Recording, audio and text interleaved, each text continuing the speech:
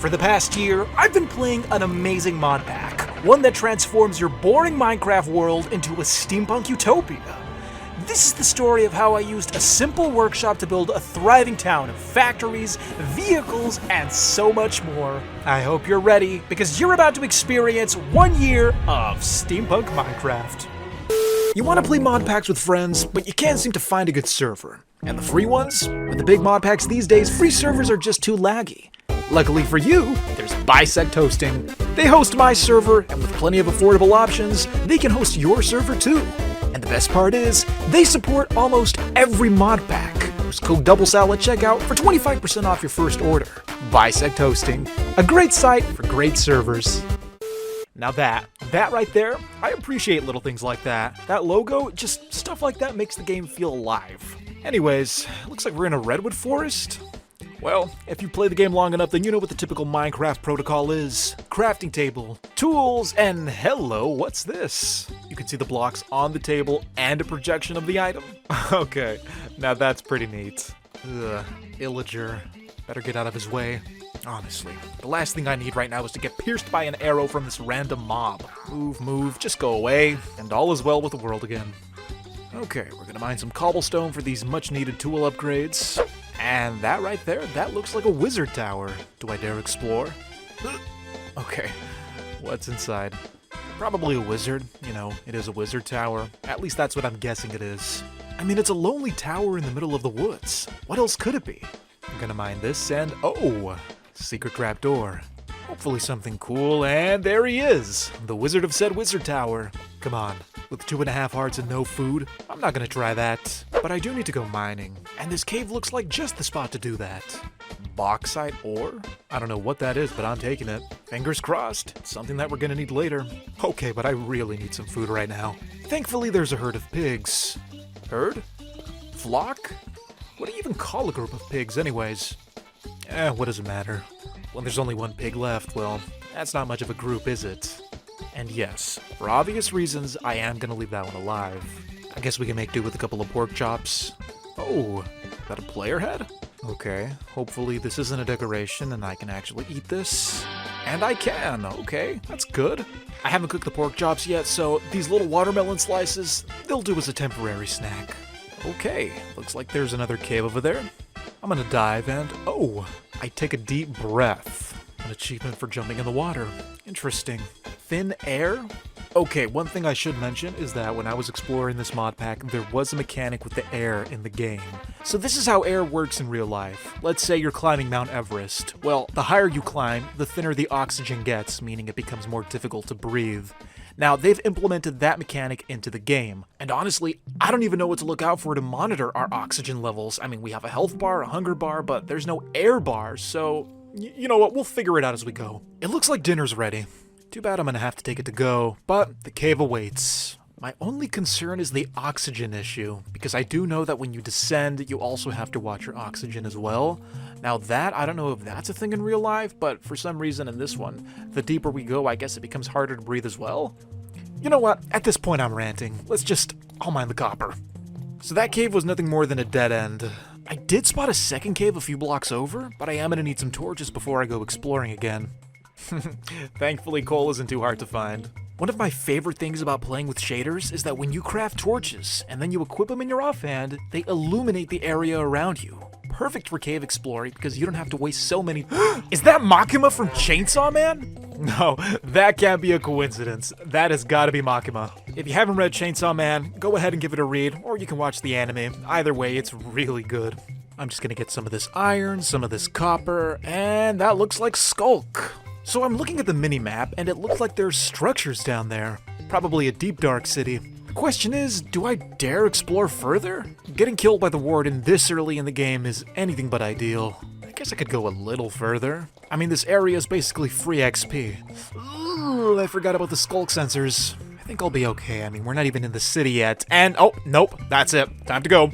Okay, I just gotta get out of his range, and I think I'll be okay. Just have to get away from this dark pulsing around me. What was that? I just randomly took damage. I don't like this. Okay, whoa, why am I taking so much damage? There's nothing around me. Somehow I'm gonna die. Wait a minute. Did you guys see that? Hold on a second, did you guys catch that? Well, mystery solved, everyone. I wanted to know if there was a way we could monitor our oxygen levels, and I guess there is. It's just the air meter. You know, when you go into the water and the bubbles appear above your hunger bar, that's all it is. I don't know how I missed it. And I don't know what that thing is, but it's making me uncomfortable. It's so good to finally be out of that cave. Too bad the sun had to set on me. Well, at least there's the shelter over there. I just hope the area is peaceful and not some type of enemy camp. Haha, perfect. Got a bed, some chests, and whoa! That is way more loot than I was expecting. I never trade with villagers, so I don't know what I'm gonna do with the emeralds, but I'm sure we can find a use for them in one of these mods. What a beautiful morning for exploration. An emu. Huh. Neat. And a village in the distance. Don't mind if I do. There's gotta be something good around here. What about this spot? This must be some type of post office? There are packages everywhere. The question is, what's inside the packages? Huh. Well, that's a little disappointing. Don't mind me. I'll see myself out.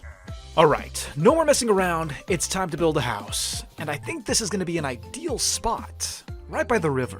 The land is pretty flat, so that's perfect to build on. We don't have to do a lot of terraforming there, but we are going to have to get rid of a lot of this grass.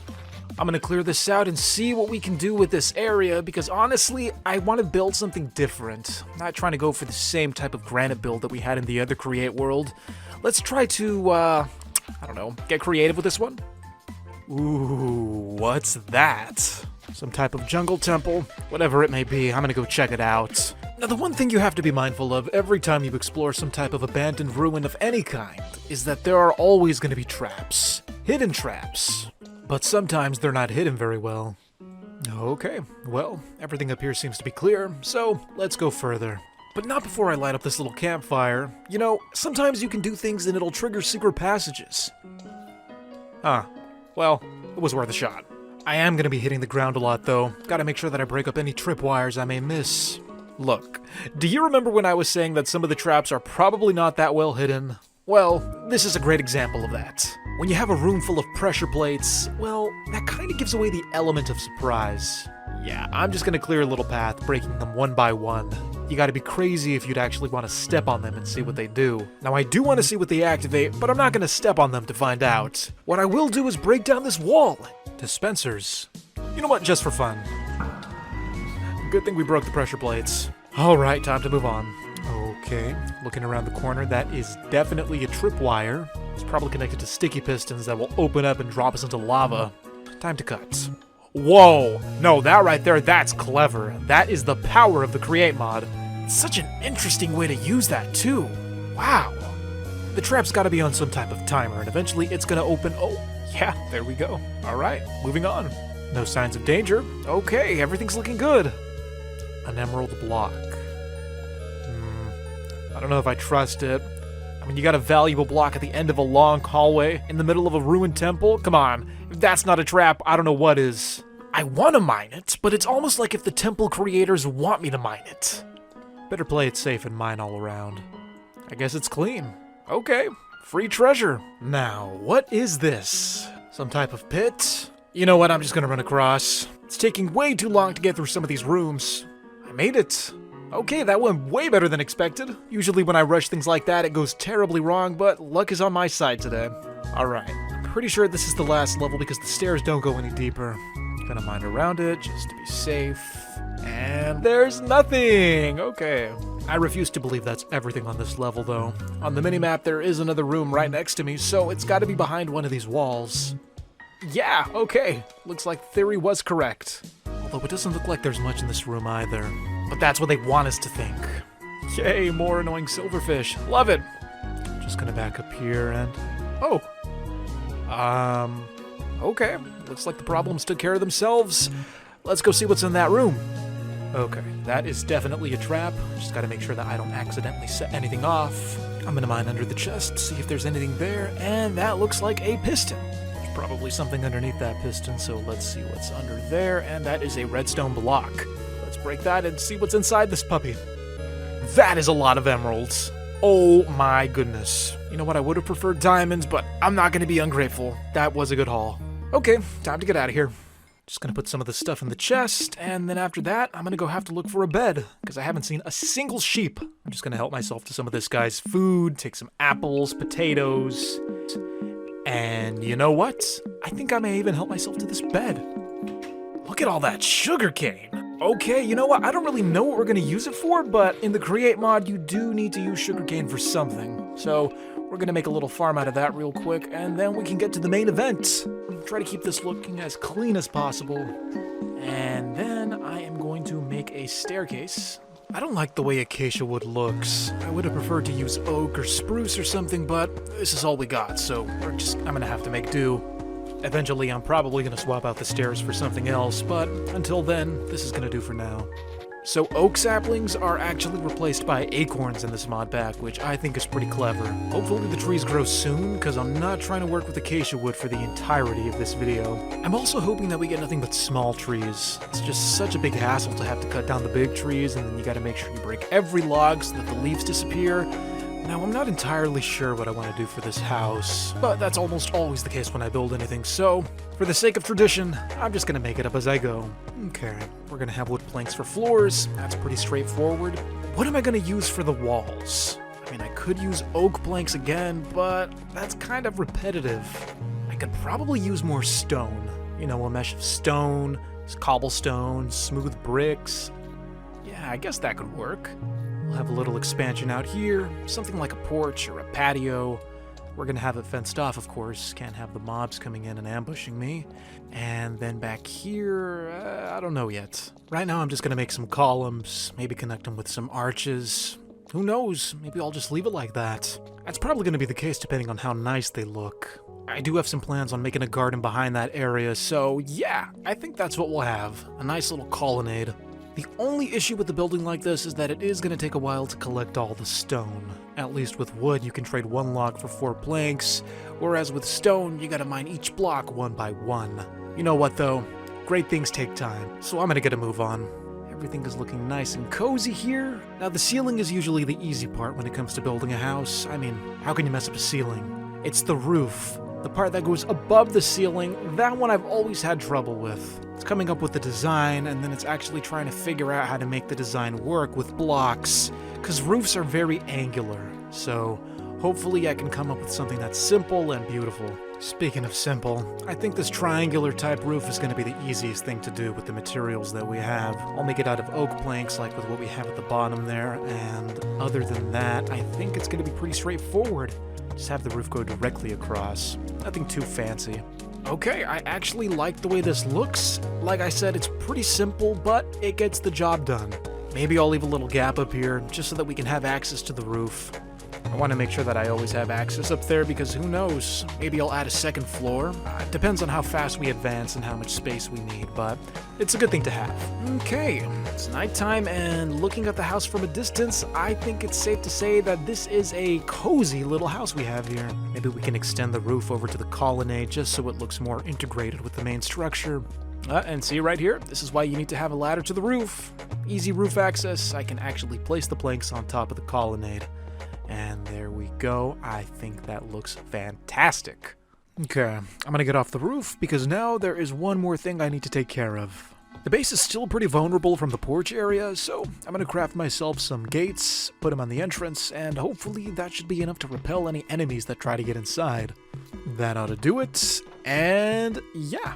Oh, right on time too. Look at that. Now that the gates are up, everybody wants to come inside.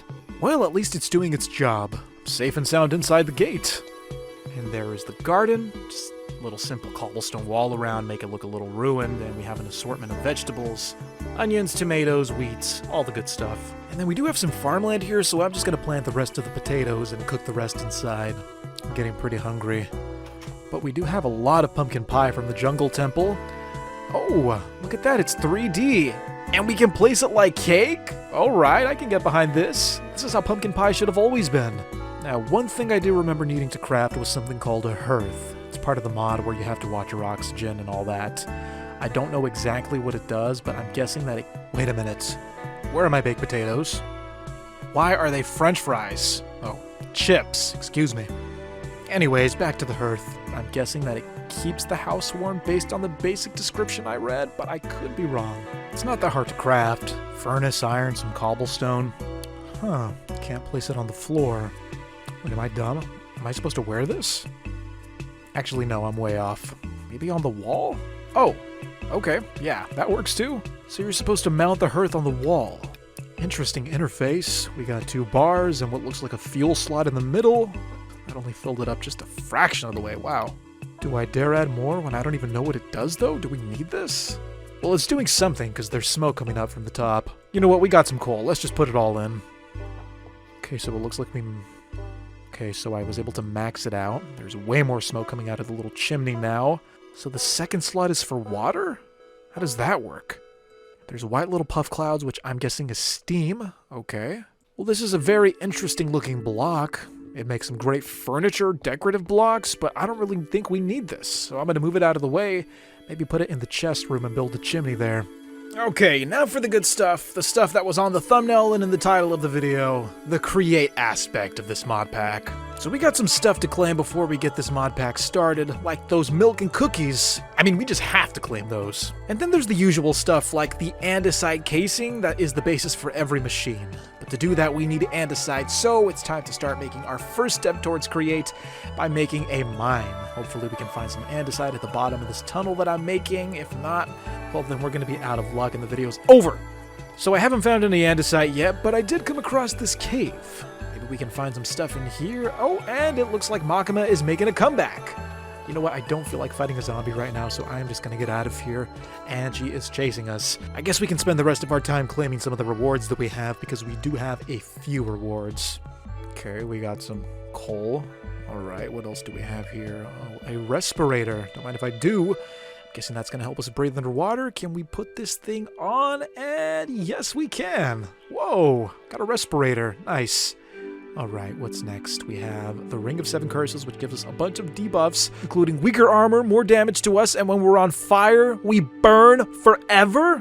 Yeah, no thank you. We're just going to do the other one instead. Yeah, let's just click that, and thank you. Alright, we got some andesite alloys, we got some shafts for the create stuff here, and yeah, there we go.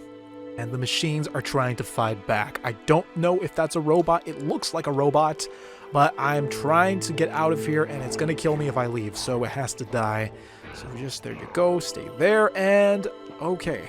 Last thing here, we're just going to add some railing because this stair is a safety hazard. Don't want to fall down there and break an arm or a leg.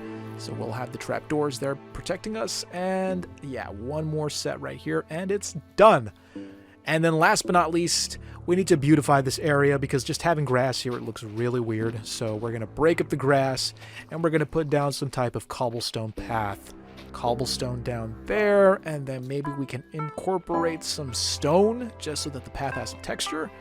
Maybe some rose bushes just to give this some color. I mean, we do have a lot of gray here, and well, gray's a little depressing. And lastly, let's make a path that goes straight to our sugarcane farm. And we'll put the stone slabs down there. Got to make every block count because stone is expensive. Put some fences just to make sure that the mobs don't get in. Granted, there are holes. I guess the fences are more decorative than they are protective. But last but not least, I say that again, torches. Got to make sure that this place is illuminated. And wow, look at that. We got a nice little rose garden, cobblestone path. It all looks great. The first task at hand is to finish this mine. I'm going to need a lot of resources in this video, so it's essential that we wrap this up and get this mine going. The mine is pretty much complete, and with that task out of the way, I can move on to some of the next important steps. The first one being crafting our first create items. Andesite alloys as well as andesite casings, 2 items which are fundamental to doing anything in the create mod. I also crafted some of the first machine parts, and then I went into the cave via our mine system. That's when I discovered a new block called Magnetite. It's a magnet, and this magnet has special uses, one of which is generating electricity. If you look at the diagram, you can see what's referred to as a generator coil. When the coil is surrounded by the magnets on all 4 sides, it begins to spin, producing electricity. It wouldn't be much of a steampunk world if we didn't harness the power of electricity, so I added some of that stuff to my inventory and kept going. But I don't want to get ahead of myself. Before we build any machines, we're first going to need a workshop, a place where we can craft more materials to make more contraptions. I laid down a cobblestone outline, then I put the project on hold because there was one contraption that I needed if I wanted to proceed. I needed a special cobblestone generator, but I didn't have the necessary parts to build one. But with the help of this small setup, I was able to start putting the pieces together. With the iron sheets, I began making some of our first machines like the mechanical saw, a block that can auto-mine trees for you if you know how to work it. I then went to the cave below and gathered some lava for the cobblestone generator. On the side of our future workshop, I placed the water, and then I made the classic rookie mistake of turning the lava into obsidian. Once I was able to work that out, I began setting up the create aspect of the generator, one that involved the use of drills. But before I powered it on, I began filling in the floor for the workshop. Once that task was finally wrapped up, I went to the backside of the workshop and started working on the mechanics for the drill. With some of the basic components that I had crafted earlier, I was able to get the rig up and running. You can never go wrong with a reliable water wheel. And finally, I had my first automated machine, an infinite cobblestone generator. But it could be a little bigger and make more cobblestone, so I decided to double its output by making 2 cobblestone generators side by side. Reason being was because I was going to need a lot of stone for this workshop. I wanted to base it off of the first house I had made, so this entire building was going to be made out of stone. I decided to leave it alone while it generated the cobblestone I needed. Meanwhile, I was drafting more plans for the next machine, one that was essential for building this structure. I wanted to smelt the stones and make them smooth without wasting any coal, so I decided to make a furnace that ran purely on lava. All you had to do was place an item in front of the flames and they would auto-smelt. And I'm so happy that this was actually implemented into Create, because if this wasn't there, then think about all the coal that I would have to waste. With the help of our furnace and our cobblestone generators, the building was finally taking shape. I descended from the staircase of the tower, went through the inside of the workshop because I wanted to see how the outside was looking, and I gotta say that the shape was perfect. It was everything I wanted it to be. But there was another material that was essential to move forward, that being kelp. So I took a boat, went out into the open ocean, and collected as much kelp as I could carry. Now the big question, why did I need kelp? Reason being, I needed it to make conveyor belts, and you can't do anything in Create unless you have a good supply of conveyor belts. You first have to put the kelp into a furnace and make it into dried kelp. With the dried kelp, you then arrange it in the following fashion and boom, you have conveyor belts. A crucial item that I was going to utilize later, but until then, it was time to add more machines to the workshop. Items like the mechanical mixer. But there was only one problem. When I hooked it up to the power source behind, it wasn't fast enough and the mixer didn't work. The gears needed to be spinning faster for the machine to work, which meant I needed a rotational speed controller, a block that adds extra speed to your machines. But crafting one was going to be quite the task, because there were a number of items that we first needed to create. But as complicated as it seemed, the first step was simple. I had to gather clay, and I had to gather sand. With the following items, I was going to make bricks as well as sandstone. When I combined them together, I made what was called kiln bricks. And with the kiln bricks, you combined 8 of them into one big block, and together they would form this type of super furnace. To combine all 8 blocks, I needed a hammer. And with the tool, all I would have to do was right-click a corner and all the blocks would merge. I right-clicked the corner, and all of a sudden I was greeted with this new interface for smelting and mixing metals. The metal of the day was bronze, made by mixing copper and zinc.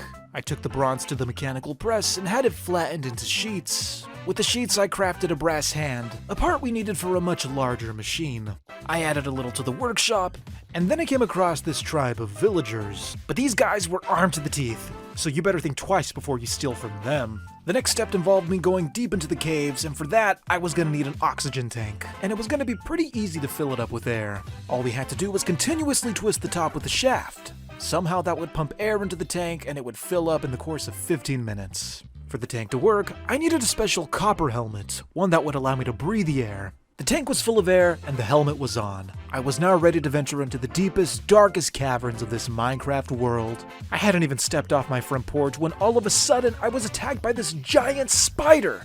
I entered the cave with my fingers crossed, hoping that the oxygen tank would do its thing. Thankfully, all was well, and I even came across this monster dungeon spawning more Makima zombies. I went forward and turned around the corner only to find a secret room full of chests. And inside the chests was some pretty interesting loot, like this item called the Heart of an Iron Golem.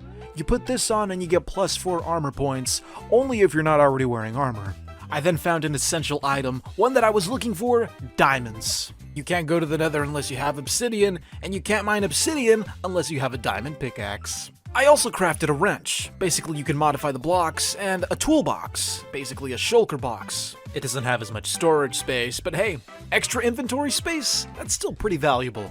Speaking of inventory space, we could have chest upgrades. All we have to do is take a regular chest, surround it with ingots. Take this copper chest, for example. Instead of 3 rows, you get 4. If you upgrade the copper chest with iron ingots, then you craft an even better chest. You see, 1 iron chest is the equivalent of 1 double chest. I sorted my items, then I went down to the cave to gather some obsidian. I poured water over the lava, when all of a sudden I started suffering from a heat stroke. My vision got blurry, and I started taking damage.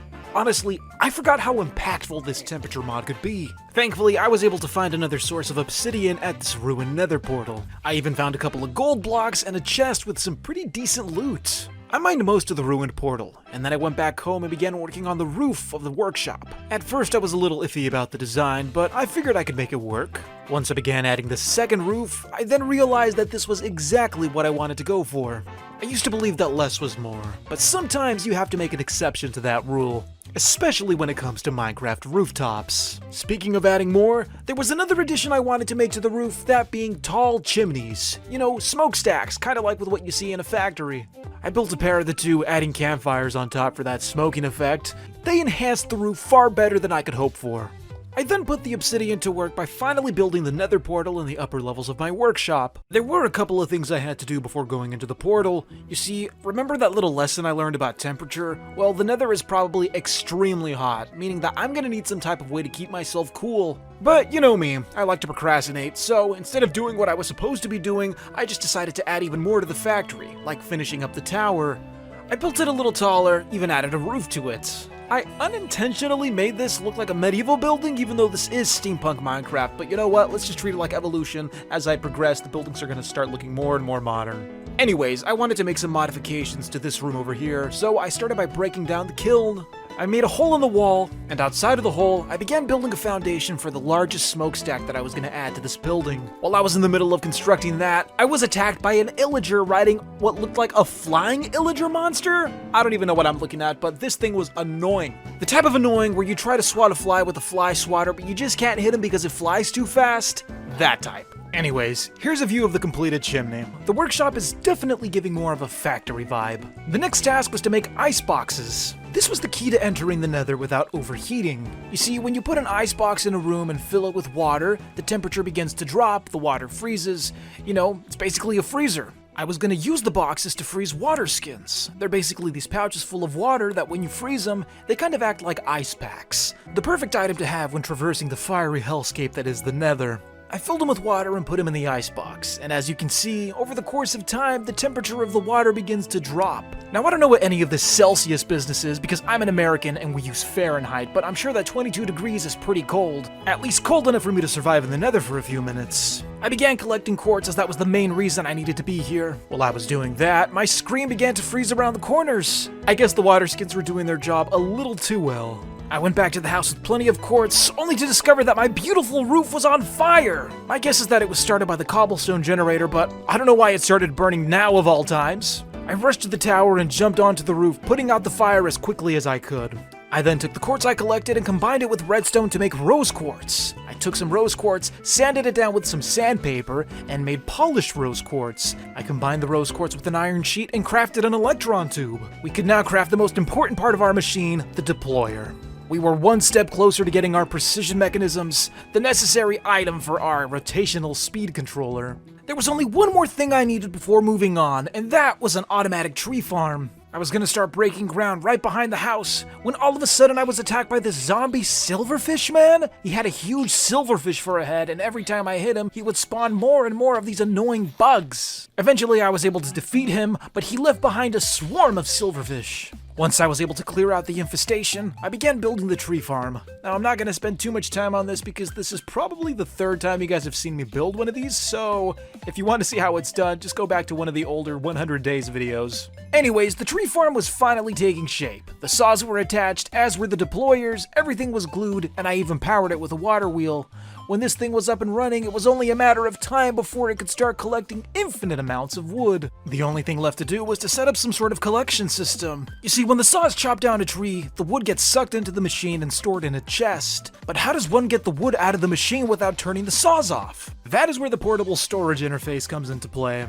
All I have to do is turn on the wood farm and it does its little spin around, and when the portable storage interface comes face to face with another block just like it, they extend, they connect, and the wood is transferred into the chest. Like that, I had an automatic tree farm and a storage system to sort it all. Next, I attached a couple of large water wheels to the side of the workshop. They were basically upgraded versions of the regular water wheel, meaning that they could power more machines. The only problem is that these water wheels are way too slow. In fact, they're half the speed of a small water wheel. So we needed to speed things up. And to do so, we were gonna need our precision mechanism. It was finally time to start building the first assembly line. I would start construction on the assembly line right behind the house. But before I could do that, I had to start clearing some ground because there was a lot of dirt I needed to get out of the way. Once all of the dirt was clear and the ground was nice and flat, I began setting up the deployers. To make a precision mechanism, you need gold sheets. This is gonna take a while. You also need the small and large cogwheels as well as iron nuggets. The deployers were going to place this right onto the gold sheets. I put the item onto the conveyor belt, and it acted as the base for the precision mechanism, and I slowly watched as the deployers placed the items onto it, and by the way this is sped up, it was way slower. I ran it through the assembly line 5 times, only for it to turn into an andesite alloy. I guess there was a 20% chance of failure? I began the process all over again until I finally got my precision mechanism. As you can probably tell, I was pretty enthusiastic about getting to this point. So enthusiastic that I began jumping with joy, because now we can move on to the more interesting machines, like the rotational speed controller. But before I could make that, I needed to craft a brass casing. Similar to an andesite casing, except this time instead of right-clicking with an alloy, it needed to be right-clicked with brass. I combined the brass casing with the precision mechanism, and finally, I had my rotational speed controller.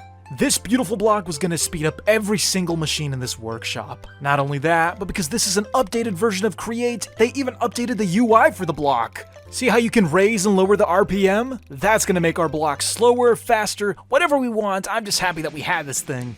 The next part was the installation. I climbed to the roof because I needed access to the bigger water wheels. I connected the controller to the water wheels and it instantly came to life. You see how much faster it's spinning now? All I had to do was connect everything else to that one spinning cog and they would all spin just as fast. With everything connected, the water wheel and the controller were definitely doing their job, but the machines could be a little faster.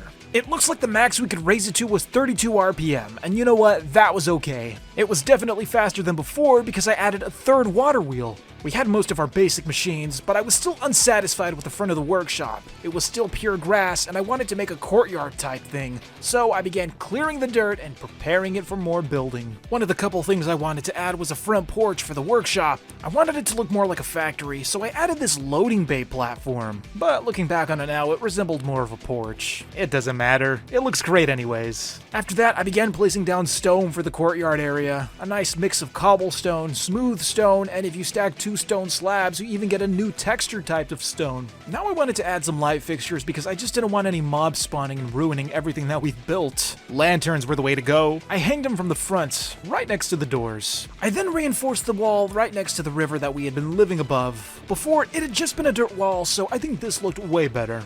I also added some light posts on the ledge, and then after that, I used trapdoors to make a safety railing. I even added some trapdoors to the stairs that went down to the river. Yes, our new hub was finally complete. We had a house, we had a workshop, and we even had a square. Well, would you look at that? It snowed.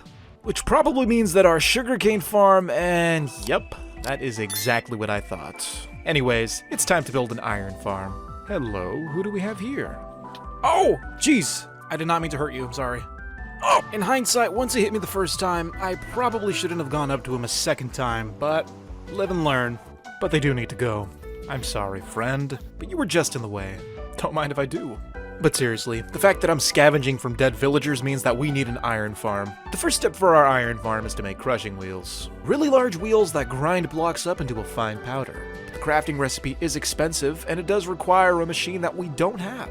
This being a block called the Mechanical Crafter. Thankfully, the Mechanical Crafter blocks themselves aren't too expensive. It's a good thing I was able to get brass in the last video.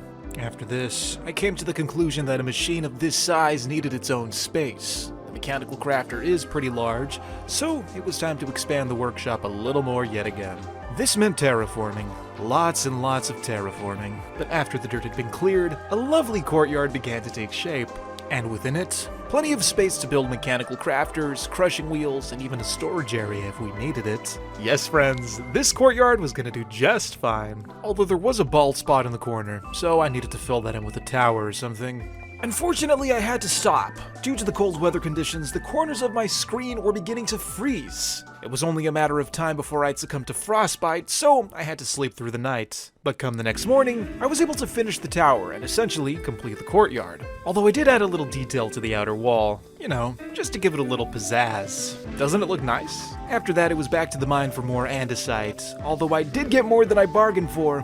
There was this really interesting block that was just calling to me. Of course, I had to mine it because look at it. This thing was glowing. It was beautiful, and it was also a bomb. I guess when it comes to these blocks, you have to mine them from a safe distance because when you get close to breaking them, they explode. I honestly don't even know what this material's for, but it better be worth all the pain and suffering I just endured. I then stumbled across a tarantula spawner. Now, what's the difference between a spider and a tarantula in Minecraft? I don't know. I didn't want to find out. I was not going to let them hurt me. The loot inside the chest was okay too, I guess. With all the materials collected, it was finally time to construct the machine. It's pretty simple, really. You just have to lay out the tiles in a grid format, similar to that of a crafting table. And of course, there is the matter of powering the machine as well. Just make sure you don't overstress your water wheels or it's not gonna work. Now comes the fun part. Adding each individual item to the large crafting grid.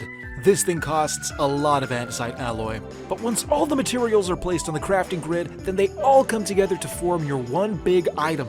And in this case, I crafted a pair of crushing wheels. Yes, the recipe was expensive, but at least they do give you 2 crushing wheels for it. I mounted them on the walls, and I patted myself on the back because I was very grateful I added this extra space. After that, I had to follow some regulated safety standards because crushing wheels are deadly. This meant platforms, this meant safety barriers. You can't cut corners when it comes to safety. I mean, you could, but that's only if you want to end up like that guy. 0 days without a workplace accident. It was time to power these puppies, and we couldn't put them on the same power source as everything else because by this point our factory was on the verge of being overstressed.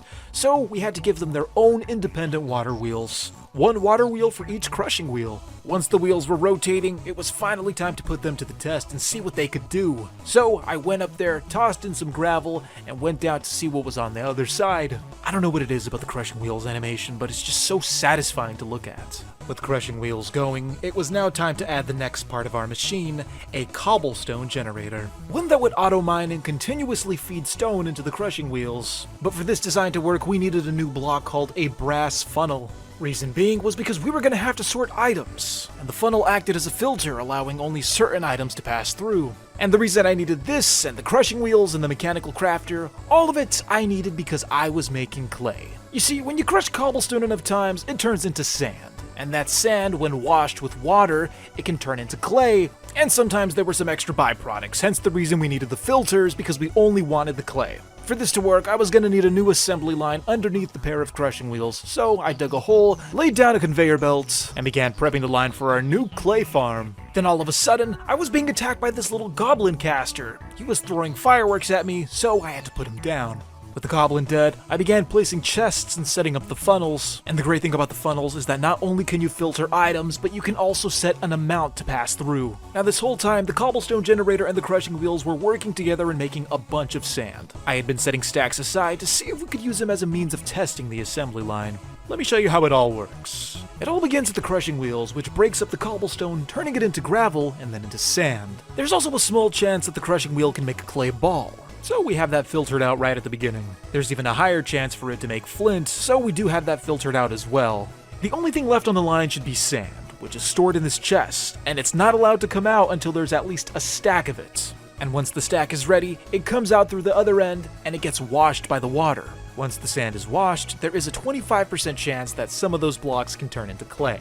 It's a long and tedious process, but all of it is crucial if we're gonna build an iron farm. Because what can you do with clay blocks? You can turn them into bricks. That's right. This whole effort was to make automatic bricks. A beautiful choice of building block if you want to build any type of iron farm.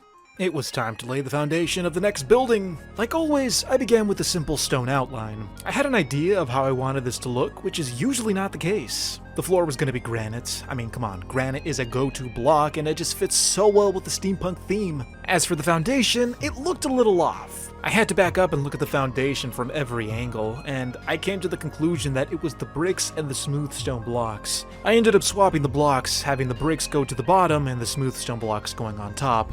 There we go, much better. After that, I added 2 wings to each side of the building, and once the wings were done, it was finally time to raise the walls. And like I said before, granite is the go-to block, and what pairs well with granite? Sandstone. After that, I began constructing the front of the building with these beautiful granite columns. And once I began incorporating the brick blocks that we had been making this whole time, it was my belief that this building was finally getting that steampunk feel. Although these 2 random guys just decided to rain down on my parade and attack me. You know, for a mod pack called Steampunk Minecraft, it's kind of strange that they'd include medieval knights, but hey, I guess this is progress versus the past. Once they were taken care of, it was back to work. The factory was 50% done, but we still had to add the machines. And there was 1 block I needed, and I had to go to the Nether to get it. Went into the portal, and I was instantly blown up by a creeper waiting on the other side, and not only that, but he closed the portal. Thanks to him, me and a bunch of other villagers were now stuck in the Nether. Not only that, but then I was being attacked by this magic man. Thankfully, he was a little clumsy and he fell to his doom. Anyways, this was supposed to be a simple trip for soul sand, and now with the portal closed, I also have to find gravel for flint, because I need a flint and steel. Thankfully, it didn't take too long before I stumbled across this really small patch of gravel. Now to get flint, you have to break gravel over and over again, but I wanted to get the flint instantly. You know, my ice packs, they were melting and I was gonna burn up. So there was one way of doing it through a cutting board. At least I thought that was the way. Anyways, I crafted the cutting board, smacked it with a shovel, and guess what? It just gave me more gravel. So yeah, it wasn't instant after all. It was a waste of time. After spending an eternity mining and placing gravel over and over again, I finally got my flint, crafted my flint and steel, and I was off once again looking for the soul sand. Although I didn't have to look too far because it was directly across from me, though it was being guarded by this giant robot-looking demon. I got a little brave and decided to fight him head on, and that was a big mistake. Never going back to the Nether again. I hope I don't have to come back because honestly, I almost always die here. After the Nether, it was time to go back into the mines. At this point, I was running pretty low on resources, so it was time to stock up. I even found some random minecart loot. But yeah, it was pretty uneventful. Got some iron, got some gold. I was even able to trade my iron ore for double the amount in the form of iron ingots thanks to this goblin trader. Back at the iron farm, it was finally time to start building the machine. So I began by placing soul sand as well as a chest in the middle and 2 funnels on each side. I then began prepping the iron generating mechanics itself. I connected a series of chutes together, that way the materials could all drop in one spot. Above the chutes, I placed millstones that would grind up our blocks. The setup was finally taking shape, but there were a couple of components that needed to be added, like the encased fan. And with that added, it was simply a matter of powering it all. Alright, now's the part where I have to connect everything and make it work, which is usually the tricky part, but in this case, I already prepped the design in a creative world, so I know what I'm doing. And then with the 3 water wheels in the back, our machine finally came to life. It took a while, but we finally had an iron farm. The only thing left to do was to calibrate it. The chests were a little too far forward, so I had to bring them in closer. Once everything was shifted forward, the farm was finally acting as it should. The last finishing touch I added were some trapdoors just to create a barrier between the items and the player. After that, I duplicated the same iron farm design on the other side of the building. With both farms complete, I could finally finish up the building itself, and I began by adding these nice trapdoor windows. It's finally time for the fun part, at least in my opinion, and that's building this factory. I began by carving out a bunch of windows because number 1, windows are nice, and number 2, I just wanted the brick blocks back to use them elsewhere. I filled every window with trapdoors because trapdoors look great! Better than glass even. I mean, look at that. How can you not like that? I then checked to see the progress of our iron farms, and they were generating plenty of nuggets. So it was time to harvest the fruits of our labor and repurpose them for the factory. I converted the nuggets into iron ingots, and with the iron ingots, I began to craft metal bars, because those were an ingredient necessary to craft catwalks. They're basically an industrial-looking platform that you'll find in almost every factory. Now, they were a cosmetic block, but they also had some function. I still wanted access to the upper portions of the iron farm, so I was going to have these stairs so that we could create this elevated platform and access it. The only tricky part was figuring out where to put the stairs because I didn't design the most efficient floor plan.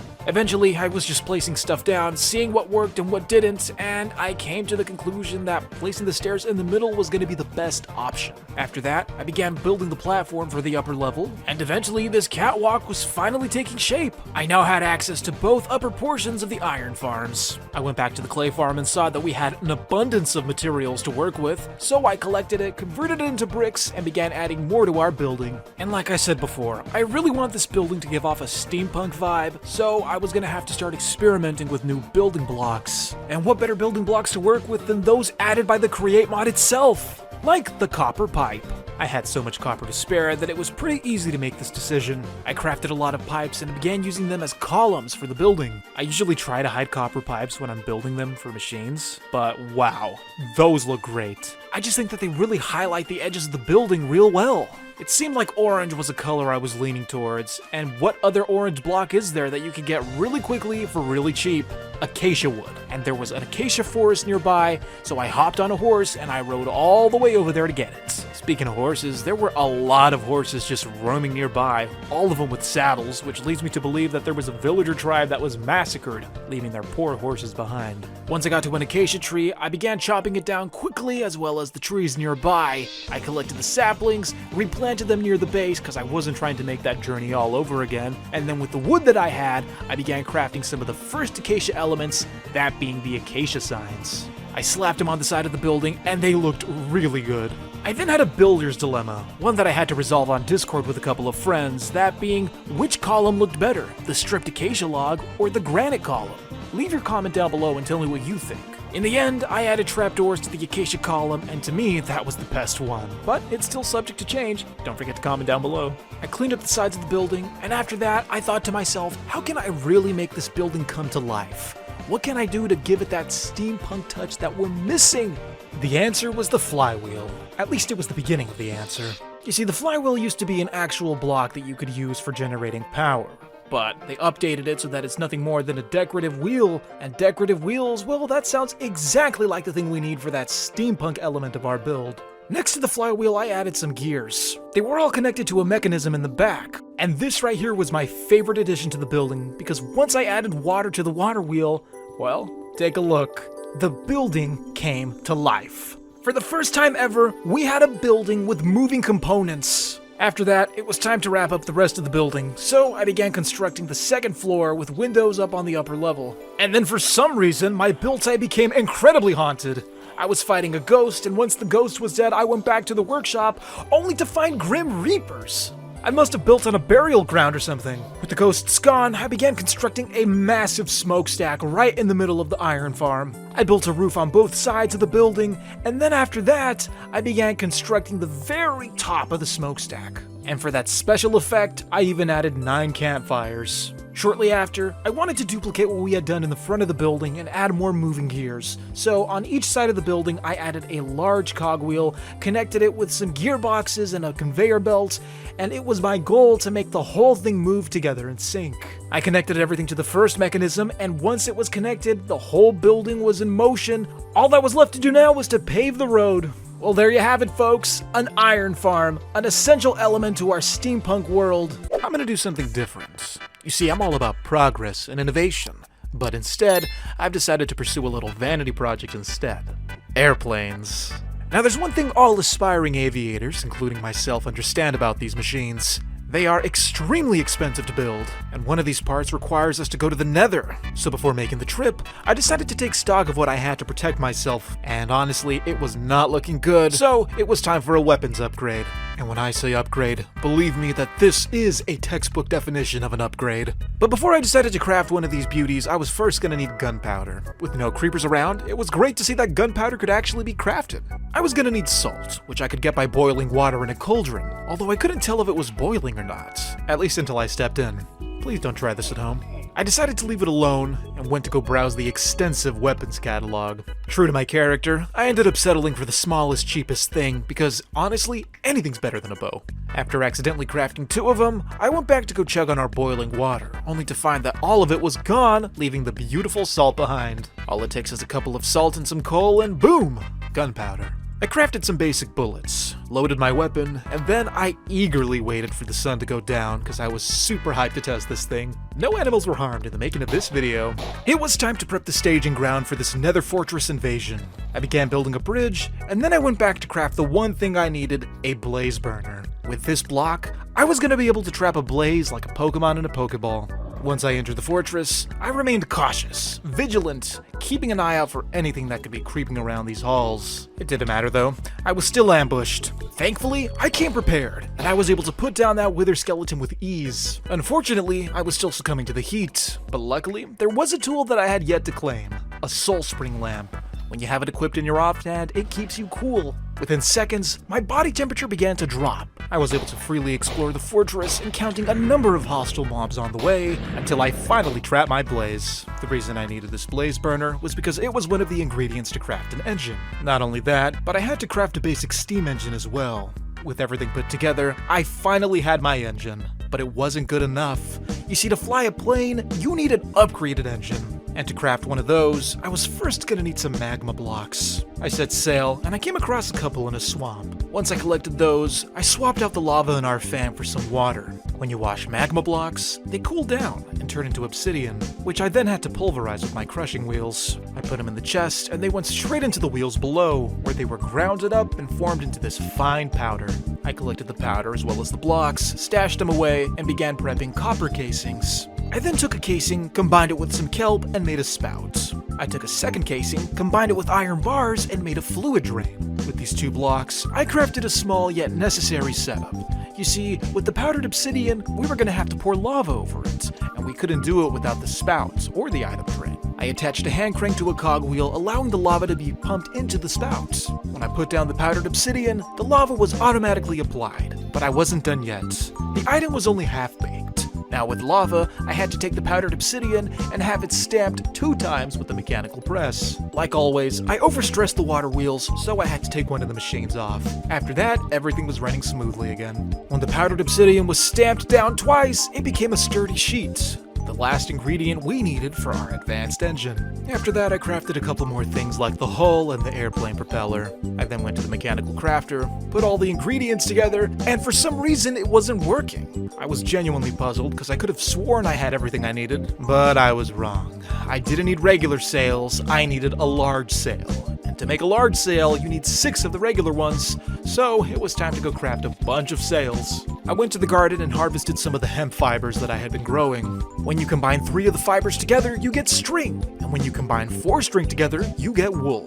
It took a while, but I was finally able to craft my large sails. The mechanical crafter was modified to fit the recipe, and after that, everything came together. The airplane was crafted, it was finally time to take to the skies. I went to bed, woke up the next morning, and I got into that plane, hoping to fly away, but you need fuel to fly a plane, and I don't know why this didn't occur to me. Then I noticed that the plane had its own menu, including upgrade slots, but above all else, it had a fuel slot, and I did not know what I had to put in here to make this thing go. I did a little research and saw that we can actually make fuel with the immersive engineering mod, although there were a number of items and a number of machines that I had to craft. It all began by crushing seeds with a mechanical press. This made seed oil. Now for some reason I thought that with seed oil I could just fuel the plane with that, but unfortunately it was going to take a little more refining. The first step was to craft an industrial squeezer, and to do this we were going to need all of those blocks that you see right there. I decided to start with the barrel because that was just made out of wood. Unfortunately, I discovered that I needed a special type of wood. For the crafting recipe to work, the planks had to be treated with a special type of liquid.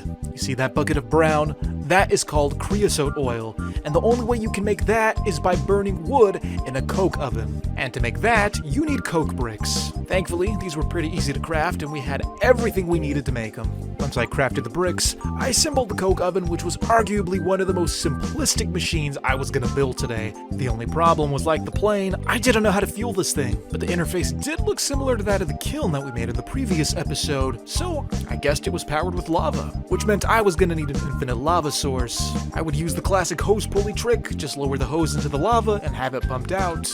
I cleared a space underneath the factory to make the conveyor belt as well as the nether portal. It took a while, but once I was able to get it up and running, I went to the nether to duplicate the setup on the other side. All of it powered by wind, of course. For the rest of the night, I ended up making small adjustments because honestly, I did not get it right the first time. But once everything was up and running, I finally had my infinite lava. Empty buckets would go on to the nether, get filled with lava, and then they would come out the other side and go into the tank. All that was left to do now was to beautify the area. I stick with the orange acacia log look, keeping a consistent feel for our base. I added some trapdoors as well as some brick walls, creating this basement-like area. And up on top, a system of pumps that would allow me to fill my buckets whenever I wanted. With our infinite lava, it was finally time to power the coke oven, and wouldn't you know it, it did not take the lava. But the question remained, what did I need to get this thing running? Nothing. Absolutely nothing. I just needed to put the wood in, and it burned on its own. Slowly but surely, I was generating creosote oil, and when there was enough, I was able to harvest it by the bucket, slap it on a crafting table, and create treated wood. Although the name of that achievement did make me feel a little uncomfortable. I crafted the barrel, along with some other components needed to make the industrial squeezer. One of the more interesting blocks was the sheet metal, one of the necessary ingredients to craft an engineering block. I also had to craft a redstone engineering block. And lastly, the most interesting yet simple process, in my opinion, was the creation of steel. With the steel I made scaffolding, and then an engineer's manual, because I had no idea how to assemble this machine. Thankfully, the manual was very informative, and it even included an animated diagram showing where the blocks went. I followed the instructions step by step until I finally had the industrial squeezer. Now, the big question, like the previous questions, how do I power this? Before I went on making something that I didn't need to make, I tried the coke oven method and simply put the items in the machine. That didn't work. There was a power generator I had to craft, and the first step in making it was by crafting wire cutters. With the wire cutters, I could cut up copper sheets and turn them into copper wire. With enough copper wire, you can make a copper coil. And with enough coils, you can make a copper coil block. With that being said, that was probably the most expensive item to craft this generator. Now, how do I get this thing to work? There was a big hole in the middle, so I was wondering if I could actually power it with one of the Create shafts. I connected it to anything that was rotating, but that didn't seem to be it. I referred back to the book and saw that the only way you could power this was with a windmill or a water wheel, so I opted for the windmill, and when I placed it down, it was invisible. I guess it didn't adapt well with the shaders, so I had to turn them off to actually see if there was something there, and thankfully there was. I then had to craft sheets to go over the windmill. Once I was able to apply all 8, I then had to search for a place where I could put it. Thankfully, we did have a tower with nothing on it, the perfect place to put a windmill blade. I collected the motor, attached it to the windmill blade, and while it didn't start working automatically, after a couple of seconds, it finally started rotating. Power was being generated, now we just needed a place to store it. Introducing the LV accumulator, basically a battery. To craft it, I made a bucket of redstone acid, this liquid that looks like Kool-Aid. I then had to go into the caves and mine some lead. Once the lead was refined and pressed into sheets, I combined all the items together to make our battery. I stuck it next to the generator, but for some reason it wasn't receiving the power. Turns out you have to toggle the sides with a hammer. One side for inputting energy, and another side for outputting it. The next step was to transfer the energy. That's where the wire connectors come into play. With some copper and terracotta, we could create these useful components that could transfer the energy anywhere we wanted. In short, these items could connect copper wires together. A pretty useful thing to have when you need power going from point A to point B. So I crafted a bunch of them, placed them in a row, and tried to connect all the wires together. But for some reason, once they were connected to another one, they couldn't connect to anything else. This is because I needed a wire relay. With the relay, you can make as many connections as you want. I placed the relays along the walls and started connecting the wires together. The goal was to transfer power from the tower to the industrial squeezer. And once I placed the block in the appropriate spot and connected all the wires together, the machine was finally activated. I put the seeds in, they were being crushed, and the result was seed oil. And yes, I could have used the mechanical press like before, but with this machine I could make way more seed oil at a faster rate. We were one step closer to making my desired fuel, biodiesel. But to make biodiesel, we needed a couple more things. For starters, a refinery, the machine that actually made the diesel. I went to get silver, crushed it into powder, and combined it with gold to make electrum. Reason being was because it was one of the necessary ingredients for a heavy engineering block, a necessary part of our refinery. I followed the instructions in the engineering manual and put my refinery together piece by piece. With the click of a hammer, the refinery was finally complete. Lastly, I made an industrial fermenter with some of the leftover blocks from the refinery. Reason being was because the fermenter was essential for making ethanol, another ingredient we needed for our biodiesel. The final ingredient for our fuel was nitrate dust, and the only way we could make that was with the crusher. Think of it like a more mechanized version of the crushing wheels. The crusher was going to break up sandstone and spit out nitrate dust. By this point, I was already running out of room. Thankfully, I had just enough space to build this last machine. I was so happy when the crusher was complete because that was the last thing we needed to build. Now we could finally get to making our fuel, but not before we throw in the sandstone and get our nitrate dust. The only tricky part was actually putting the ingredients into the refinery because the interface was kinda glitched, and so when I poured the ethanol down, I got really high on the fumes. After working it all out, the biodiesel was finally being generated. I sat in the plane, put the bucket in, and came to the realization that I just wasted hours of my time because it didn't take biodiesel either. So yeah, clown me in the comments, say whatever you want. It doesn't matter because now I was flying. And I'm gonna be honest, the flying is a little janky, maybe I'm just not that good at it, but I'm sure with a little practice I could become an expert pilot. I did a lap around the surrounding area looking for potential building sites for future projects. After all, we still have to build a railroad and we need to know what terrain lies ahead. But yeah, and here's an expert tip for all of you aspiring pilots out there. When you're flying your plane, make sure you don't fall out. I misclicked and fell into the river below. Yeah, that was the last time I saw that plane. But you know what? It's okay, because I ended up making a new one. And what's a plane without an airport? I mean, obviously planes have to come back down and land somewhere. Anyways, this looks like a pretty good spot to put one. I began smelting more stone than I've ever smelted before. This is because I was going to put the airport on a pretty big foundation. It took a while, but once the foundation was finally complete, I began building the first structure. I then proceeded by constructing the hangars for the airplanes themselves. After multiple in-game days worth of work, the main structures were finally complete. The only thing left to do now was to actually prepare the runway, which I was able to distinguish with the help of some sandstone slabs. Yes, this was a handsome airport. And the runway? Well, I kinda eyeballed it, but I'm sure that's more than enough space for the plane to take off. As for the inside of the main building, well, there wasn't much to look at. I have yet to put anything in there, but I'm sure it'll serve a purpose eventually.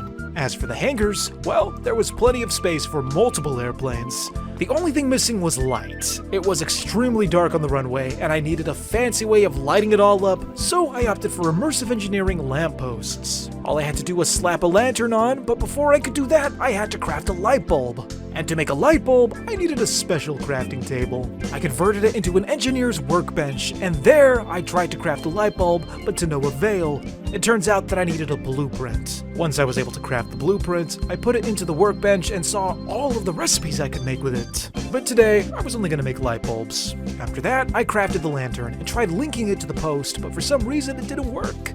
That was until I slapped it with an engineer's hammer. I set up the post next to the plane hangars. After that, I attached the lanterns as well as the relays for the power lines. The setup was nearing its completion when all of a sudden I was ambushed by this horde of goblin people. After taking care of the threat, I began working on my power grid, placing down posts which would act as relays for our power lines. The sun set, the lines were up. All I had to do now was to make the final connection. Once everything was linked up, our airport came to life. I even decided to add some streetlights to our road. I know this is Steampunk Minecraft, and yes, we are gonna have some steam machines, but come on. It's pretty hard to turn a blind eye to electricity. I mean, look how nice this looks. The runway was a little dim though, so I decided to line the edges with torches. I worked well into the morning, until the sun finally began rising over our brand new airport. With the addition of the new airport, the future of our steampunk world was looking golden. All that was left to do was to inaugurate the runway with the first flight. I took the plane out of the hangar, put it on the runway, and finally, the runway was now in use. I'm still gonna have to put some practice into my piloting skills though. Gyrodyne. That's a word I'm sure you've never used. But what is it? Well, it's basically a helicopter. And in this steampunk world, it would be a sin not to own one. Now when it comes to speed, you'd think an airplane would be better. But that wasn't the case. The Gyrodyne. Wow.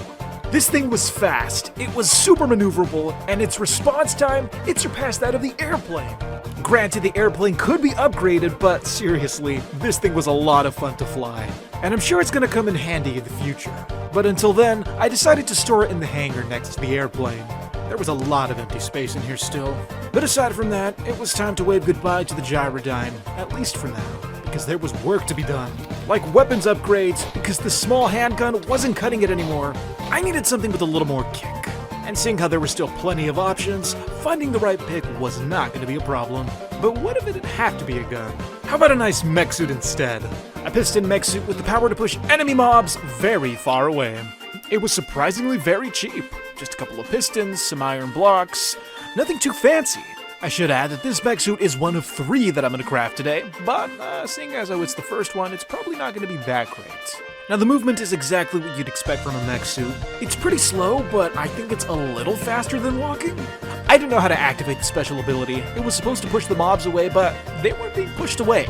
Then all of a sudden, I accidentally pressed something and I went zooming forward. It was like I activated some turbocharge or something. Now as soon as I discovered this feature, the mech suit began earning points in the maneuverability category. This thing was pretty fast. And then I discovered that you could actually trample over the mobs. Who needed the power of pistons when you could just flatten the mobs with your speed?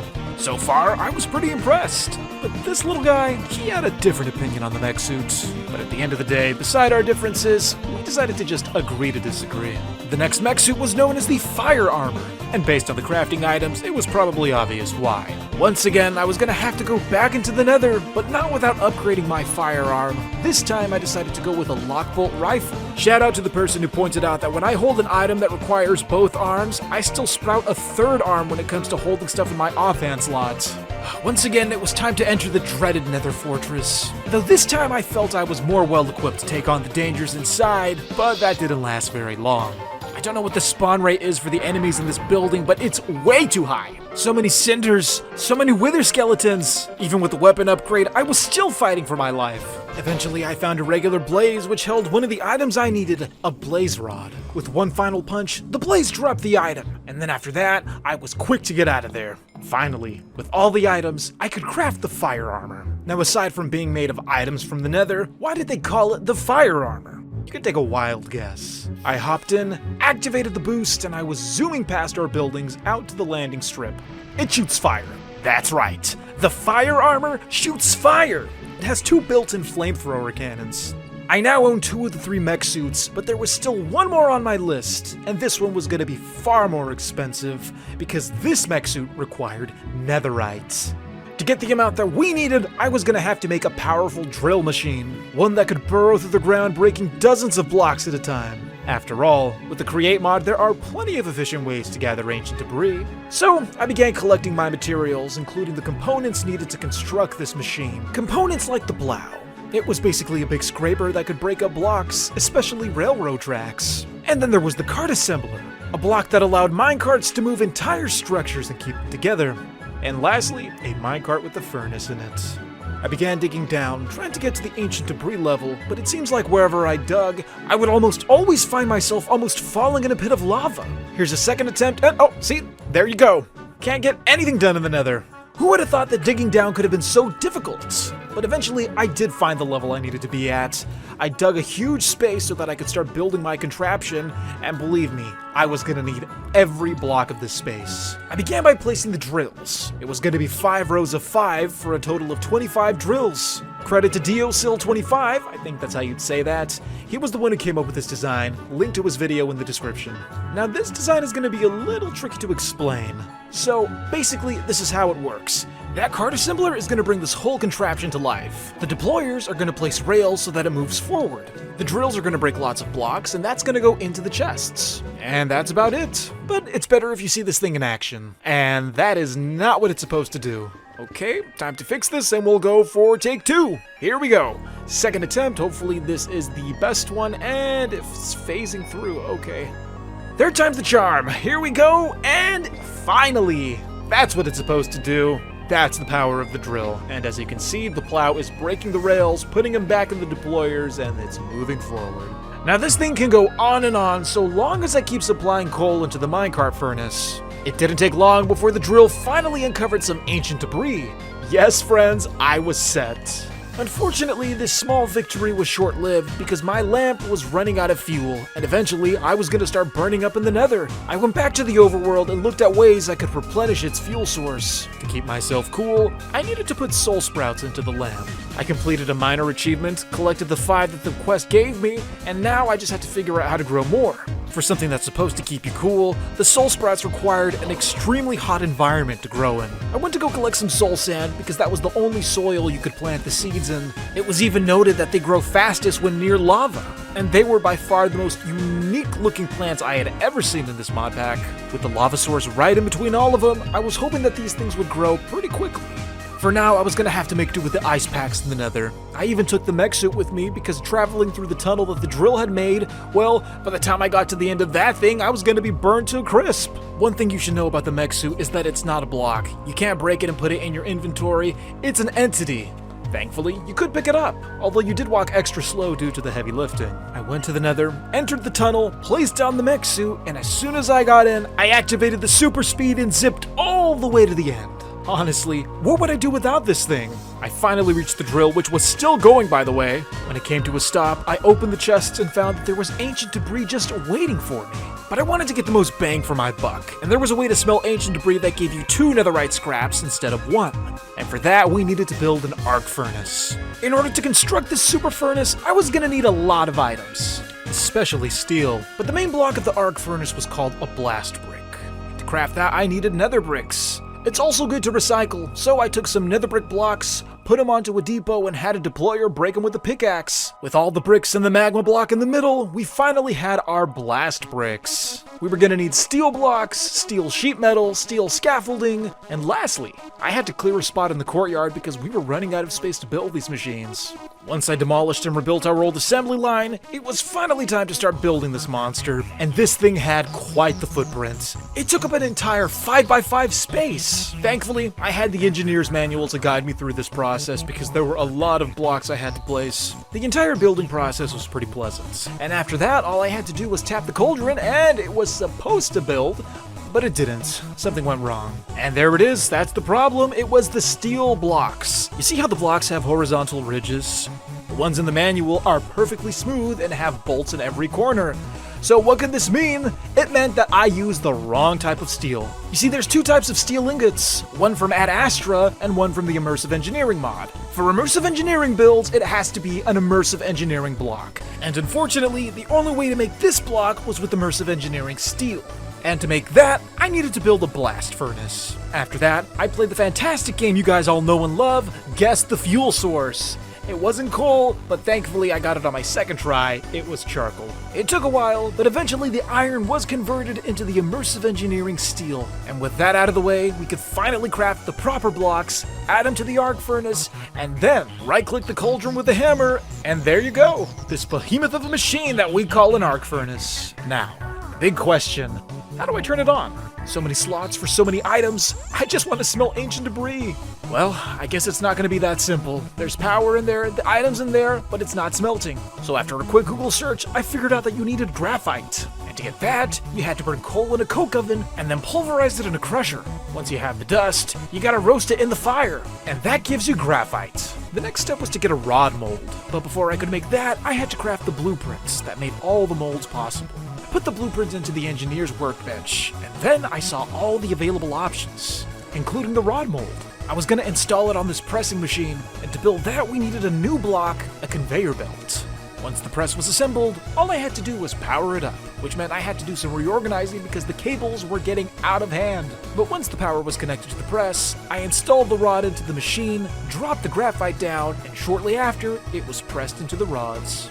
I took the graphite rods, put them into the arc furnace, and finally, it was smelting. Although it was smelting very slowly, which was not what I was expecting. You see, a big machine like the arc furnace, it requires a lot of power, and this thing, it wasn't getting enough. I decided to leave it alone a while the netherite smelted to go check up on our seeds, and it looks like the soul sprouts had definitely been growing as they were twice their height. But I couldn't ignore the problem any longer. I had to go back, build some water wheels, and see if we could get more power. Now these water wheels were a little different from the Create mod ones, and once I got them up and running, they only generated a little more power, but not enough to make a noticeable difference. Now I could have made this diesel generator, but that was gonna take way too long. I'll save it for the next video, but that doesn't mean I can't prep for it now. I began clearing a huge space right behind the workshop, and it was here where I'd make a power plant. But, like I said, next time. By this point, the netherite scraps were finally done. And now we can finally do what I set off to do, craft the final mech suit. I made the ingots, merged them with the final parts we needed for the mech suit, and after that, my heart stopped because there was one more item I didn't have. Gilded blackstone, which could only be found in bastions which were exclusively located in the Nether. I didn't even know where to find a bastion, but thankfully we had a gyrodyne. With this vehicle, the search was gonna be a breeze. I took it out of the hangar, went to the Nether, and began a perilous journey through the Inferno. And make no mistake, just because you're flying doesn't make it any less dangerous than if you were walking, because I was being chased, not by ghasts, but by super mosquitoes.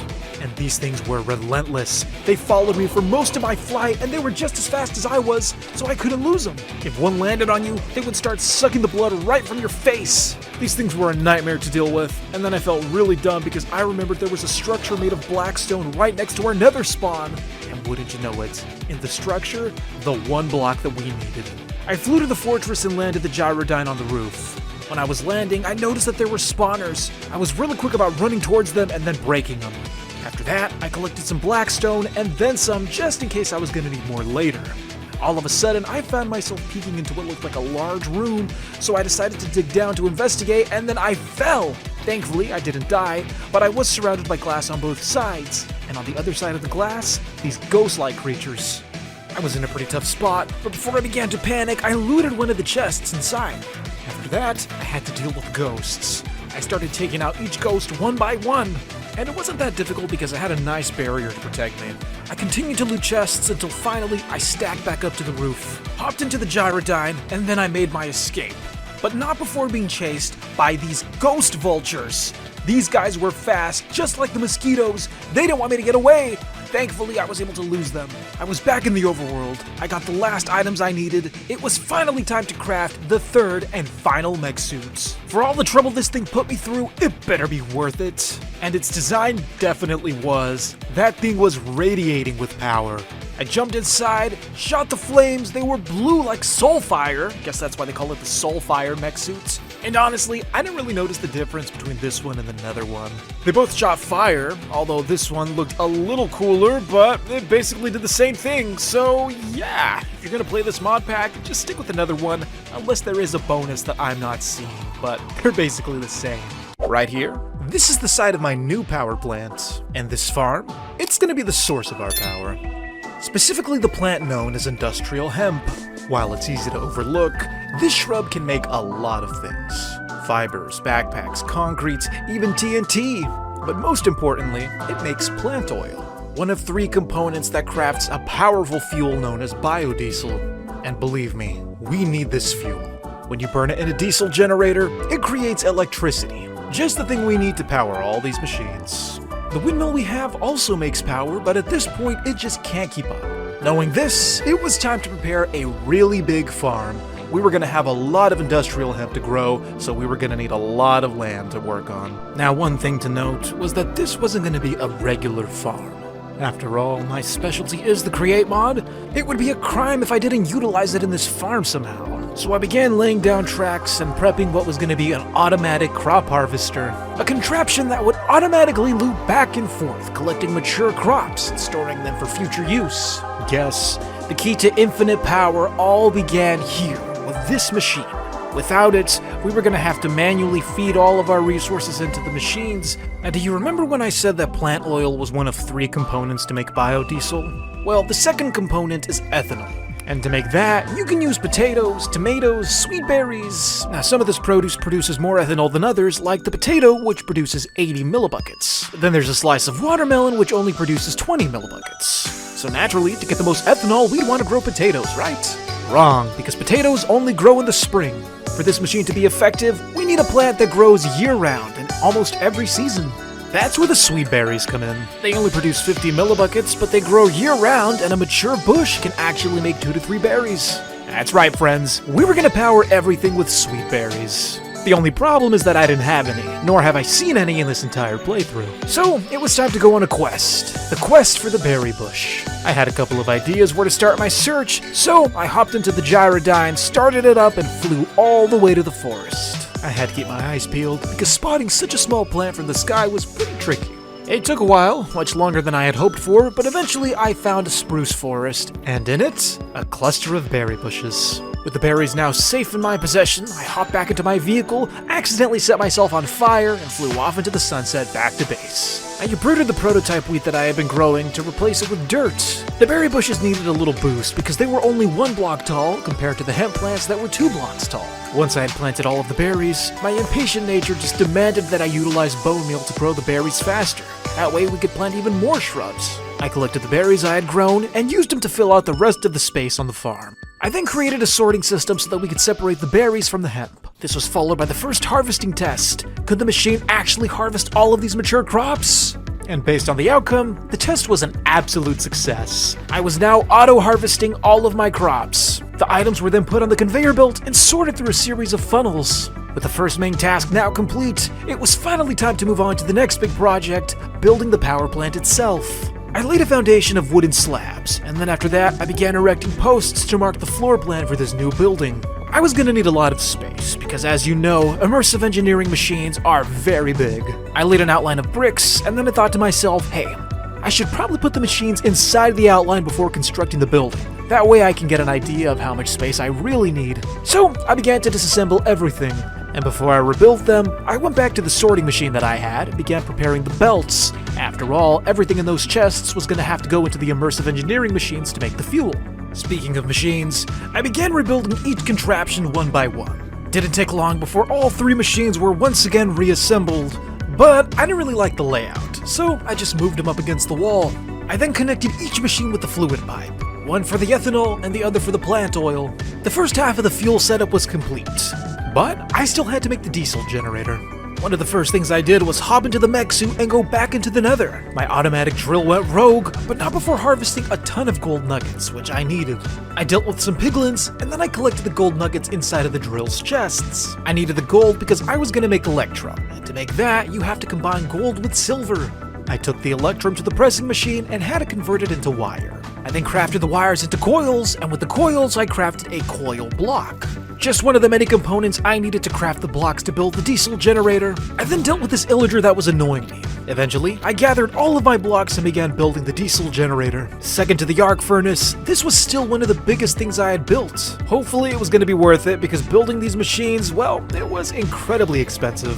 But as expensive as they were, sometimes the achievement names just made it all the more worth it. There it is! This beast was going to burn through all of the biodiesel we planned on making, and it was going to generate us untold amounts of electricity. Now it was just a matter of fitting the pipe so that we could pump the fuel into the generator. I contemplated a couple ways of doing this, but in the end I decided to go for a cleaner approach by just putting the pipes under the floorboards. Once the more complicated things were out of the way, it was finally time to start raising the walls of the power plant itself. And to keep things consistent with our steampunk town, we were going to be using good old bricks to build this power plant.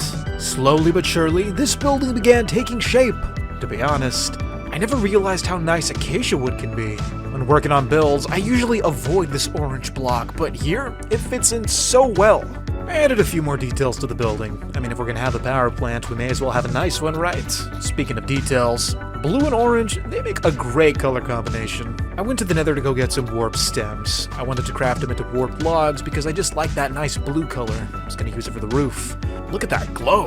For those of you who are curious, the shader pack is complimentary reimagined. Anyways, after finding my perfect block, I began harvesting a lot of the warp fungus, as much as I could carry, because honestly, I didn't know how much I was going to need for the roof. And unlike their vanilla counterparts, these trees, they are very, very long. There it is, in all of its glory, the warped log.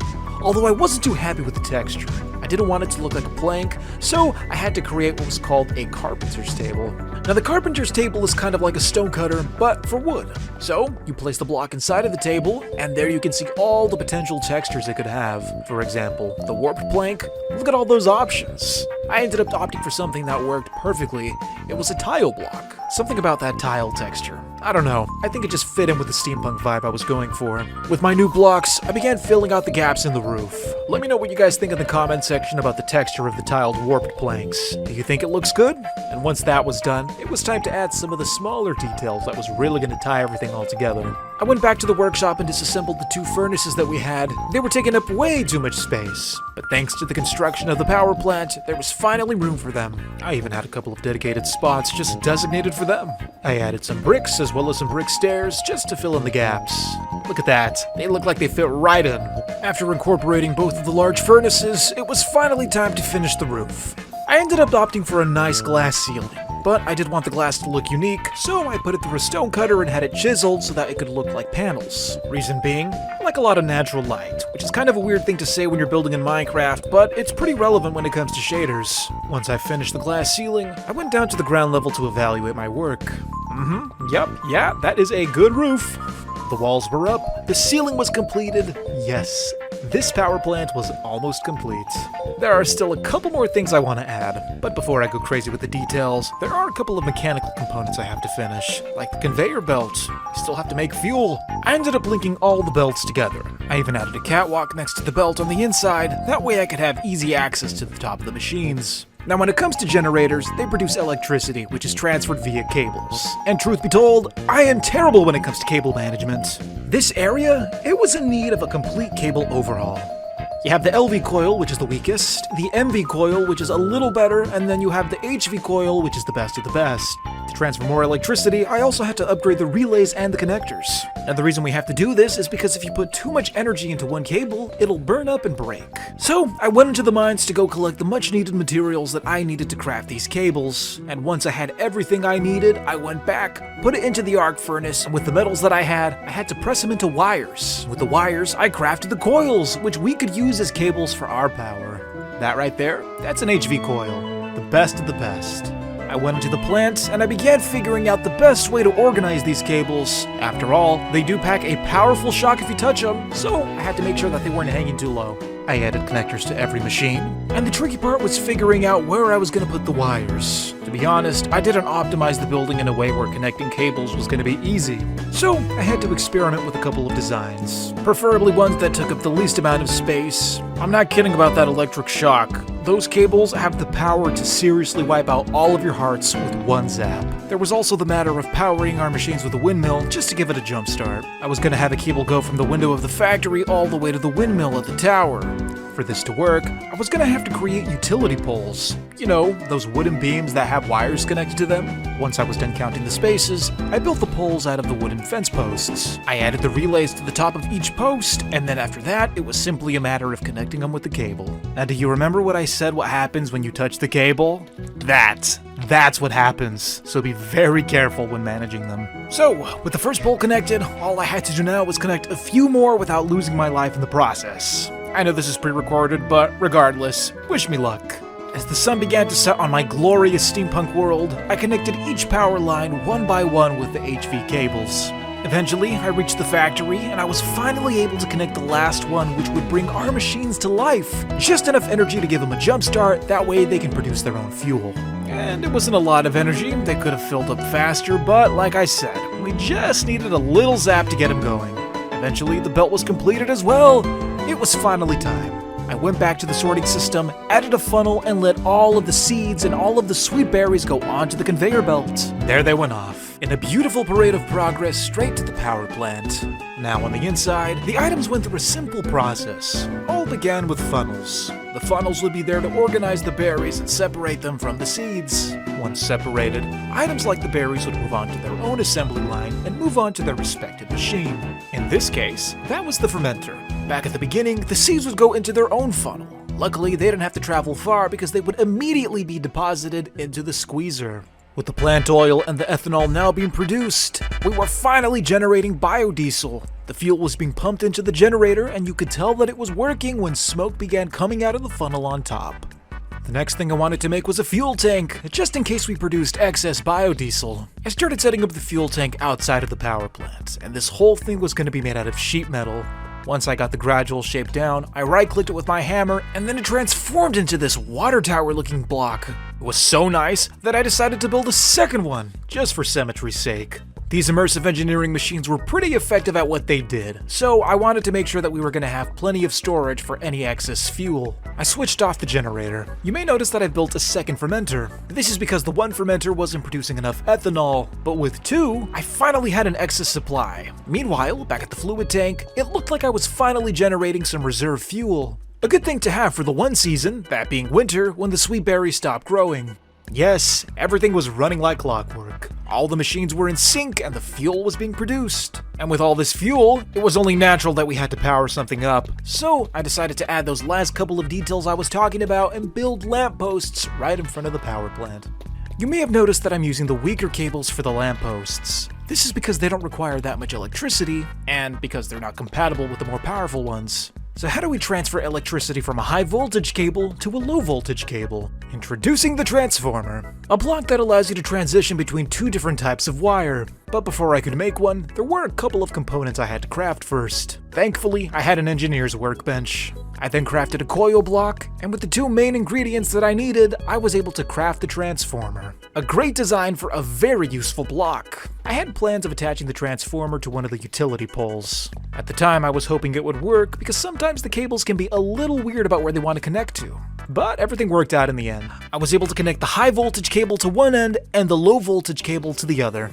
Once that was done, the lamps instantly came to life.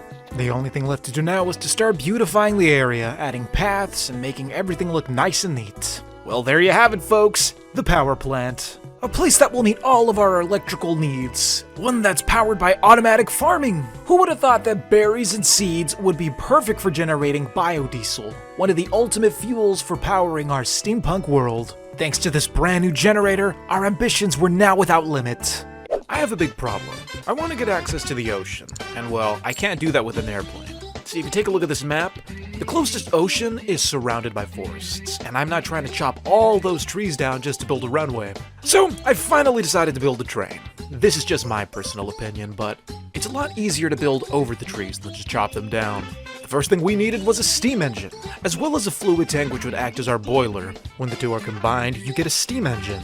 It's in the name. Steam engines run on steam, so naturally you do need a heat source underneath. And the cool thing about the Create mod is that you can actually upgrade your steam engine so that it can handle more stress. But before making the train itself, I needed a train station.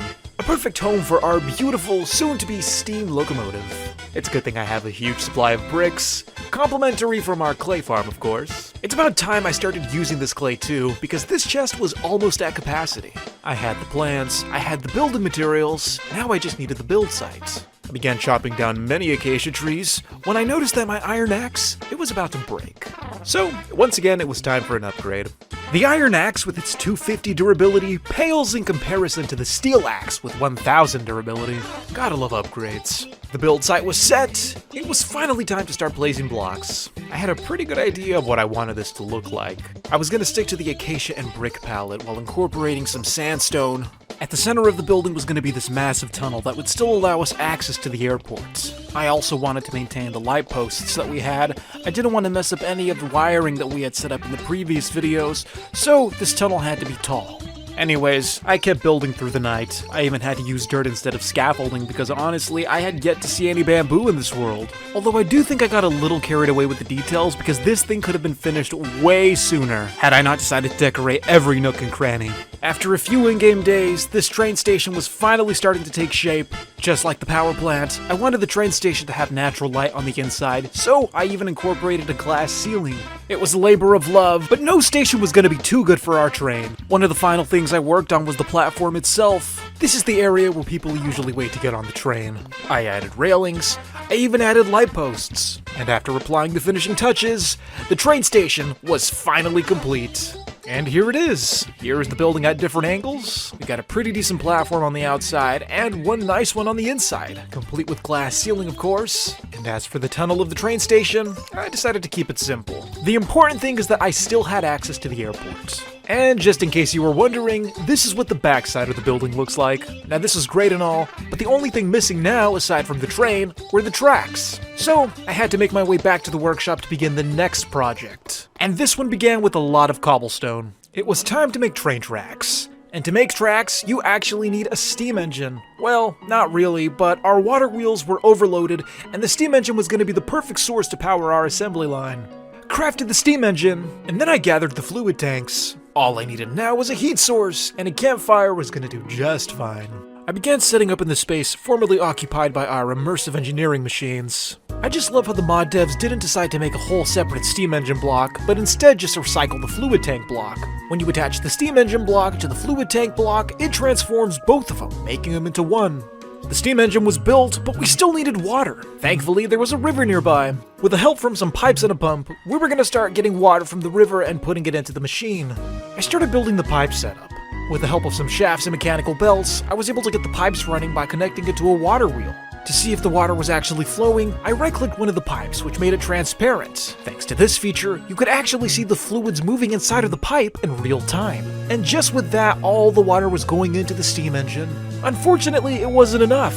The steam engine was too small, there wasn't enough heat, nor was there enough water. So I had to make it bigger. I even had to add a second pipe system for more water. More water means more steam, and more steam means more power. The steam engine finally came to life. The engine even had a little gauge to show you how much power it was producing. We were on the low end, but it could handle way more machines now. Speaking of machines, it was time to attach the conveyor belts, because I needed a place to begin making my railroad tracks. I attached the deployers, gave them iron nuggets, and then I covered the sides of the belt with andesite casings. I put stone slabs on the assembly line, the base item for the tracks, and they were converted into railroad tracks. The creation of these train tracks marked a new milestone for our world. I don't need to remind you guys of the great train incident from my Create Above and Beyond series. All you need to know is that I was finally getting real trains. Eventually I added funnels so that the materials could come out, be converted, and then go back into the chest for storage. Back at the train station, I started placing the tracks when I discovered a very useful feature. Instead of placing one track at a time, you could actually place multiple tracks at a time. With the tracks laid down, we could finally call this building a train station. Speaking of which, I had to craft a block called a train station. But to do that, I needed a train casing. And to craft a train casing, I needed a sturdy sheet. An item we had already made in a previous video. We needed crushed obsidian, so I gathered the obsidian blocks that I had and I threw them into the grind wheels. Once the obsidian was all ground up, I took it to the lava dispenser so that it could be covered in lava, and once that process was complete, I had to take the items, put them on an assembly line, and have them flattened with a mechanical press. I then picked up a barrel where I was storing the items and moved it to the assembly line. I attached a funnel to the side, and the items were automatically being converted into sturdy sheets. Look at them go. The beauty of automation. Our items were being made, and then they were automatically going into the chests. It took a few minutes, but eventually we had what we needed. Next, I needed to make more brass.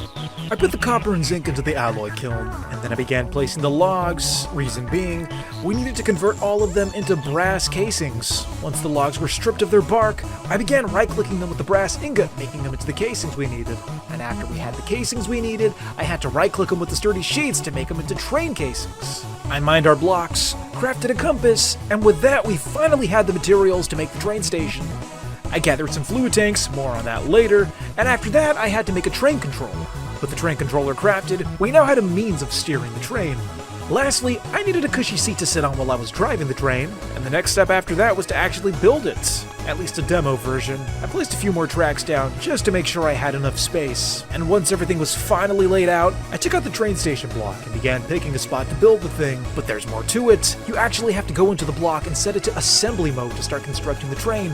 Once it's activated, you take a train casing, right-click a track, and make a bogie. This was going to be the foundation of our entire train. God, they did a good job with this mod. Now, I'm not the best when it comes to making vehicles in Minecraft.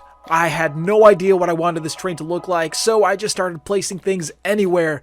My main goal was to actually understand how this vehicle was going to work, so I decided to start off with something extremely simple, a wooden platform on wheels. That was it. I know, it's nothing fancy, but come on, I need to know how to actually make this thing work first. So with the wooden platform, I glued it all together, added the engine, put the seats and the controllers, even a chest, and of course you can't forget the train whistle. Every train needs a whistle. I went to the train station, clicked assemble train, and everything was fused together into one vehicle. Now for the moment of truth. Does it work? I took a seat, accessed the controls, and wouldn't you know it, I got it working the first try. I took the wagon and brought it all the way back to the very end of the train station. Now when going in reverse, the train is pretty slow, but when you move it forward, it slowly gains momentum, and eventually it just takes off. I had finally made a working train, albeit an ugly one, but it was a working train nonetheless. After so many episodes, this right here, this was a step in the right direction. I mean, what is a steampunk world without steam trains? But I wasn't stopping here. We needed a real train, and this wagon, it served its purpose. So, it was time to dismantle it and start drafting plans for a true vehicle. The first step into making our beautiful train involved crushing wheels, and to do that, we had to reassemble our automatic crafter. Now you may be wondering, what are we crushing? Absolutely nothing. We just needed the wheels because they looked cool. I crafted 6 of them, and they would make up the front portion of our train. After that, I needed to make steel blocks, and one of the ways to do that was by putting iron in a blast furnace. So yeah, this is taking way too long. Another way of getting steel was by grinding up coke coal and combining the dust with iron. But to get the coke coal that we needed, we had to put regular coal in a coke oven, and that took even longer. A block takes 9 ingots, and I was not going to be doing that process 9 times. And then I realized something. To get the immersive engineering block, you only need 1 of the ingots. The other 8 can be any type of steel. I went to my lava fan and converted a bunch of iron into steel. These would be the reject ingots that would make up most of the block, though I still had to make 9 immersive engineering ingots. All I had to do was make a steel pickaxe with any type of steel, melt it down in an arc furnace, and it would convert it into steel from immersive engineering. With my reject ingots, I surrounded them with the good steel ingots and got my immersive engineering steel block. Next, I grabbed some ice packs, because I was going to the Nether. Reason being, I needed nether wart blocks to make red nether bricks. Thankfully, there was a crimson forest nearby, so I hopped into the gyrodyne and flew all the way over there, trying to do my best to avoid mosquitoes. The crimson forest was in sight, and as I made my approach, I was ambushed by the one thing I wanted to avoid. You have no idea how annoying these things are. They're so difficult to hit, and they just latch onto your face. I was able to dig a hole and get away from them. I began collecting nether wart blocks, but it was taking way too long to do it by hand, so I decided to make a hoe. That tool greatly increased my mining speed, and I was able to collect enough for my train build. I then had to make a second trip to my nether mines. I hopped into the mech suit, zoomed all the way to the end of the tunnel, and found my abandoned drill machine. There was still plenty of netherrack, so I collected as much as I could carry, and then I had to make a quick return because I was burning up.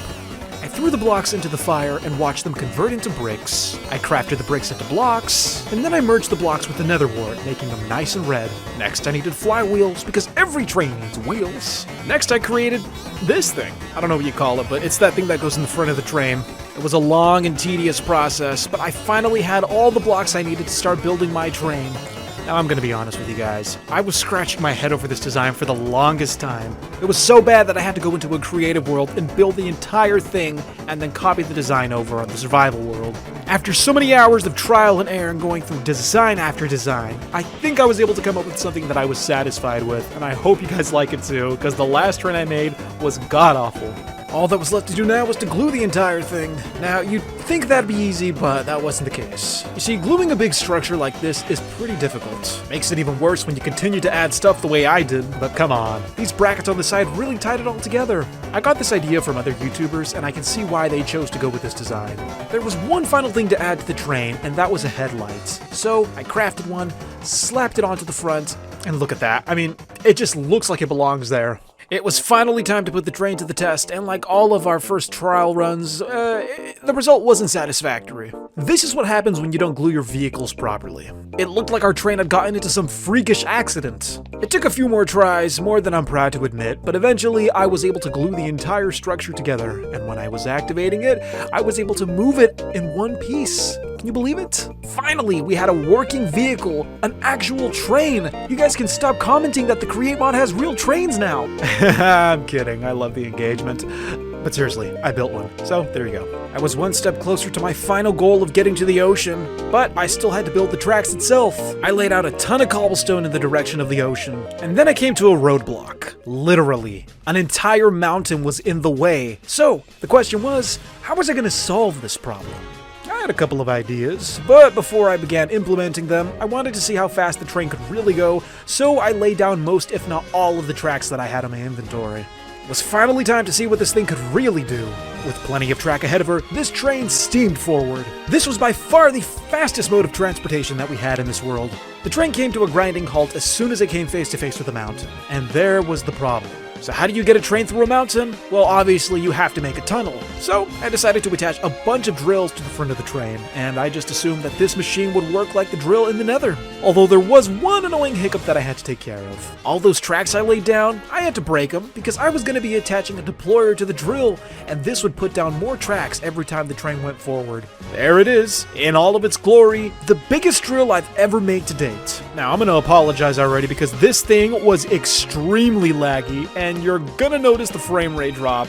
But as you can see, the train is moving forward, the deployer is placing the tracks down, and my frame rate is suffering as a result of it. But as soon as the train made contact with the mountain, it began to carve right through it. Thanks to our drills, the train was boring a tunnel right through this massive mountain. I even managed to break through and find a cave.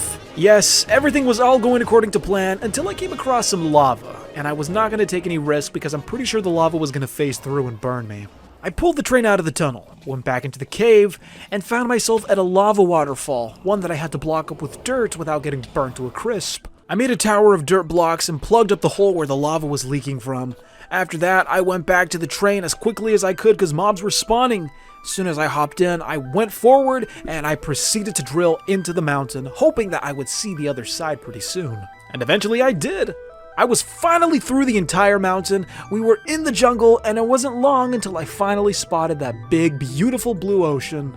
Our goal was complete. We had made our first train line. The only thing left to do now was to back up the train all the way back to the train station, which was gonna take a while, but you know what? I was just gonna enjoy the ride regardless. There you have it, folks. Trains. I have a sweet tooth, so to satisfy my cravings, I'm gonna bake a cake. And thanks to the Create mod, we can automate a process so that we can have all the cake we want. To bake our cake, we're gonna need eggs, sugar, and dough. I'm gonna start off with the eggs. The first thing I did was craft some cages because I was gonna go capture some chickens. Unfortunately, I couldn't find any chickens, but I did find emus. On the bright side is that they laid eggs.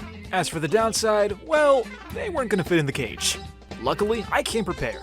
I just so happened to have some leads on me, and with the help of said leads, I was able to wrangle up all the emus I needed. I hopped back into my mech suit and walked all the way back to the base, and these emus, they are stubborn.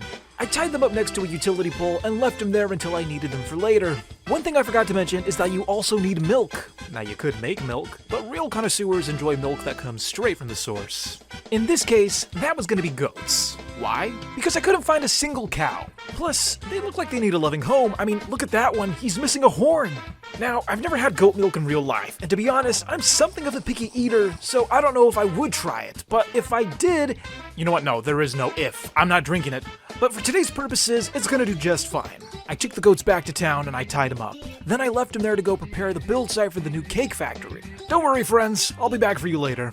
I decided that the best spot for this factory was gonna be right behind my house. I mean, come on, don't you think a factory would look awesome here? There were way too many trees. I just hate that they grow wherever they want. After that, I used the old water bucket technique to clear all the grass. Once I was able to clear enough away, it was finally time to start laying the outline for the building itself. But first I had to prep the road that would lead to the factory, which meant I had to destroy the rose garden. After that, I began placing logs, because it was in these logs where I would start growing my wheat to make the dough. I prepped the side of the future farm, and then I had to go back to the workshop to create a new crafting station. You guys remember the carpenter's table, right? It was a special tool that we used to get different textures on wooden blocks. Well, there was also a mason's table, and for that one we got different textures on stone-based blocks. This is just what we needed, because our building was going to be made out of granite. I took the table back to the factory, placed it down and began browsing the large catalog of potential textures. In this case, I was going to turn the granite into these tiny little bricks. I then placed them on the outline, and after that, I began placing glass for the base of the windows. I then had to go to the wood farm and gather as many logs as I could, because frankly, I had run out of space, I needed to use them, so instead of making slabs, I just decided to use the wood itself to make up the entire floor. It took some time, and I placed tons of wooden blocks, but eventually I was able to fill up the entire floor, and after that, I used my axe, I stripped the logs, and well, there you go. I then began making these beams, but more on that later. You see that? That's flour. And when you wash flour with water, it turns into dough. And that was exactly what we needed. And all dough begins with a good farm. In this case, it was going to be an automatic wheat farm. I used a design that was almost identical to the hemp farm from the previous episode.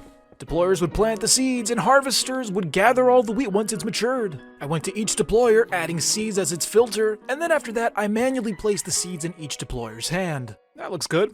That's right, friends. Our cake making process was going to start right here on this little patch of dirt.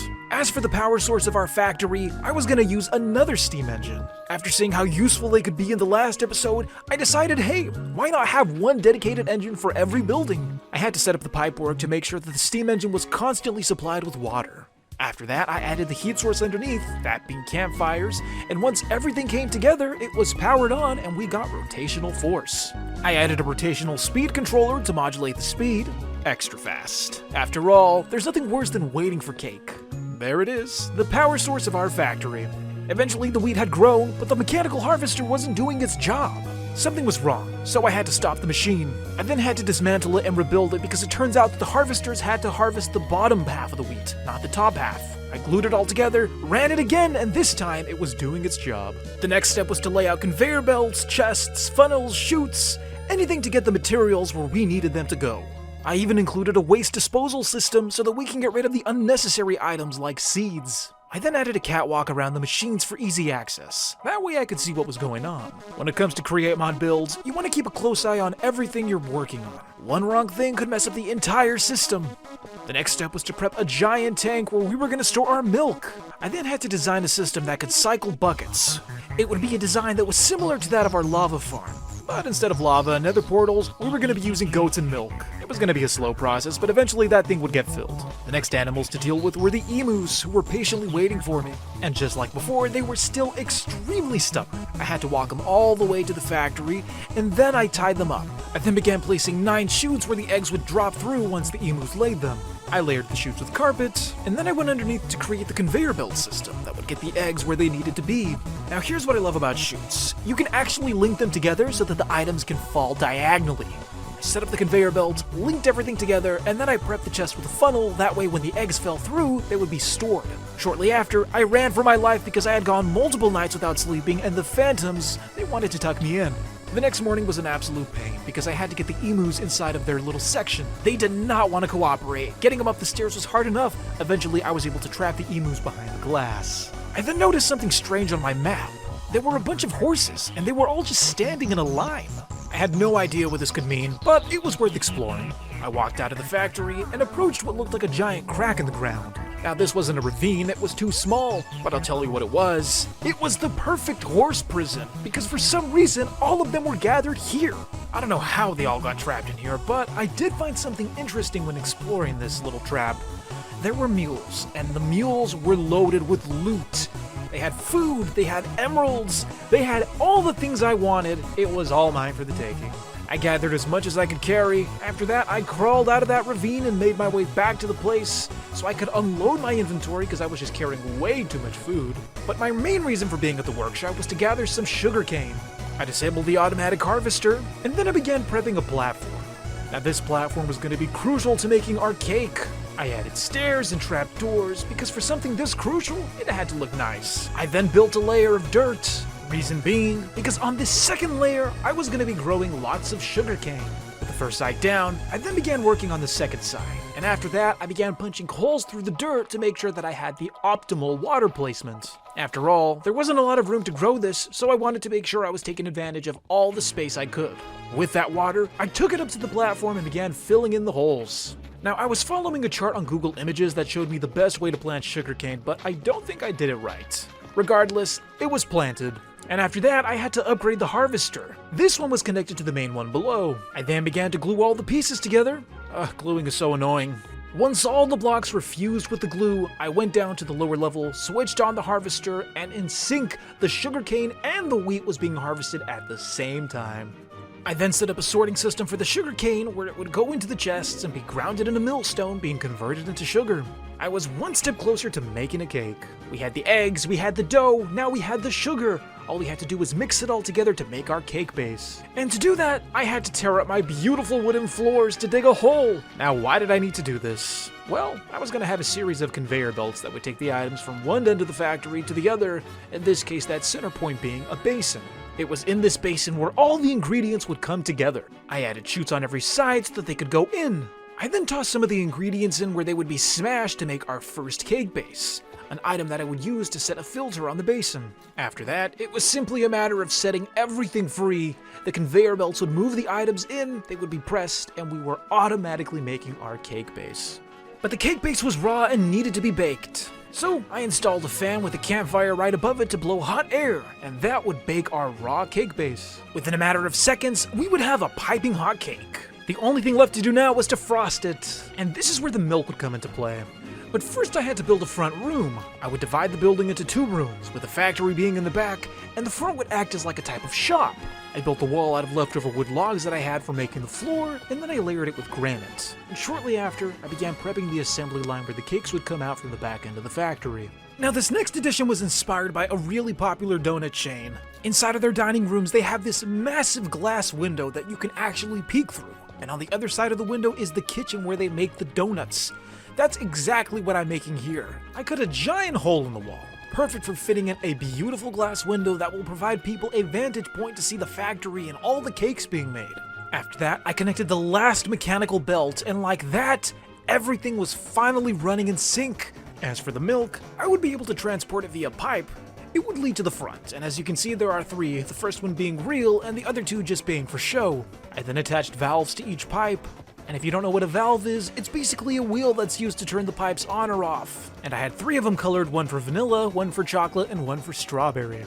And that's what it looks like when you spin the valve. I next had to install a deployer with a knife because cakes don't stack, but if you slice them, they do. I placed down a chest, and then after that I had to set up the deployer, which was not in the right position like always, but thanks to my wrench I was able to fix it up, I gave it a knife, and it was now ready to slice cake. As for the milk, it was flowing from the tank to the spout. All I had to do was turn the valve and let the milk flow through. I threw a cake on the belt just to test it out, but it stopped moving. I guess even though the spout's empty, the cake's not going to move until something's put on it, so I ended up having to break the spouts. And that's too bad too, because I really liked the way they looked. Anyways, I threw the cake back onto the belt for round 2, and this time, the milk was deposited right onto the cake, and it was iced up and ready to slice. As for the cake, for something made out of emu eggs and goat milk, it wasn't half bad. The cakes even gave me the speed effect. Well, you saw me build it, now it's time for you to see how it works. It all begins here at the wheat farm, where the automatic harvester collects the wheat once it matures. Up on the second level, we have sugarcane being collected. Both the wheat and the sugarcane are deposited onto the assembly line via portable storage interface. After that, they only have 2 places to go. Let's start with the wheat.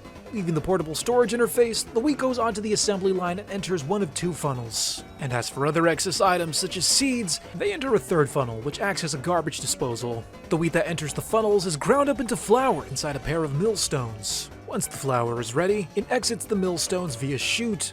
After that, it enters a series of chests, where it accumulates and comes out in stacks of 16. The stack moves up the assembly line, and then it goes over a water fan, where it's washed and turned into dough.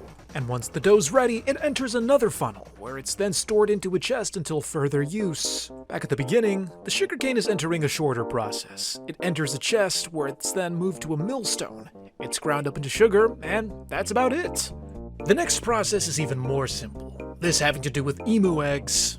Anyways, the emus lay eggs and they go down the chutes. The eggs, coming straight from the upper level, are deposited onto the conveyor belt. After that, they enter the chest and then go down another chute where they're carried all the way to the basin. I finally had my sugar. I finally had my eggs. When all of the ingredients enter the basin, the mechanical press is activated. It squishes them all together to form a cake base. They then go over the fire and get baked into a nice toasty cake.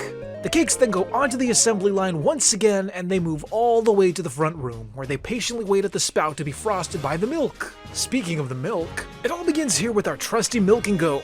The bucket then goes over a fluid drain where the milk is dumped, and after that it goes into a chest where it drops down below. The bucket is then blown up by a fan through a series of chutes. Once it reaches the top, it goes into another chest where it's then deposited into the deployer once again, where it clicks the goat with milk, beginning the cycle all over.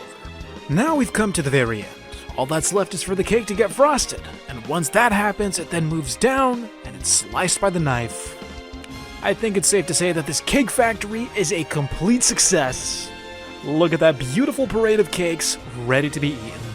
I'm gonna have to be honest with you guys. We've made a lot of things with this Create mod, but this one right here, this factory is by far my favorite thing we've made. All that's left to do now is to build the walls and fill in the windows with glass. It took a while, but eventually I was able to raise the walls with the granite I collected, and I even made a roof out of Andesite. Now this place does look like any other factory, so I do have to add a special sign so you know this is a cake factory.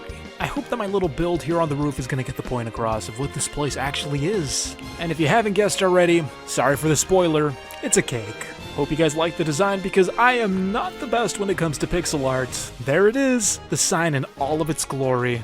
But I had to build one more thing just in case even that wasn't enough. Up on the roof, I ended up building a giant cupcake. I recently saw the FNAF movie and I pasted off of the cupcake that Chica holds. Looking back on things, we have definitely added a lot to the steampunk world. The skyline is really coming together. Today we're going to be doing something a little different. You could say it's out of this world. All puns aside, today I'm going to go to the Aether dimension. Why? Because it's included in the mod pack. Going to the Aether also gives me an excuse to craft another vehicle, one that we have yet to make. But before I get ahead of myself, I'm going to begin this video by going to the Nether to harvest some much needed glowstone. I went into the basement, hopped into the Nether portal, and began wondering whether or not that plant had grown. I'm talking about the soul sprout. Now their main purpose was to fuel the soul lantern, that lamp I carry around in the Nether that keeps me cool, but these things took way too long to grow. After that, I left the farm, hopped into my trusty gyrodyne, and began ascending way up towards the Nether ceiling. Reason being, that's where all the good stuff grows. I'm talking about glowstone. I spotted a nice little cluster of glowstone, and once I did make a safe landing, I began collecting just enough glowstone to make the Aether portal. I didn't want to collect more than I needed, cause, well, I was short on time. Back in the overworld, I scrambled all over my workshop as well as outside around the town, looking for the perfect place to put my Aether portal. But wherever I looked, it seemed like everywhere was overcrowded with something. So in the end, I just opted to build it in a random corner in the courtyard. The portal was activated, so I stepped in and wondered what waited for me on the other side. And honestly, it was not what I expected. I've been to the Aether before, and I remember it being, well, a little brighter. I wanted to see if the old rule still applied, and it looks like it did. That rule being that overworld tools are ineffective against Aether blocks. A diamond axe would mine just as slow as a wooden axe if you tried to chop down an Aether tree. I was then greeted by a hostile local, and without any weapons, I was ill-equipped to be here, so I went back, made a pickaxe, and began preparing for my new expansion campaign. I was gifted a book of lore, and I love how this thing works. Instead of there being chapters, all you have to do is put an item in, and the book, it gives you a description. I then went to go collect a ton of materials because I was going to be building something grand, and honestly, I'm getting pretty tired of making bricks this way, so I'll have to automate this eventually. Next, I gathered some wood, and lastly, I loaded all the materials into my backpack to save inventory space. You gotta love backpacks, and of course you can't forget about weapons. I lost my old rifle, so I decided to craft something new. Hopefully this new model would work just as well. And of course, I couldn't go in without my sidearm, and looking back on it now, I think my weapons were overkill, but they got the job done.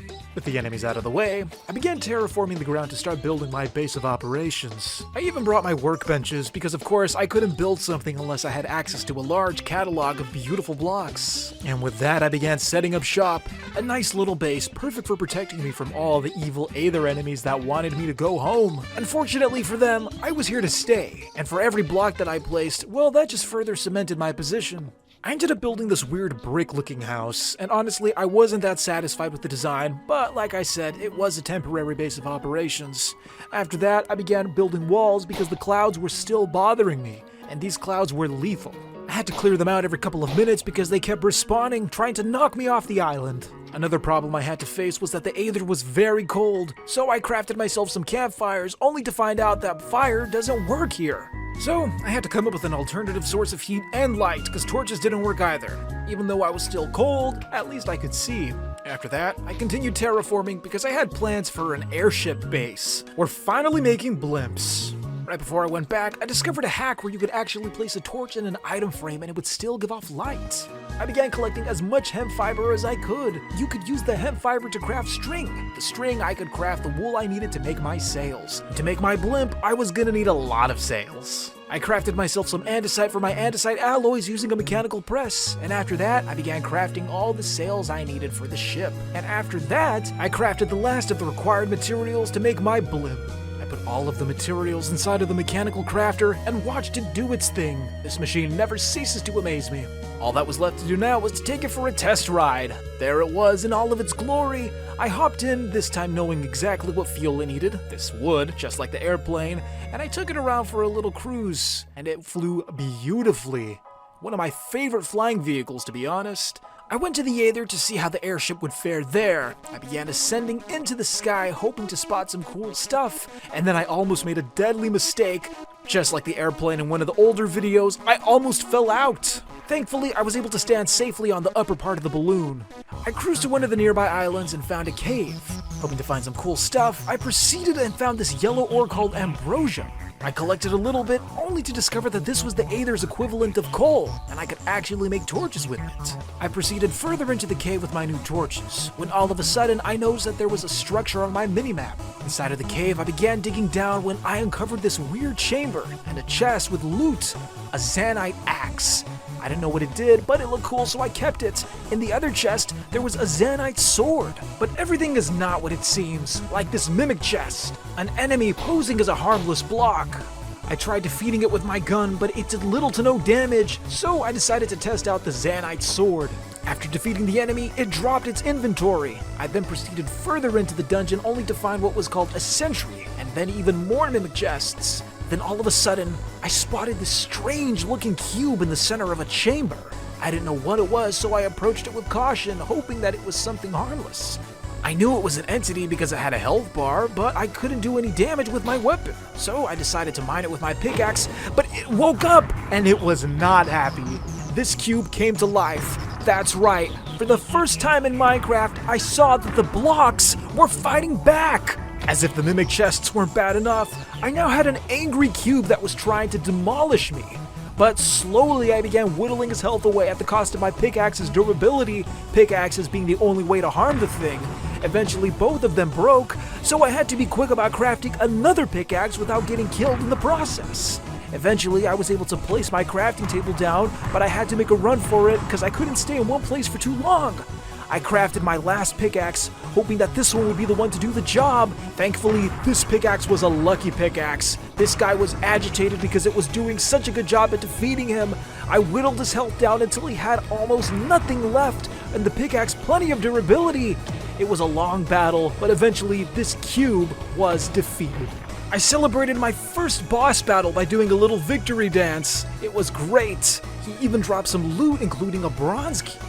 Underneath the boss pedestal was a small opening. Inside of the opening, there was a chest. I opened it up with my bronze key and found tons of loot. There were all sorts of items, from weapons and these weird little gummies. I was decked out in all my Aether gear. It was finally time to move on, but first I had to play with some of the new weapons I earned.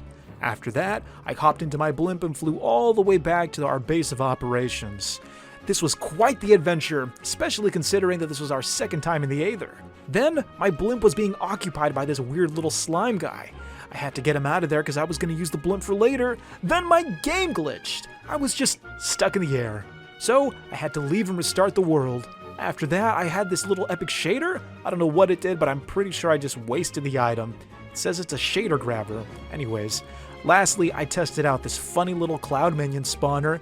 I had two little buddies by my side, and they shot cloud projectiles. Quite the reward. The first step for making this airbase was by first clearing out all of these no-texture blocks. I cleared out as many as I could, and then I began carving into this mountain where the base would be. I carved all the way to the top hoping that this would be an ideal spot for building its foundation, when all of a sudden I spotted this glorious pig. Look at him. Majestic. After that, I began constructing a wood outline that would make up the shape of our airbase. It was going to be circular, but I had to redo it a couple of times because I never get these right on the first try. I filled in the floor with slabs, and slowly but surely this began taking shape. I then added a sandstone outline just to start sprucing things up a bit. Next, I began chopping down these annoying Aether trees. I guess the timber mod doesn't apply to them? I don't know. What's even worse, I had to deal with the extra annoying cloud enemies. These guys were a plague. They kept trying to just knock me off the platform.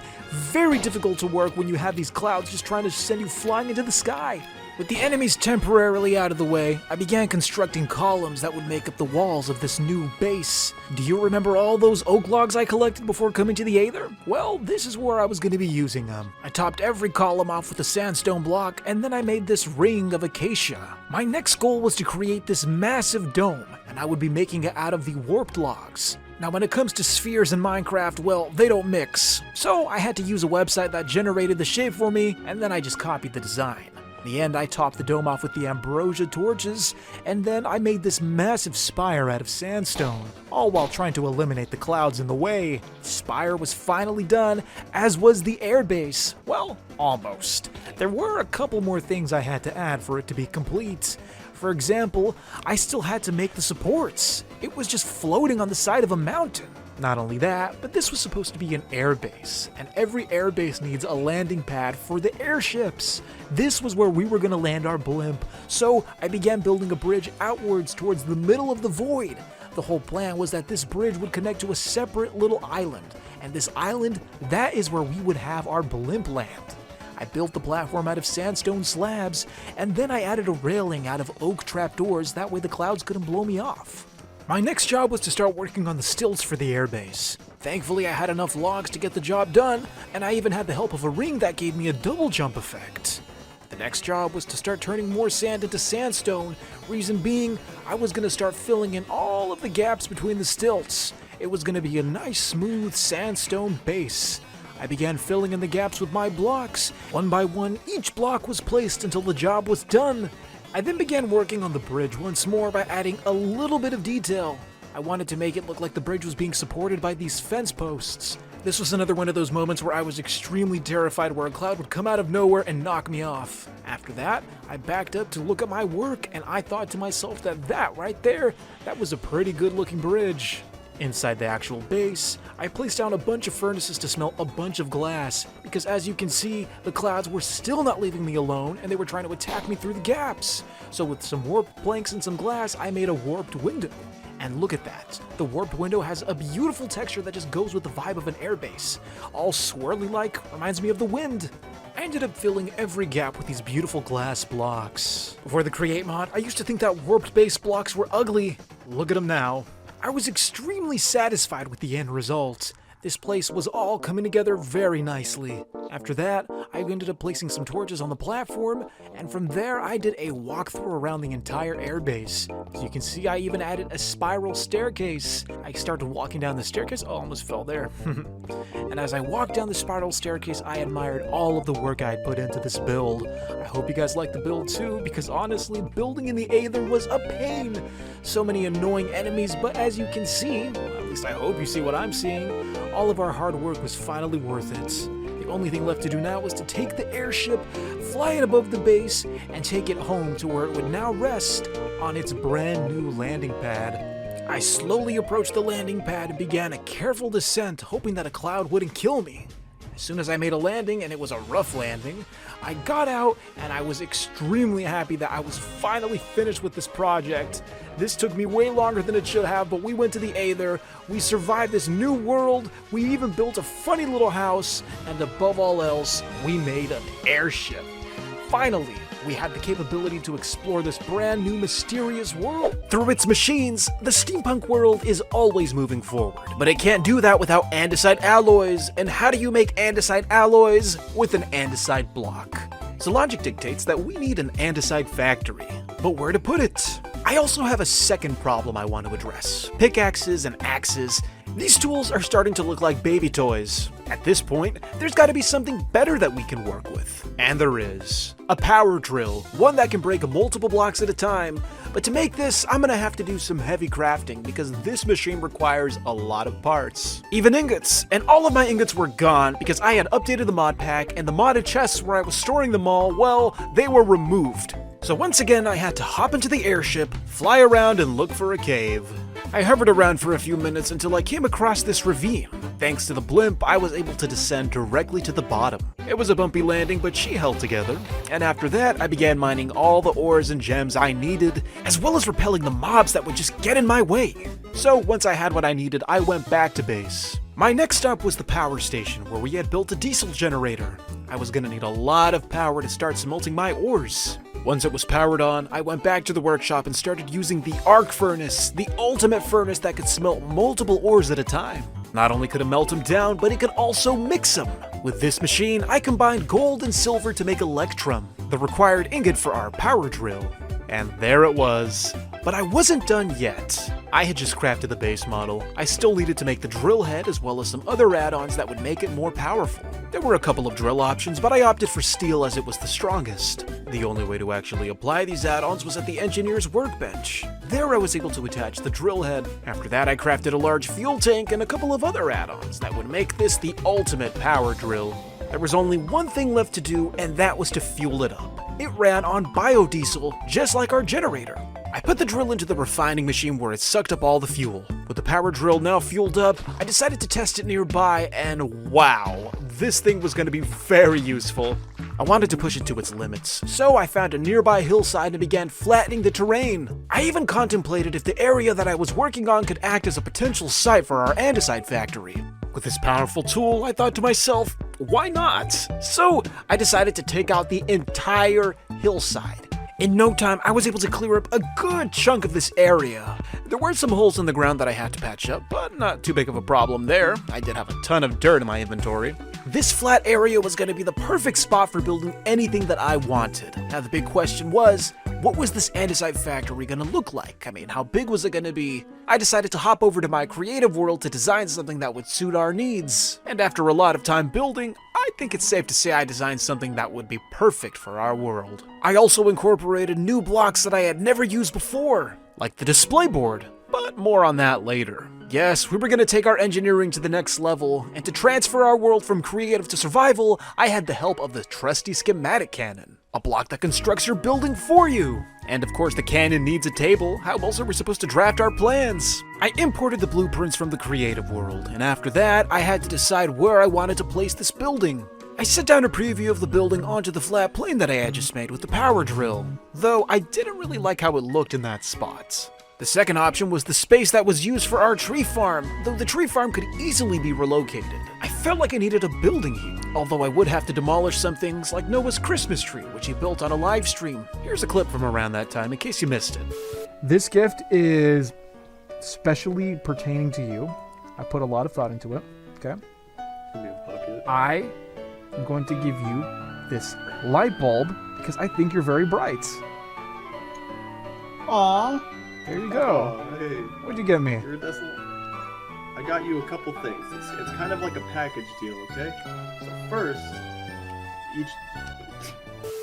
But Christmas is over, so the tree has to come down. And what better use of a spot full of cherished holiday memories than by placing down an industrial factory? I mean, that is the best way to get use out of the land. And besides, I wasn't doing anything with it. I put the blueprint into the cannon only to realize that it had no gunpowder. So I was gonna have to go on an expedition to get some. I used the 4 little pieces of gunpowder that I had left to make some bullets. With these supplies, I was gonna have plenty of gunpowder in no time. I flew around on the airship, hoping to find some nice gunpowder deposits. And that didn't take long. It turns out that there was a surplus of creepers in my area. What one would consider a curse, I considered a blessing. But killing creepers one at a time was taking way too long. Thankfully, I did have a tool that could help me remedy that issue. It only took a few minutes before I had more than enough gunpowder to power this cannon. The next step was to prepare all the materials that were going to go into the build. There were going to be a lot of logs, a lot of sandstone, and how exactly did I know what I was going to need? Well, the cannon made a list for me. Every item with the exact quantity. With a chest full of supplies right next to the cannon, it started doing its thing. You know you've made it in Minecraft when the blocks are building for you. Eventually, a foundation appeared, but I did have to start crafting some of the more unique additions to this build, like these futuristic sliding doors. They look like something you'd see in a space station. While I wasn't going to space just yet, I felt that these doors were the perfect fit for our Andesite factory. We were finally transitioning to a more industrial, technological age, and it was time for our builds to start reflecting that. So I continued crafting new technologies like the display board, a block that when powered can display the names and quantities of an item. For example, I put these iron ingots on a depot. All I had to do now was to power the display board, and once it received that power, the name Iron Ingot was projected onto the board.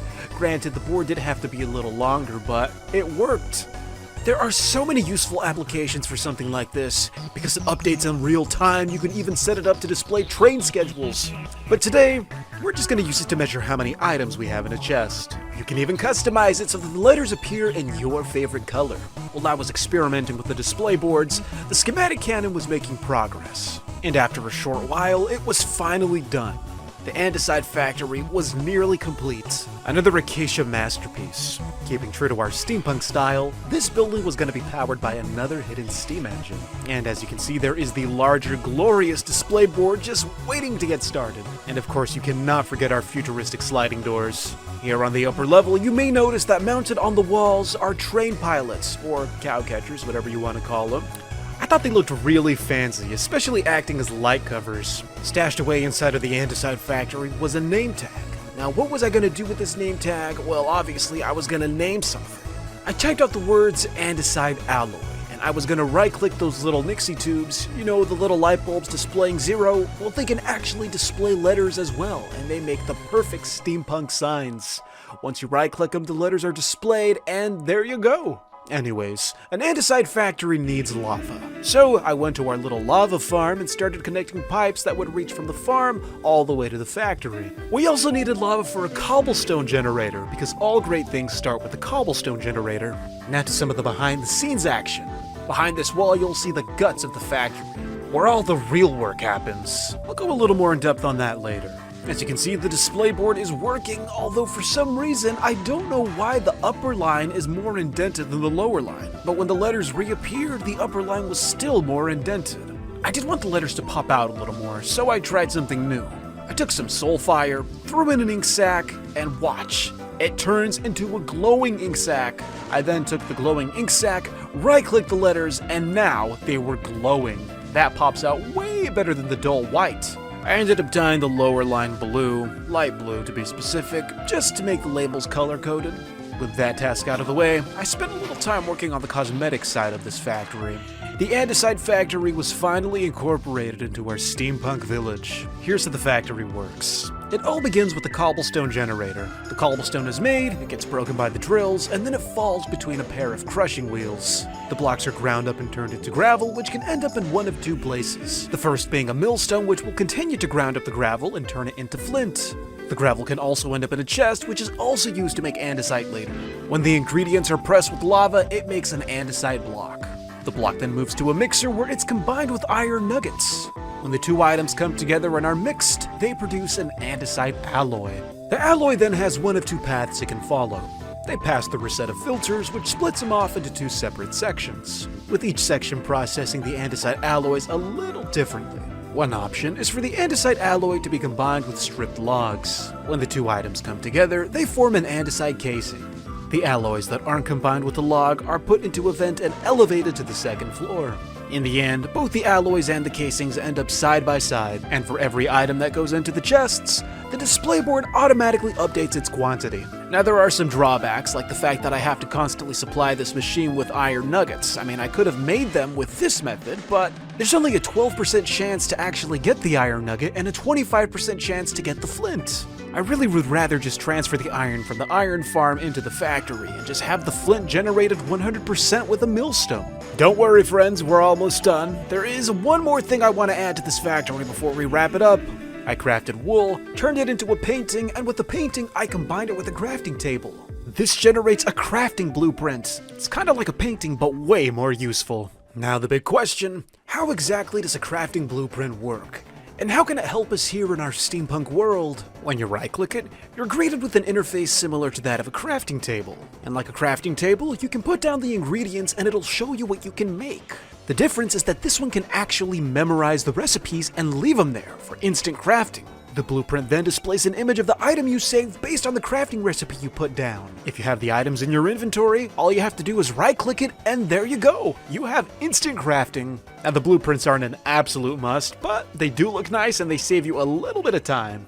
I figured they'd be nice to have since we can craft some of the more simple Create mod items with the materials that we were making in the factory. It was finally time to get some practical use out of this Andesite factory. With all of the stuff we were now able to make, I decided it was only appropriate to start upgrading something across the street, that being our iron farm. You see, the iron farm was great, but it did have some drawbacks as well, like the fact that it would only make nuggets and I would have to spend a lot of time combining the nuggets to make ingots. But with all of the materials we now had at our disposal, it was finally time to automate that process. With our newly crafted items, fresh from the Andesite factory, I began making some upgrades to the iron farm that were really way overdue. And yes, the process was slow. Very slow. But as long as the job was getting done automatically, it wasn't going to be a problem, with the nuggets being pressed into ingots, and I had to deal with the issue of getting them from the basin into a chest. So I set up a small conveyor belt system. And honestly, when it comes to Create, this is as simple as it gets. Nothing too complicated, nothing too fancy, just a well-working machine that gets the job done. With the funnel attached to the chest, the items can now freely move from the basin onto the belt into their new storage space. And with that, I successfully upgraded the iron farm. It seemed like a pretty obvious thing to have, so I don't know why it took me this long until I decided to make an andesite factory. I mean, after all, like I said before, andesite is the fundamental block for almost all of the Create blocks. Well, there you go, friends, the Andesite factory. I hope you guys enjoyed today's video, and I look forward to a beautiful, prosperous 2024 with all of you as we continue to explore the wonders of Steampunk Minecraft. Once again, if you enjoyed today's video, leave a like and let me know what you thought down in the comments below. And if you're new to the channel, consider subscribing for future content. You can also support me on Patreon, where I'm going to be uploading the schematics for these builds. Congrats, friends, we just made it to the first episode of 2024. Be sure to stick around because there is more coming your way. Thank you so much for watching. This has been Doublesal. I'll see you next time. The holidays are over, which means it's time to get back to work. Through its machines, the steampunk world is always moving forward, but it can't do that without andesite alloys. And how do you make andesite alloys? With an andesite block. So logic dictates that we need an andesite factory, but where to put it? I also have a second problem I want to address. Pickaxes and axes. These tools are starting to look like baby toys. At this point, there's got to be something better that we can work with. And there is. A power drill, one that can break multiple blocks at a time. But to make this, I'm gonna have to do some heavy crafting because this machine requires a lot of parts. Even ingots, and all of my ingots were gone because I had updated the mod pack and the modded chests where I was storing them all, well, they were removed. So once again, I had to hop into the airship, fly around and look for a cave.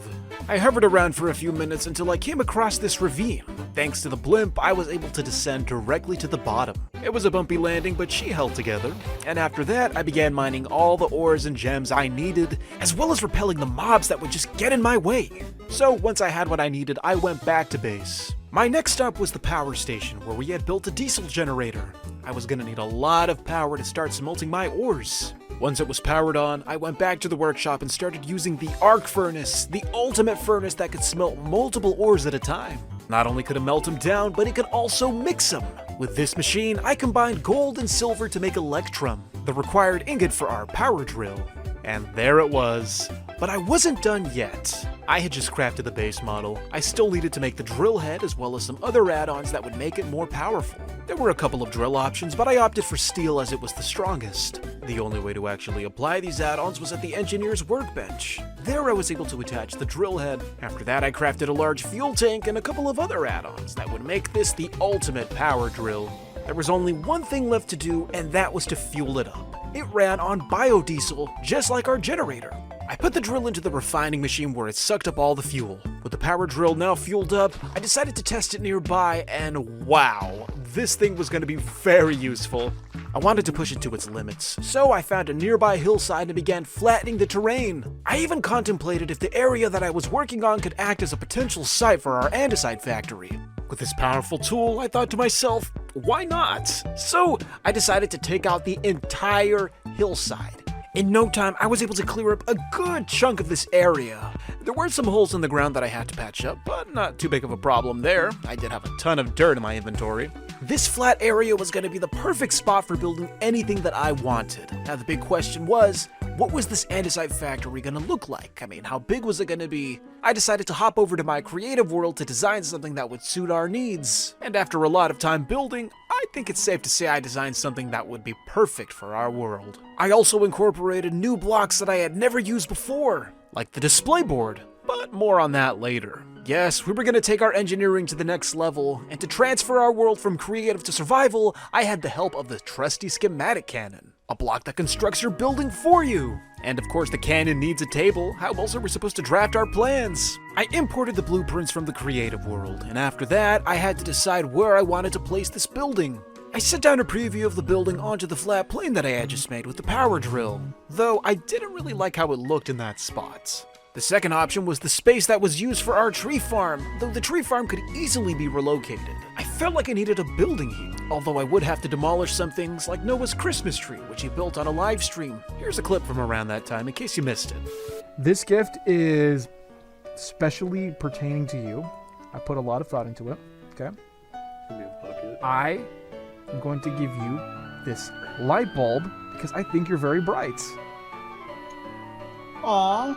There you go. Oh, hey. What'd you get me? I got you a couple things. It's kind of like a package deal, okay? So first, But Christmas is over, so the tree has to come down. And what better use of a spot full of cherished holiday memories than by placing down an industrial factory? I mean, that is the best way to get use out of the land. And besides, I wasn't doing anything with it. I put the blueprints into the cannon only to realize that it had no gunpowder. So I was gonna have to go on an expedition to get some. I used the 4 little pieces of gunpowder that I had left to make some bullets. With these supplies, I was gonna have plenty of gunpowder in no time. I flew around on the airship, hoping to find some nice gunpowder deposits. And that didn't take long. It turns out that there was a surplus of creepers in my area. What one would consider a curse, I considered a blessing. But killing creepers one at a time was taking way too long. Thankfully, I did have a tool that could help me remedy that issue. It only took a few minutes before I had more than enough gunpowder to power this cannon. The next step was to prepare all the materials that were going to go into the build. There were going to be a lot of logs, a lot of sandstone, and how exactly did I know what I was going to need? Well, the cannon made a list for me. Every item with the exact quantity. With a chest full of supplies right next to the cannon, it started doing its thing. You know you've made it in Minecraft when the blocks are building for you. Eventually a foundation appeared, but I did have to start crafting some of the more unique additions to this build, like these futuristic sliding doors. They look like something you'd see in a space station. While I wasn't going to space just yet, I felt that these doors were the perfect fit for our andesite factory. We were finally transitioning to a more industrial, technological age, and it was time for our builds to start reflecting that. So I continued crafting new technologies like the display board, a block that when powered can display the names and quantities of an item, for example. I put these iron ingots on a depot. All I had to do now was to power the display board, and once it received that power, the name Iron Ingot was projected onto the board. Granted, the board did have to be a little longer, but it worked. There are so many useful applications for something like this. Because it updates in real time, you can even set it up to display train schedules. But today, we're just going to use it to measure how many items we have in a chest. You can even customize it so that the letters appear in your favorite color. While I was experimenting with the display boards, the schematic cannon was making progress. And after a short while, it was finally done. The Andesite factory was nearly complete. Another acacia masterpiece. Keeping true to our steampunk style, this building was going to be powered by another hidden steam engine. And as you can see, there is the larger, glorious display board just waiting to get started. And of course, you cannot forget our futuristic sliding doors. Here on the upper level, you may notice that mounted on the walls are train pilots, or cow catchers, whatever you want to call them. I thought they looked really fancy, especially acting as light covers. Stashed away inside of the Andesite factory was a name tag. Now, what was I going to do with this name tag? Well, obviously, I was going to name something. I typed out the words Andesite alloy, and I was going to right-click those little Nixie tubes, you know, the little light bulbs displaying 0. Well, they can actually display letters as well, and they make the perfect steampunk signs. Once you right-click them, the letters are displayed, and there you go. Anyways, an andesite factory needs lava. So I went to our little lava farm and started connecting pipes that would reach from the farm all the way to the factory. We also needed lava for a cobblestone generator, because all great things start with a cobblestone generator. Now to some of the behind the scenes action. Behind this wall you'll see the guts of the factory, where all the real work happens. I'll go a little more in depth on that later. As you can see, the display board is working, although for some reason, I don't know why the upper line is more indented than the lower line. But when the letters reappeared, the upper line was still more indented. I did want the letters to pop out a little more, so I tried something new. I took some soul fire, threw in an ink sac, and watch. It turns into a glowing ink sac. I then took the glowing ink sac, right-clicked the letters, and now they were glowing. That pops out way better than the dull white. I ended up dyeing the lower line blue, light blue to be specific, just to make the labels color-coded. With that task out of the way, I spent a little time working on the cosmetic side of this factory. The Andesite factory was finally incorporated into our steampunk village. Here's how the factory works. It all begins with the cobblestone generator. The cobblestone is made, it gets broken by the drills, and then it falls between a pair of crushing wheels. The blocks are ground up and turned into gravel, which can end up in one of two places. The first being a millstone, which will continue to ground up the gravel and turn it into flint. The gravel can also end up in a chest, which is also used to make andesite later. When the ingredients are pressed with lava, it makes an andesite block. The block then moves to a mixer where it's combined with iron nuggets. When the two items come together and are mixed, they produce an andesite alloy. The alloy then has one of two paths it can follow. They pass through a set of filters, which splits them off into two separate sections, with each section processing the andesite alloys a little differently. One option is for the andesite alloy to be combined with stripped logs. When the two items come together, they form an andesite casing. The alloys that aren't combined with the log are put into a vent and elevated to the second floor. In the end, both the alloys and the casings end up side by side, and for every item that goes into the chests, the display board automatically updates its quantity. Now there are some drawbacks, like the fact that I have to constantly supply this machine with iron nuggets. I mean, I could have made them with this method, but there's only a 12% chance to actually get the iron nugget and a 25% chance to get the flint. I really would rather just transfer the iron from the iron farm into the factory and just have the flint generated 100% with a millstone. Don't worry friends, we're almost done. There is one more thing I want to add to this factory before we wrap it up. I crafted wool, turned it into a painting, and with the painting I combined it with a crafting table. This generates a crafting blueprint. It's kind of like a painting but way more useful. Now the big question, how exactly does a crafting blueprint work? And how can it help us here in our steampunk world? When you right-click it, you're greeted with an interface similar to that of a crafting table. And like a crafting table, you can put down the ingredients and it'll show you what you can make. The difference is that this one can actually memorize the recipes and leave them there for instant crafting.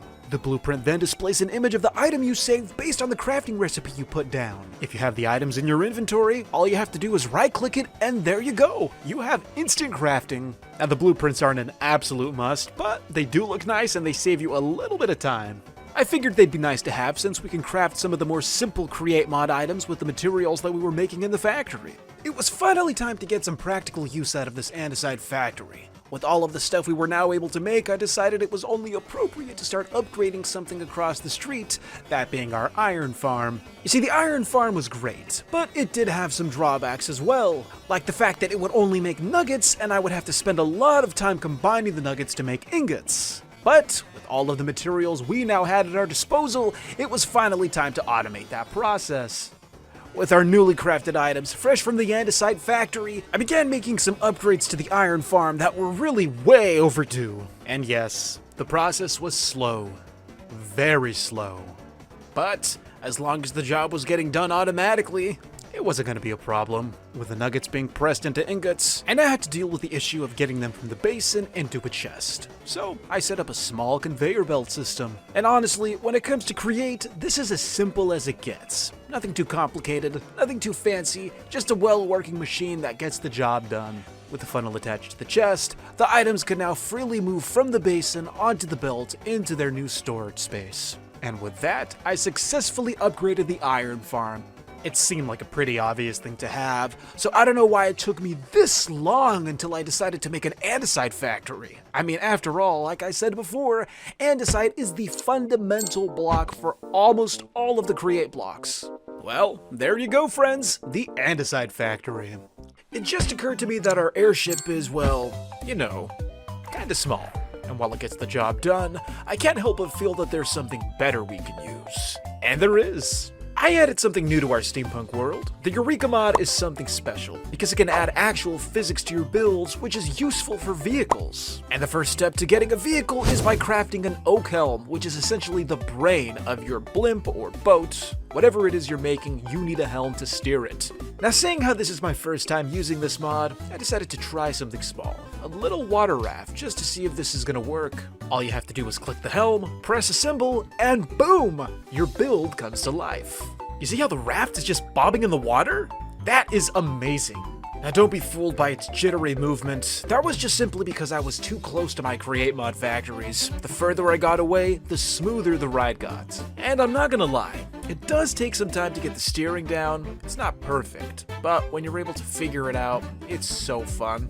But it was time to stop messing around, so I waved goodbye to my first boat and began making plans. I was gonna need a lot of balloons. The balloons could make your vehicles float, but they weren't very fast unless you had an engine. Things were about to get real interesting. I ran back to the raft to start making some much needed modifications to that sad piece of driftwood. I began by placing balloons on the sides, and as soon as I did that, the platform, it began to float. I got out of the water, hopped onto the raft, and began placing balloons on the other side. With the raft finally being balanced with balloons on both sides, it was time to make my ascent. Although I couldn't go too high without an oxygen tank, so that was one thing I had to be mindful of. But anyways, I call this prototype Magic Carpet, and yes, I just came up with that right now. I wanted to keep experimenting with the Eureka mod, so I crafted an engine, attached it to the back, and it basically doubled the speed of the platform. By the time I had descended back to the ground, I finally fully understood the potential of this mod. The things I could build, the possibilities were limitless. I began reshaping the raft to resemble that of a boat. I was gonna build your traditional steampunk airship, but before I could do that, I wanted to make a prototype. Now you're gonna have to cut me some slack. You see, boats and balloons, they both have round surfaces, and when you're playing in a game of cubes, it is difficult to recreate those round surfaces. But I digress. Our main goal was to see if this thing was actually gonna work. Up until now, we had just built platforms. Does the Eureka mod have what it takes to move actual structures? The answer is an astounding yes. Once again, we had liftoff, only this time we weren't flying on some magic cardboard. This was an actual airship. Well, it was more of an airboat, but you get the idea. I took the airship back to the main base and made a proper landing at the airport. Now, here is the main goal for this video. That airship that we just made, like I said, it was a prototype, a much smaller version of something I want to make. But before I could build it, it only seemed right to extend the runway. Now, airships don't need runways, but regardless, this thing was going to be huge and it needed a place to land. Thankfully, I had the power of my mining drill to clear out all the dirt. Now that I had finally extended the runway, it was time to build the platform where you could actually board the airship. So, I quickly threw something together made out of acacia logs and wood slabs. But I got carried away, and all of a sudden I found myself constructing these massive towers. Now, my subconscious was probably thinking that if this airship is truly gonna be as big as I think it will, then they're gonna need towers. The passengers are gonna need a means of actually getting up there. But the bridge was way too high up for the average person to climb, so we were gonna have to invent something new, something groundbreaking. We were gonna invent the elevator. Now, in the past, we'd use a rope pulley. Now, there is a brand new elevator block. It covers all of the elevator essentials. Traveling from floor to floor, having automatic doors open. There's even a way to get it to travel from whatever floor you want, simply with the push of a button. I began crafting the essential components for the elevator block. The block itself, along with some of the connectors that allowed it to travel between floor to floor. It did require a few items, but in the end it was gonna be worth it. It makes life so much easier. You'll see what I mean when we install it. But anyways, I began building a simple elevator cage. It wasn't anything spectacular, just a simple lift to get us from point A to point B. Now once all of the blocks were set in place, the only thing left to do was to bring it all together by using glue. Once the glue had attached all the blocks and they were fused into one structure, it was simply a matter of figuring out how to get it lifted up to the next level. That was a little tricky, but I was eventually able to figure it out, and when I did, well, just watch this.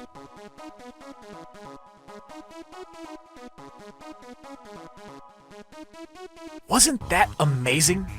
I love when things work the first try. And guess what? The elevator not only goes up, but it also goes back down. Yes, friends, it's the little victories that make this Let's Play the fun experience that it is. Anyways, now that the elevator was finally working, it was time to make a very nice exterior. And check this out.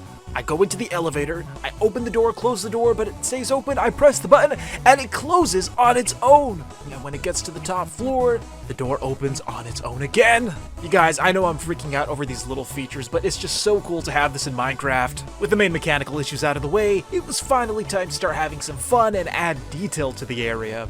In the end, this is what I ended up with for the lobby of the elevator. Back on the upper level, I began adding details to the towers. And then I had the great idea of actually splitting the bridge into two parts. So I began carving out a space. And when that was done, I hopped over to the creative world and began designing my grand vessel. Of all the structures we made in our steampunk world, this one was going to be the largest one yet. I transferred the blueprints over and did my best to place this massive monster between these two towers. With the cannon all set up, it was only a matter of time before the ship would finally be brought from dream to reality. Eventually the first deck was complete, so I decided to do a little walk around to see how it was looking on the inside. I kept working on the towers, finishing the roof while the cannon kept building the airship. I ended up adding a lot more detail to the towers. Pipes, fences, iron bars, anything to make this place look beautiful. One of the last little add-ons I had to add was a safety measure as well as a beauty one. I needed to add lights, that way mobs wouldn't spawn, and I was just so happy with the way it turned out. And by this point, the ship was finally starting to look like a ship. I've said it before, and I will say it again. The schematic cannon is a godsend. I love being able to build one thing while a machine builds something else for me. Speaking of the schematic cannon, I was gonna have to craft another one because I was going to build a second tower. Well, not really. You see, I already had a second tower, but I just didn't feel like adding all of the details that I did to the first tower. Why not just have the cannon do it for me? After scanning the first tower with my blueprint, I began setting up the second cannon, but the first cannon had run out of materials. It needed red balloons. I was also going to have to craft regular balloons because the cannon was running out of those too. So I went to the one place where I knew I had lots of sugarcane to make paper, that being the cake factory. There was a ton of excess sugarcane that wasn't being processed yet, so I repurposed it for the paper needed to make the balloons. Once I had crafted enough of those blocks, it was simply a matter of going out into the wild and finding red flowers. Once I had collected more than enough flowers, I went back to the building area only to see what the back of the ship looked like. From down on the ground level, you could really get a sense of the scale. I crafted a lot of red balloons, and when I ran out of dye, I remembered that you could actually spam flowers with bone meal to duplicate them. I was also going to need a lot of wool, so I went to activate an old machine of ours to collect twine. With the twine, I was going to use it to make wool. I was going to have the twine mixed together in a basin to make string, but I forgot that I had a valve activated, so the basin filled with lava. Once I turned the valve off, everything worked fine. Now the reason I needed the wool was because the actual airship balloon itself wasn't going to be made out of the balloon blocks. It was going to be a mix of balloon blocks and wool blocks. I also needed more wood, but mining wood with an axe is just too slow. You recall in the last episode I talked about how we needed to upgrade our tools, so the axe was next. And what was I going to replace the axe with? a trusty chainsaw. Similar to the power drill, when making a chainsaw, it would only craft the base. We also had to make the saw, as well as the other components that would make it run beautifully. When everything was added to the base, all you had to do was fuel it up, and then it worked like a charm. Look at that. Cutting through the trees like a hot knife through butter. With all of these new blocks that we had, the schematic cannon could finally get back to doing its job. It continued to fire each block one by one. I wanted to see the progress, so I hopped into the prototype airship to get an aerial view. As you can see, the schematic cannon finally started constructing the balloon. It then occurred to me that that balloon was going to be one big monster spawning area. To avoid creepers blowing it up from the inside, I started placing a lot of torches. Finally, after all of our hard work, multiple redesigns, and a couple of hours watching YouTube, the ship was finally complete. As for the grand tour, well, there's not that much to this ship. We have some deck space on the top, and this little room, well, it has a spiral staircase. The staircase, it goes up to the captain's quarters, which is, well, another empty room. I guess it does have something of a view, though you could get a better one on the boat deck, so yeah, it's just something to have here, but not really that useful. As for the lower levels, you could do a number of things with this space. Right now it's empty, but you could line it up with chests, you could put furnaces, anything you want. You could even decorate it if it's a passenger ship. In the back I have a water wheel, and that water wheel is powering the propellers on the outside, but I don't know if it's gonna work when we assemble the whole thing. And this is why. Sometimes some of the blocks are incompatible with the build, which causes the ship to tilt drastically.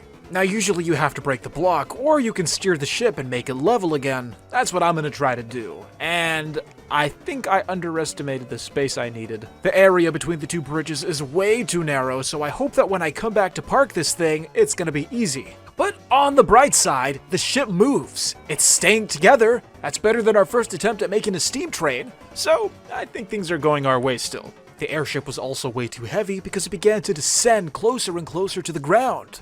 This meant we were going to need to add more balloons. I went back to the cake factory to craft more, and then I decided to hitch a ride on Old Faithful. After all, that was the only way to get back to the airship without having to stack dirt blocks. Yes, even old things can be repurposed and made anew. This teeny tiny little airship was now going to be a shuttle service. The only question lingering in the back of my mind was, where was I gonna park? It was going to be a squeeze, but I knew I had room to land in there. And it was a successful landing! Once the airship was finally inside, I went to the captain's quarters, broke through the walls, and entered the main balloon. And there I applied all of the smaller balloons with the hope that this would be enough to lift it off the ground. Yes, the Create mod thrives off the concept of trial by error, and we were going to add as many balloons as we needed until this thing did what it had to do. It was time for the moment of truth. Could the balloon actually lift off the ground? And we had liftoff! This thing was beginning to rise up into the sky as God intended. Now, the ultimate test. Could I park this thing? I began my slow approach, when all of a sudden I realized that the ship was way too high. I forgot that if you took it too high, then you have to have an oxygen tank. I quickly got into the little airship and made my escape before I died. Parking this thing was gonna have to wait till morning. And even though I almost suffocated in the air, I couldn't help but admire how nice this ship looked, even at night. The next morning was the most difficult, annoying morning in this entire series. I was almost close to parking the ship, like I was 99% there. But to my surprise, and this is crazy because I did an entire search, there was an invisible block that was preventing the ship from pulling forward anymore. I don't know where the block is. I pulled the ship out, I searched the air, I searched the ground, all over the towers, there's nothing there. But the ship doesn't want to move forward, so I don't know. I like gold. I mean, what's not to like? It's shiny, it's worth a lot of money. And yes, I will admit that before the Nether update, it was kind of useless aside from making golden apples, but one thing has always remained the same. Gold has always been used to make a statement. This is just a simple fact, one that's been proven time and time again, dating all the way back to the good old days when one would build a simple house made out of golden blocks. They were ugly, but admit it, you all built one, and you chose to do that not because the material could be turned into some super armor like today. No, you simply chose gold because it was gold. It totally wasn't because of that one guy who called gold butter. You know what? No. Some things need to stay in the past. If it wasn't clear enough by the title or my 1-minute rant, then yes, today we are making a gold factory. Gold farm? Call it whatever you want, we're making gold out of thin air. Let's go. Now where does one put such a building? How about in that pristine, natural habitat of a jungle that's conveniently located right across the river? Now I will acknowledge that we have a perfectly flat plain right in front of the cake factory, but that is waterfront property. I can't lower its property value by obscuring the view, so instead, I'm gonna cross the river, tear down a bunch of trees, evict a bunch of animals, and build my gold factory. But before I do that, we need a way to get across, so it's time to build a bridge. I decided to keep this one simple, nothing too fancy, just a nice little path of slabs across the water. With the help of my chainsaw, clearing out the trees was a breeze. The terrain was a little uneven, so I had to terraform a little by filling in the holes with dirt. For the more heavy-duty terraforming, I relied on my trusty power drill. You know, it may not look like it, but these simple tools make these menial tasks so fun. With the boring terraforming out of the way, I decided to add a few more details to my bridge. I didn't want to go too overboard with the bridge design, so I decided to keep it simple. Stone arches, light posts to illuminate it. This was the ideal bridge. And now, for the last of the prep work, building the foundation. I love getting the most out of my materials, so I cut up a bunch of stone and cobblestone into slabs and placed them down. With the foundation laid, all I had to do was reinforce the walls that faced the river. I wanted them to match the design I had on the other side, a mix of cobblestone and cobblestone bricks. Hopefully, if we keep building along the river, we will have a proper canal. But that is far into the future. Right now, I just have to finish this wall because there were more pressing matters to attend to, more golden opportunities. I put down the traditional trapdoors to act as guardrails, and like that, the wall was done. Now, time for the fun part. What does a gold factory even look like? More importantly, how does a gold factory even work? Well, I do know one thing. It requires crushing wheels. Lots and lots of crushing wheels. I'm not kidding. This is probably the one machine in this world that has the most crushing wheels. Why? Well, we'll get into that later. But until then, let's move on. Now these wheels, they're gonna need power, and this simple steam engine's not gonna cut it. See, up until now, we've been powering steam engines with water and campfires to generate heat. But the heat isn't intense enough to generate the force we need to rotate all those wheels. So we're gonna have to turn to an alternative source for power. We're gonna turn to lava. Thankfully, we do have a source of lava generation.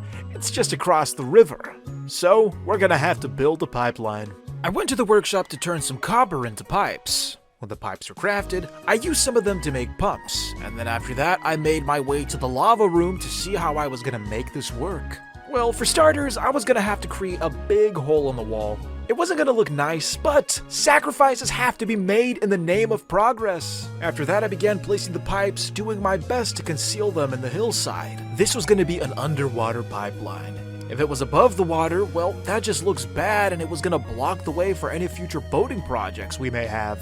Now that I had gotten the pipe on the other side, it was time to clear some space for the engine. Now, my main goal for this engine was to make it automatic. Up until now, we were powering steam engines with campfires and water wheels. But, like I said before, the campfires don't produce enough heat for the power that we need, but lava does, only if you put it in a blaze burner. So we're gonna have a lava bucket going in and out of a deployer, which should place the lava into the blaze burner for us, making an infinite loop of power. But first we have to get the lava here. So I activated the pumps and the lava started flowing from the farm to the gold factory. With the lava powering the engines, it was finally time to build the machine that would generate all of our gold. We've built a lot of things in this world, but this one is probably gonna be the one with the most steps, because to make gold, well, think of it this way, we are turning cobblestone into gold nuggets. There's just a lot of stuff in between so that we can get there. Around the halfway point when I was constructing this thing, I was beginning to start regretting that I didn't design it in the creative world first, because there was a lot of trial and error with this machine, but in the end, it was 100% worth it. All we had to do now was to build a beautiful exterior shell to cover up all these components. Now I'll ask again, what exactly does a gold factory look like? Well, I'll tell you one thing. This design was going to be far more ornate than anything we've built yet. You see, it was a factory, but I didn't want it to look like a factory. Truth be told, I wanted this area, this side of the river, to represent wealth. power, opulence, the finer concepts associated with gold. So instead of making it look like a factory, I was gonna make it look like it was part of a palace. I started off with the usual granite and brick foundations, and eventually I incorporated that trusty acacia wood that we love using in these builds. I also incorporated these more ornate windows, which kind of resemble those in the original 100 Days world. Consider the construction of this building a return to finer times. And of course, every great building has a tower. Well, not every great building, but most of them. There it is, friends. In all of its glory, the Gold Factory.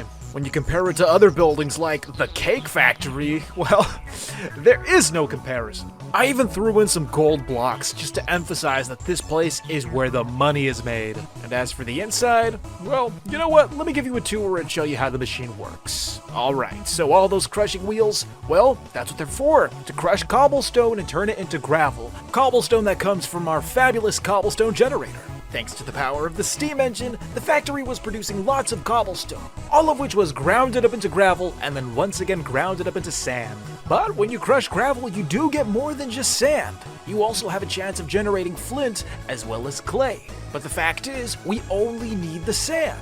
Which leads to the question, how do we sort the rest of the items? The sand is filtered away from the rest of the items. What remains are the flint and the clay, which continue to proceed down the belt. The flint and the clay continue to move along the line until they get to a series of sorting funnels, which separates the two. And once they're sorted, the clay goes into a chest, while the flint is disposed of in a little lava pool down below.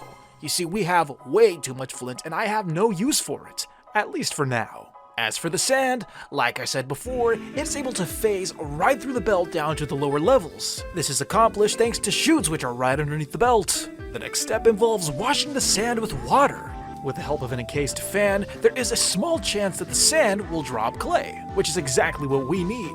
The sand comes out in stacks of 6 to 4 onto the depot where it's met by the blast of water coming from the mechanical fan. Once it's washed, it will leave clay, which is then put down on the lower assembly line where it awaits the next step, that being pressed into a block by a mechanical press. Now there is a reason why we need to press the clay into a block. You see, it's only in block form that you can turn the clay into hardened clay. And to accomplish that, we're gonna have to have the clay block go over the belt where they're gonna sit over an encased fan. The fan is gonna blow hot air from the lava that's right above it, and it's gonna bake the clay into hardened clay. Once the clay is baked, it's gonna proceed down the line into another series of chutes where there is an encased fan that will elevate the blocks up to a higher level. Up on the second level, the hardened clay is ready for the next step. It needs to be crushed into red sand. The clay comes out of the chutes, goes down the conveyor belt, and it enters into a pair of crushing wheels. The crushing wheels ground up the blocks into red sand, which is exactly what we need because to get the gold, we have to wash the red sand with water. When the sand is washed with water, there is a 12% chance that it will drop 3 gold nuggets. Once a gold nugget is produced, it goes into a chest where the tally on the board is once again raised to reflect the number in the chest. And there you have it! That is how we make gold out of thin air. It is a pretty complicated machine, and no doubt it has a lot of steps. But the end result is definitely worth it. And the blaze burner engine? It is a marvel. And there it is across the river, just sitting there gloriously. Now, I do have a problem, that being that there needs to be another one right next to it. I mean, I just love symmetry. I scanned the building, grabbed a schematic cannon, and started constructing the next one. Now, this one didn't have to produce gold, but like I said before, it just looked kind of weird having one on the right and not one on the left. It took some time, but eventually the twin buildings were finally together. It was now time to admire my work. These were definitely some of the more detailed buildings in this world, and I decided that this side of the river was going to be more, like I said, opulent, more grand. What's another word? Palatial? I don't know, but this was going to be the fancy side of town, while the other side was going to be left for the more, industrial, factory-type buildings. Here, we were going to produce fine goods. Speaking of producing fine goods, it was finally time to have a little fun with some of the gold we had already made. Now, the really cool thing about this mod pack is that you can do a lot of cool stuff with gold, like making this massive gold boiler. It just looks like a giant coin. The question is, what can we do with such a unique looking block? Well, I may have a couple of ideas. I began crafting different blocks, trying to figure out how I wanted to use this item. But time and time again, there was one idea that just kept flying around my brain. A throne. A golden throne. Like I said before, gold has always been used to make a statement. And what better statement to make than by sitting on a golden throne showing off your wealth? But we're not going to stop there. What about gold accessories? I'm talking about golden armor. Only in this mod pack, the helmet looks like a crown. Yes, with this golden crown and this golden throne, I definitely think I'm getting the message across. And there are also some other small golden accessories like these golden gloves. And of course, how can you possibly forget about the golden necklace? And here I am with a golden setup that even Midas would envy. Golden throne, golden armor, golden sword? It doesn't get any better than this. Unless you like diamond, but Everything was going so well until I noticed one small thing. And this was not so small, actually. I think I'm downplaying how much of a problem this was. You see, we have the pair of buildings here, and well, something looked a little off, so I had to be sure. I started counting the spaces between the buildings with blocks. Okay, that one is fine. What is that, like 5 of them? Okay, and I'm gonna have to count the other one. I wonder what that one is gonna be. It better be even worst case scenario. It's slightly off by a block. And this one was off by 2 blocks.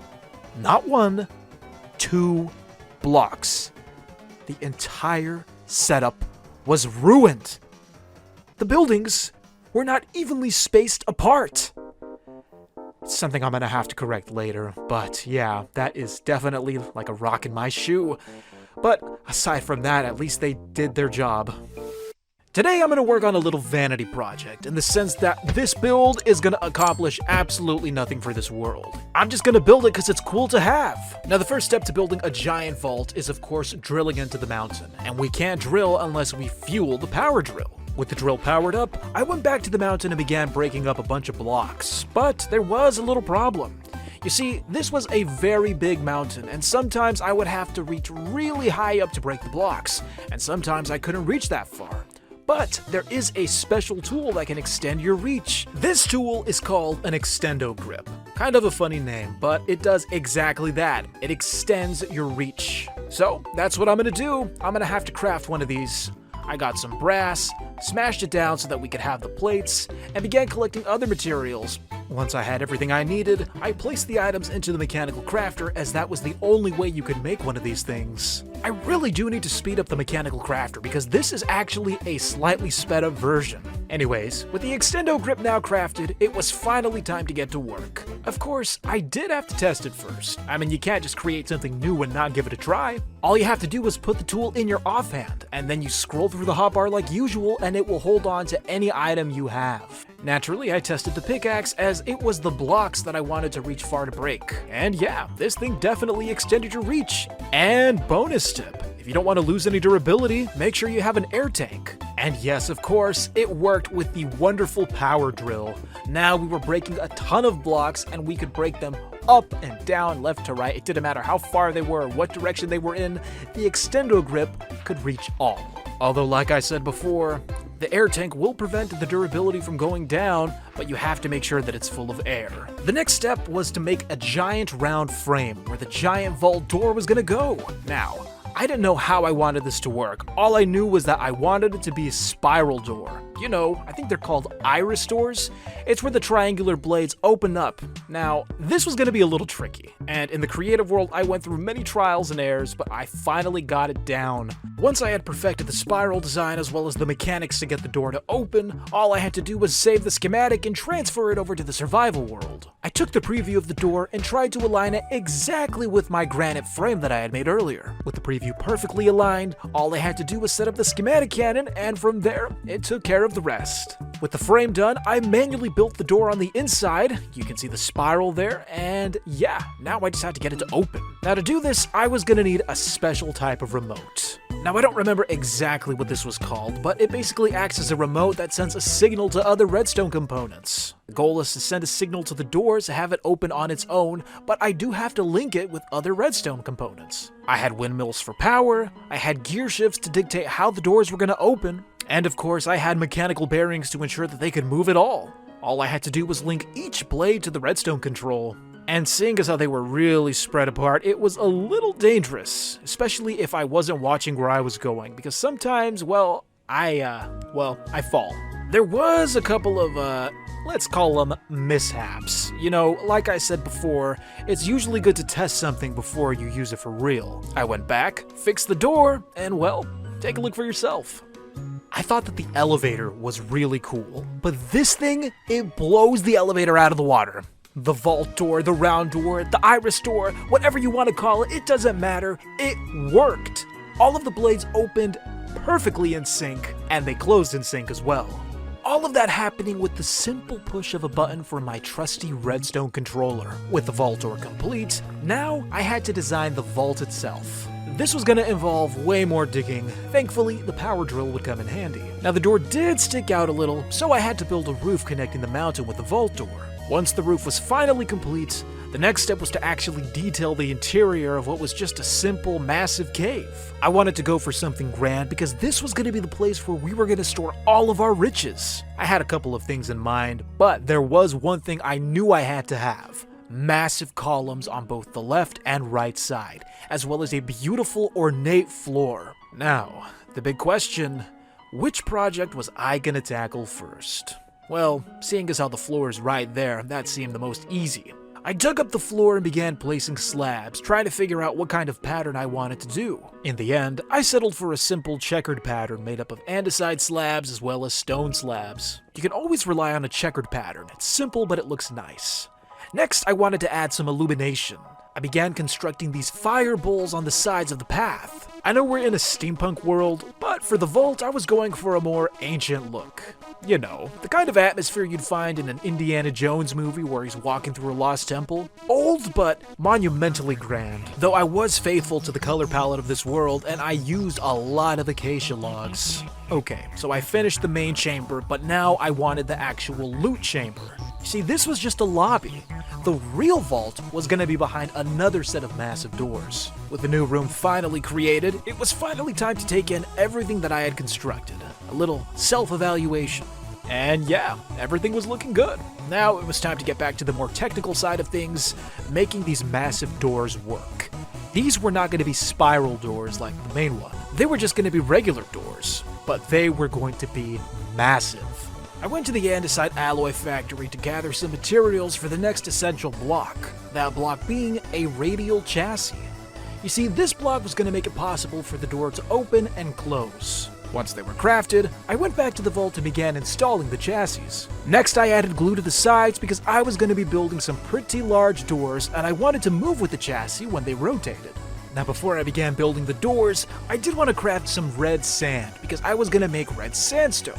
The reason I'm making red sandstone was because I was going to use them for light fixtures. There were some lights I wanted to put on the walls of the vault. Now these lights weren't going to be anything special, but it was very dark inside of the vault, and well, it would be nice to have lights to prevent mobs from spawning.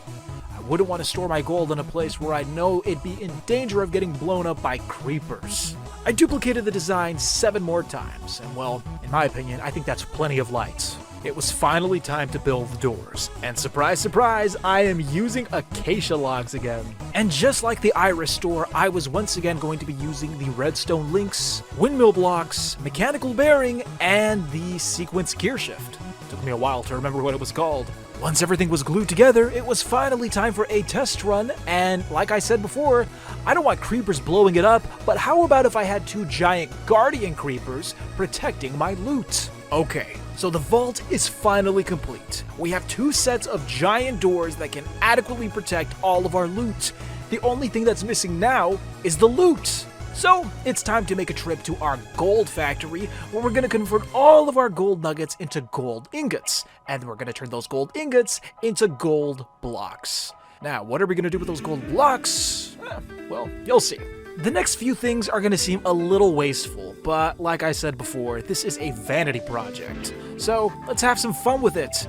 First off, we're going to use these gold blocks to fill up this room. And I'm talking a giant mound of gold, maybe 2. Of course, this gold doesn't look nice unless it has light bouncing off of it, so of course I have to add fire as well. But gold blocks, that isn't enough. While brainstorming what to add, I came across our old throne and the giant gold boiler behind it. The block looked cool, so why not have more? That's right. I'm going to be converting some of these gold blocks into these massive boilers.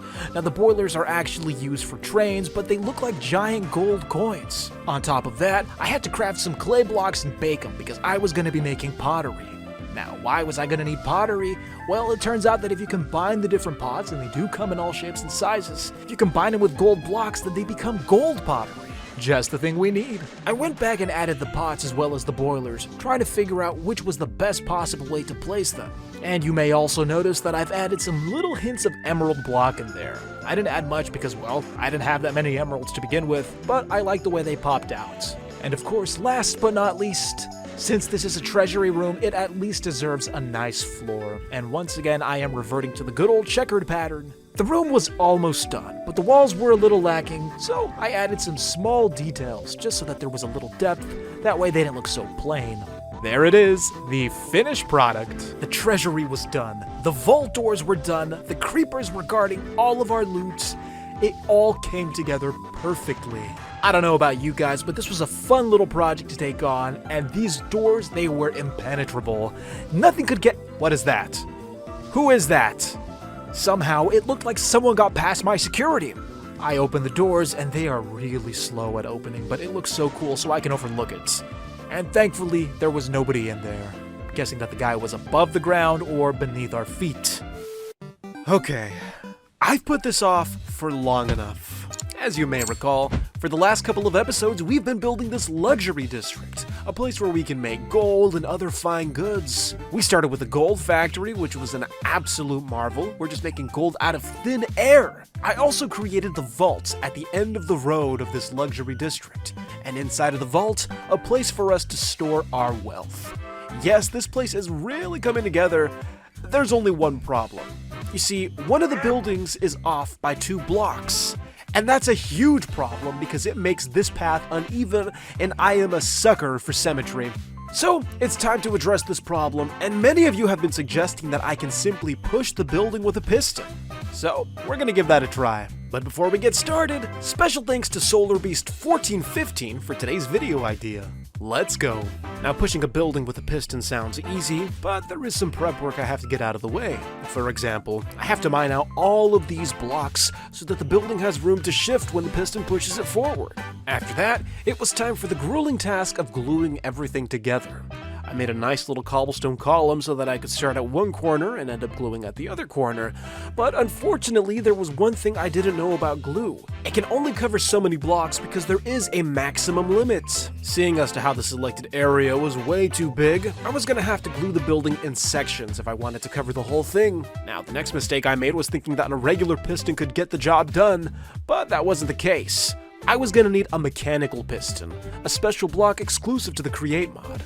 Now, the mechanical piston did require some prep work, so I set up a water wheel, got some water from the river, and got this thing up and running. The only problem was that, well, there was a block in the way. I don't know if this was a block I forgot to glue, but I had to break it if I wanted this to work. So, I went through the maze of machines to find the one block, and I don't know if this was the exact one, but I broke it, and it should have worked. Except, there was another problem. The piston could only push a maximum of 2,048 blocks. I had glued too many blocks together. So, at the time, the only solution I could think of was actually going underneath the building and breaking all of the stone that I had glued. I was hoping that I would break enough blocks to get under the 2,048 limit. Many blocks later, I had carved a nice empty space underneath the factory. And look at that, the building moved. It wasn't perfect, and some parts of the building weren't moving with the whole structure, but I was able to figure out the rest of the details. And now that the building was moved, all I had to do was fill in the gaps where the building once stood, making the path perfectly symmetrical. All according to plan, of course. And there it is. The luxury district was finally as it should be. Now, it was finally time for the fun part, the moment you've all been waiting for. It was time to make our golden apples, and with the help of the second gold factory and all of its gold nuggets, that was going to be possible. But before we could get started, there were some tasks I had to get out of the way, like making a basin. The reason I needed a basin, as well as a mechanical press, was because I wanted to automate the conversion of gold nuggets into gold ingots, and this is how I was gonna do it. There was a chest right there where I was storing my nuggets, and yes, I could put the nuggets in a crafting table and make the ingots manually, but that takes too long. So instead, I attached them with funnels next to the conveyor belt with that basin there, and the idea was that the nuggets would come out of the chest, go into the basin, and be pressed together into ingots with the press. And there you see the nuggets that are coming out, and the press is activated, and once there's 9, it goes down, and boom! We have our automated gold ingot system. The next task involved getting apples, and where do you get apples? Well, from the mighty oak tree, of course. We needed a place to mass produce these oak trees, so I began carving another hole into the mountainside, and at this point I was starting to regret building by a mountain because it involves a lot of terraforming when you want to build. But anyways, the idea was that I needed a flat plane to build the foundation of this next building, this oak tree farm. Now, we had wood farms in the past, but this was the first time where we were actually harvesting trees, not for the wood, but instead for the apples. So we were going to need a tall building, and it was going to be based off of a greenhouse. At least that was what I was thinking. I built this auto harvester. You guys have seen this design multiple times now. It's very useful. I attached the deployers because the deployers are the ones that replant the saplings. See, there I'm setting the filter with the acorns. And after that, I had to attach the saws to the lower level so that they could chop the trees down.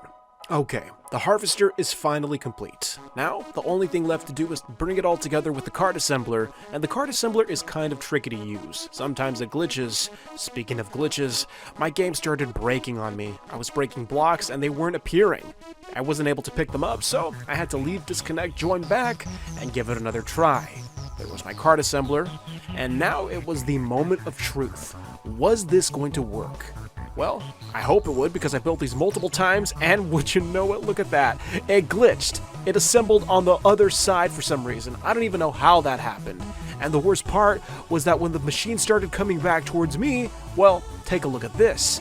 It started breaking my building. Good thing I didn't finish building those columns. Anyways, I had to fix that, and once they were finally in the right position, they were running back and forth as they should have. Now, it was time to move on to the next step. Planting the trees. I began putting acorns in each deployer's hand. To be honest, I didn't have that many acorns, but we could start with a few. After that, I made a little belt system with chests and funnels where I would sort all the items that came from the oak trees: wood, acorn, apple, sticks. Now it was simply a matter of planting the trees and letting the machine harvest everything.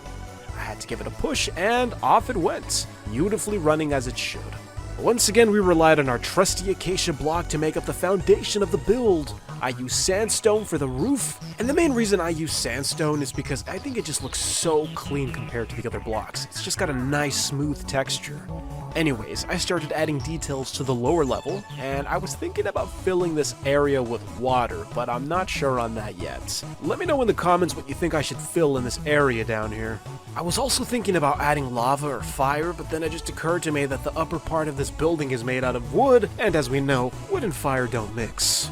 Anyways, I was finally working on the roof, adding these columns with these pipes and the sandstone walls, and of course, we have to use our classic warped log roof design. I think this is just a pretty cool color palette. I don't know why, but I've stuck with it, and I'm gonna continue sticking with it. But you know what, like I said before, I am open to suggestion. Leave a comment down below if you think I should do something else. But the interior was finally done, and this is what it looks like. The machine was running, and the windows and the roof, it just all came together real nice. Look at the sun shining through the windows there. It was doing a good job. A little too good. The machine was harvesting at full force, and there was a point where all the logs were overfilling the chest. So I had to make a disposal system with lava. This is what the outside looks like. I don't know what I based it off of, but I think it looks pretty. And there was also an alley in between the gold factory and the apple factory, so I was gonna have to link the two somehow between this tiny gap. Anyways, the sorting system was working like a charm. Apples were going into the filter, and they were being collected there for future use. Now the next problem I had to tackle was how was I gonna combine the gold with the apples? Well, one problem at a time. First, we were going to have to address something at our gold factory. That being this. You see, the gold had to be transported, so it was time to make an assembly line that would take the gold from point A to point B. I dug underneath the factory, and the next step was to build a platform. See that huge gap there that we dug earlier? There was plenty of space for this platform, also plenty of space for the belt. Using wood slabs, I quickly threw something together. This wasn't going to be fancy because it was underground, and if it's out of sight and out of mind, then I don't worry about putting too many details as long as it gets the job done. Anyways, I began tunneling under the apple farm, apple factory, whatever you want to call it. The apples were being made there. Once I was inside, I went back underground and began making a larger path. That way there was more room to walk and I could build easier. Next, I began building the contraption that would combine the gold and the apples together. A basin and a mixer and 2 funnels on each side for each item to enter through. The belts were going to be complicated, but it didn't matter because the job was going to be completed. So I set that up and it was looking pretty good.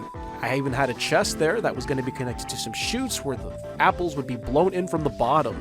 So that was the idea. I put the cog and got the mixer started.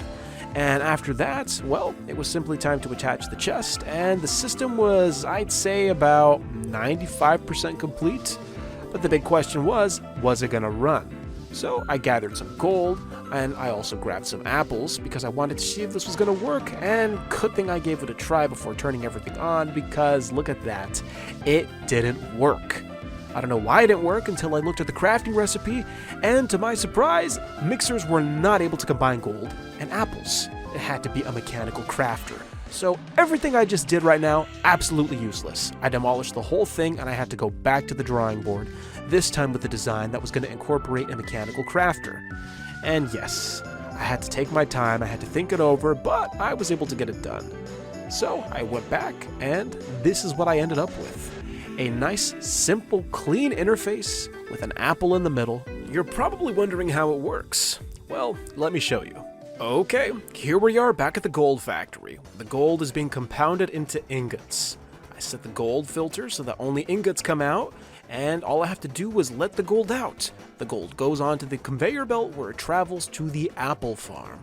After that, the mechanical fan blows the gold upwards. Meanwhile, the apples are being stored in a hopper. The hopper transports them into the mechanical crafter, where the apple is then met with the gold, where they are then combined into golden apples. Well, there you have it, friends, the Golden Apple Factory. I'm going to be taking future suggestions from the comments section, so be sure to comment what you want me to build next so I don't run out of ideas. Today is a great day, because today we're going to be making chocolate. And all you need is sugar, cocoa, and milk. It's that simple. A special thanks to Sanic from Roblox for today's video idea. If you want your idea featured next, be sure to leave a like and comment down below. Enough engagement farming, let's make some chocolate. Now I am going to make a factory, but first I need to find a place to make some free samples. And this old house that we've made is the perfect spot to do that. It's old and it's forgotten, we haven't used it, so why not repurpose it for something good, something better? Sentiment is the enemy of progress, so we're gonna burn everything old and replace it with something new. Also, there's this thing. I don't know what this is, but it was in one of the chests and it started talking to me, so yeah, I'm gonna hold on to this evil demonic looking eye for a while. Nothing bad ever came from cursed artifacts. Back at the old house, I began by breaking up this old wood floor. Wood planks, we're done with that because we're using diorite, as well as deep slates, and with those 2 blocks, we're going to be making a beautiful checkered floor that resembles a kitchen. We're also breaking up the old roof in favor of higher ceilings because it just makes the space feel way more open.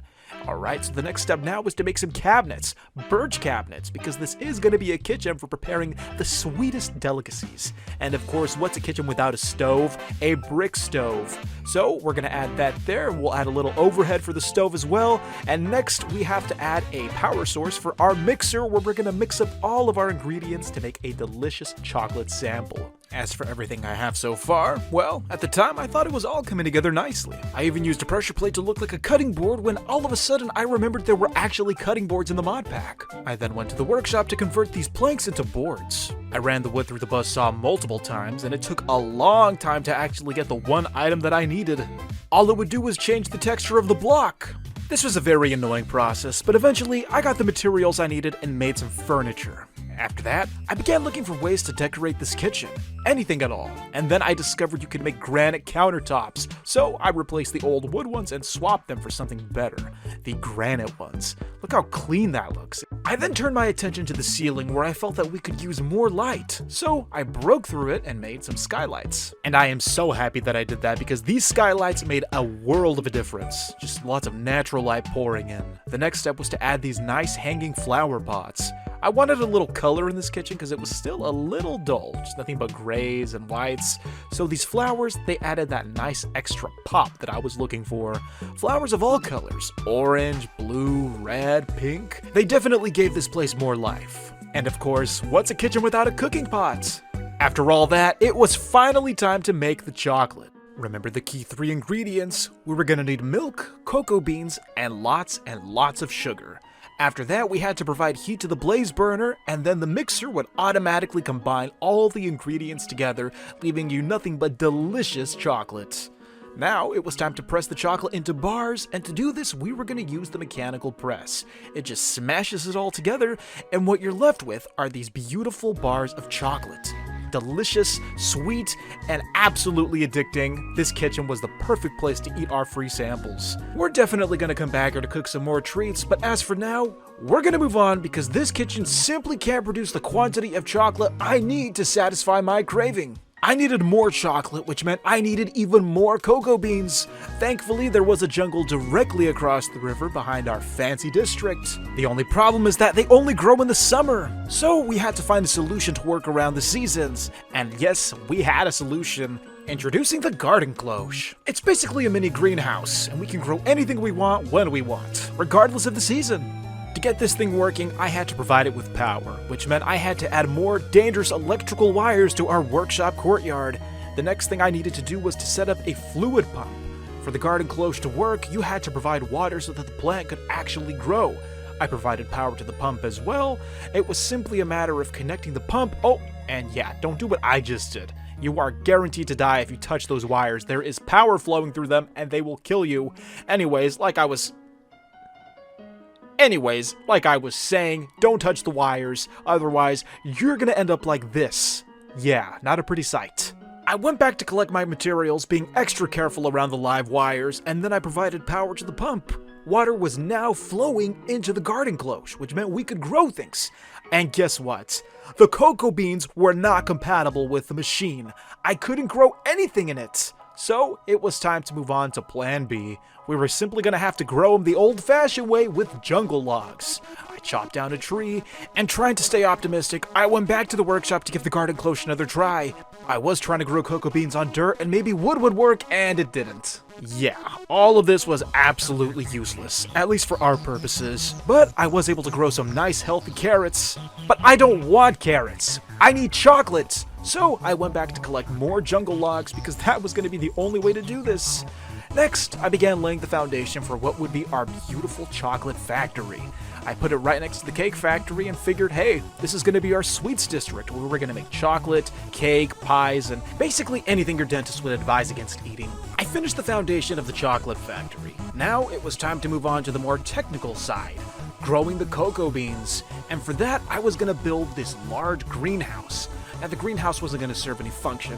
It was just cosmetic, but I couldn't pass up a chance to work with glass. We never work with glass in this world. I don't know why. We should. But anyways, once I was done building the walls, I began placing the dirt to grow the cocoa beans. And this is honestly where I had a brain fart moment because you don't need dirt to grow cocoa beans. You only need the jungle logs. I've been playing this game for I don't know how many years and I still forget sometimes. Anyways, with the log set up, I began attaching the cocoa beans and I didn't have enough to get every single log covered. So I was going to have to wait for some of them to mature before I could start growing more. And then it occurred to me, how was I going to get the cocoa beans onto a conveyor belt? So I decided to pour some water, and the idea was that when the cocoa bean was harvested, it would flow down the water. Some of the cocoa beans had already grown, so I harvested them and planted them on the other logs. I mined up all the dirt and began pouring water in its place. I needed a nice strong current that was going to carry all the cocoa beans to the conveyor belt. Once all of the water was poured, I began carving a channel at the very end, and that was where the conveyor belt was going to go. I placed the belt out and then began working on tanks where we were going to start storing some of the ingredients for the chocolate. Now these tanks were going to be used to store milk. The question is, where were we going to get the milk from? Well, luckily for us, there is a source of milk real close.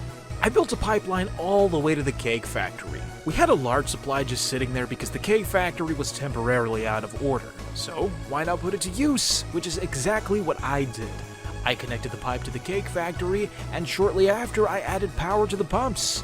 The milk began flowing from point A to point B, and eventually it reached the chocolate factory where it was being stored in these tanks for future use. Not just one tank, but two. After that, it was time to move on to the next phase, but before I could do that, there were these gross flies that just spawned out of nowhere after I had killed a zombie. The chocolate factory was under attack by these biohazards, but once they were taken care of, I began raising the walls and adding the deployers that would harvest the cocoa beans. And trust me when I say, it was a lot of deployers. I was a little worried that they weren't going to run, but that was a worry for later. Right now, I just had to make sure that they were all going to be connected. And once they were connected, it was simply a matter of putting a belt together that would fuse all of these machines as one. Now, the question is, was it gonna work or would it get overstressed? And it worked! They all descended down on the cocoa beans, and with a single poke, they were all harvested. The cocoa beans flowed down the water and onto the conveyor belts, though some of them did land on the floor, so I had to add a glass barrier so that they would simply flow onto the conveyor belt. I began brainstorming on how I wanted the rest of the factory to look, but there was the issue of powering everything, so I began digging a tunnel with the drill, and this tunnel led all the way to the river, because that's where the pipeline was for the lava. We were going to transfer lava from our lava center all the way to the cake factory. The pipeline ran underneath everything else, and once it got to the cake factory, it was then deposited onto an assembly line with a bucket that would catch it. And like our other engine designs, the bucket would rotate around, go into a funnel that would then transfer into the hands of a deployer, which would deposit lava into the blaze burner.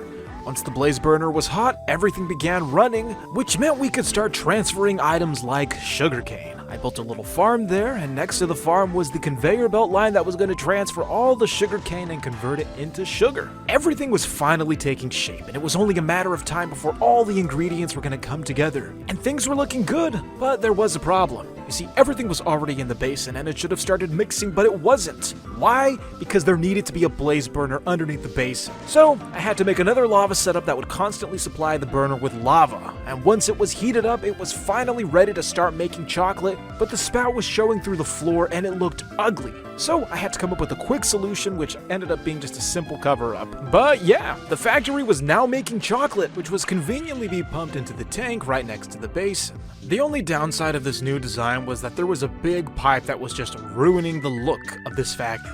So I had to hide the rest of the pipe behind a wall, which I made, but it gets the job done. Okay, well, at this point everything was running exactly as it should. So it was simply a matter of constructing the rest of the building, and that would make the factory 100% complete. I was getting a little tired of building with acacia logs. I mean, yes, acacia looks pretty, but I wanted this factory to stand out. And it did. Instead of using acacia, I used way more sandstone, lots of diorite, glass, and deep slate. And before I covered it up, I did want to show you that there is a pipeline that runs underneath the floor which transports chocolate from the tank into that basin over there. Anyways, I also added cake displays and chocolate pie displays because it's a chocolate factory. We're gonna have chocolate treats on display, obviously. Well, here it is, the culmination of all of our work. We finally had a fully functioning, self-reliant chocolate factory. This chocolate factory was producing more chocolate than a person could eat in an entire lifetime. We had cocoa beans that were growing, they were being converted into chocolate. Everything was going exactly as it should have. And I am so happy that I got to build this because this was one of the most fun builds I've had in this entire Steampunk series. So once again, thank you so much for recommending it. I look forward to hearing more from you guys. I can't wait to see what you want me to build next. This has been a very fun session of Steampunk Minecraft, and just look at it go. All of the ingredients were being mixed up and stored in a tank. After that, the tank would transfer all of the contents via pipeline underneath the factory to this basin here. And the purpose of the basin? To smash all of the chocolate into these wonderful chocolate bars. If you hate candy, then honestly, I feel bad for you. Maybe in the next video, I'll build you a salad factory. In the steampunk world, transportation is key.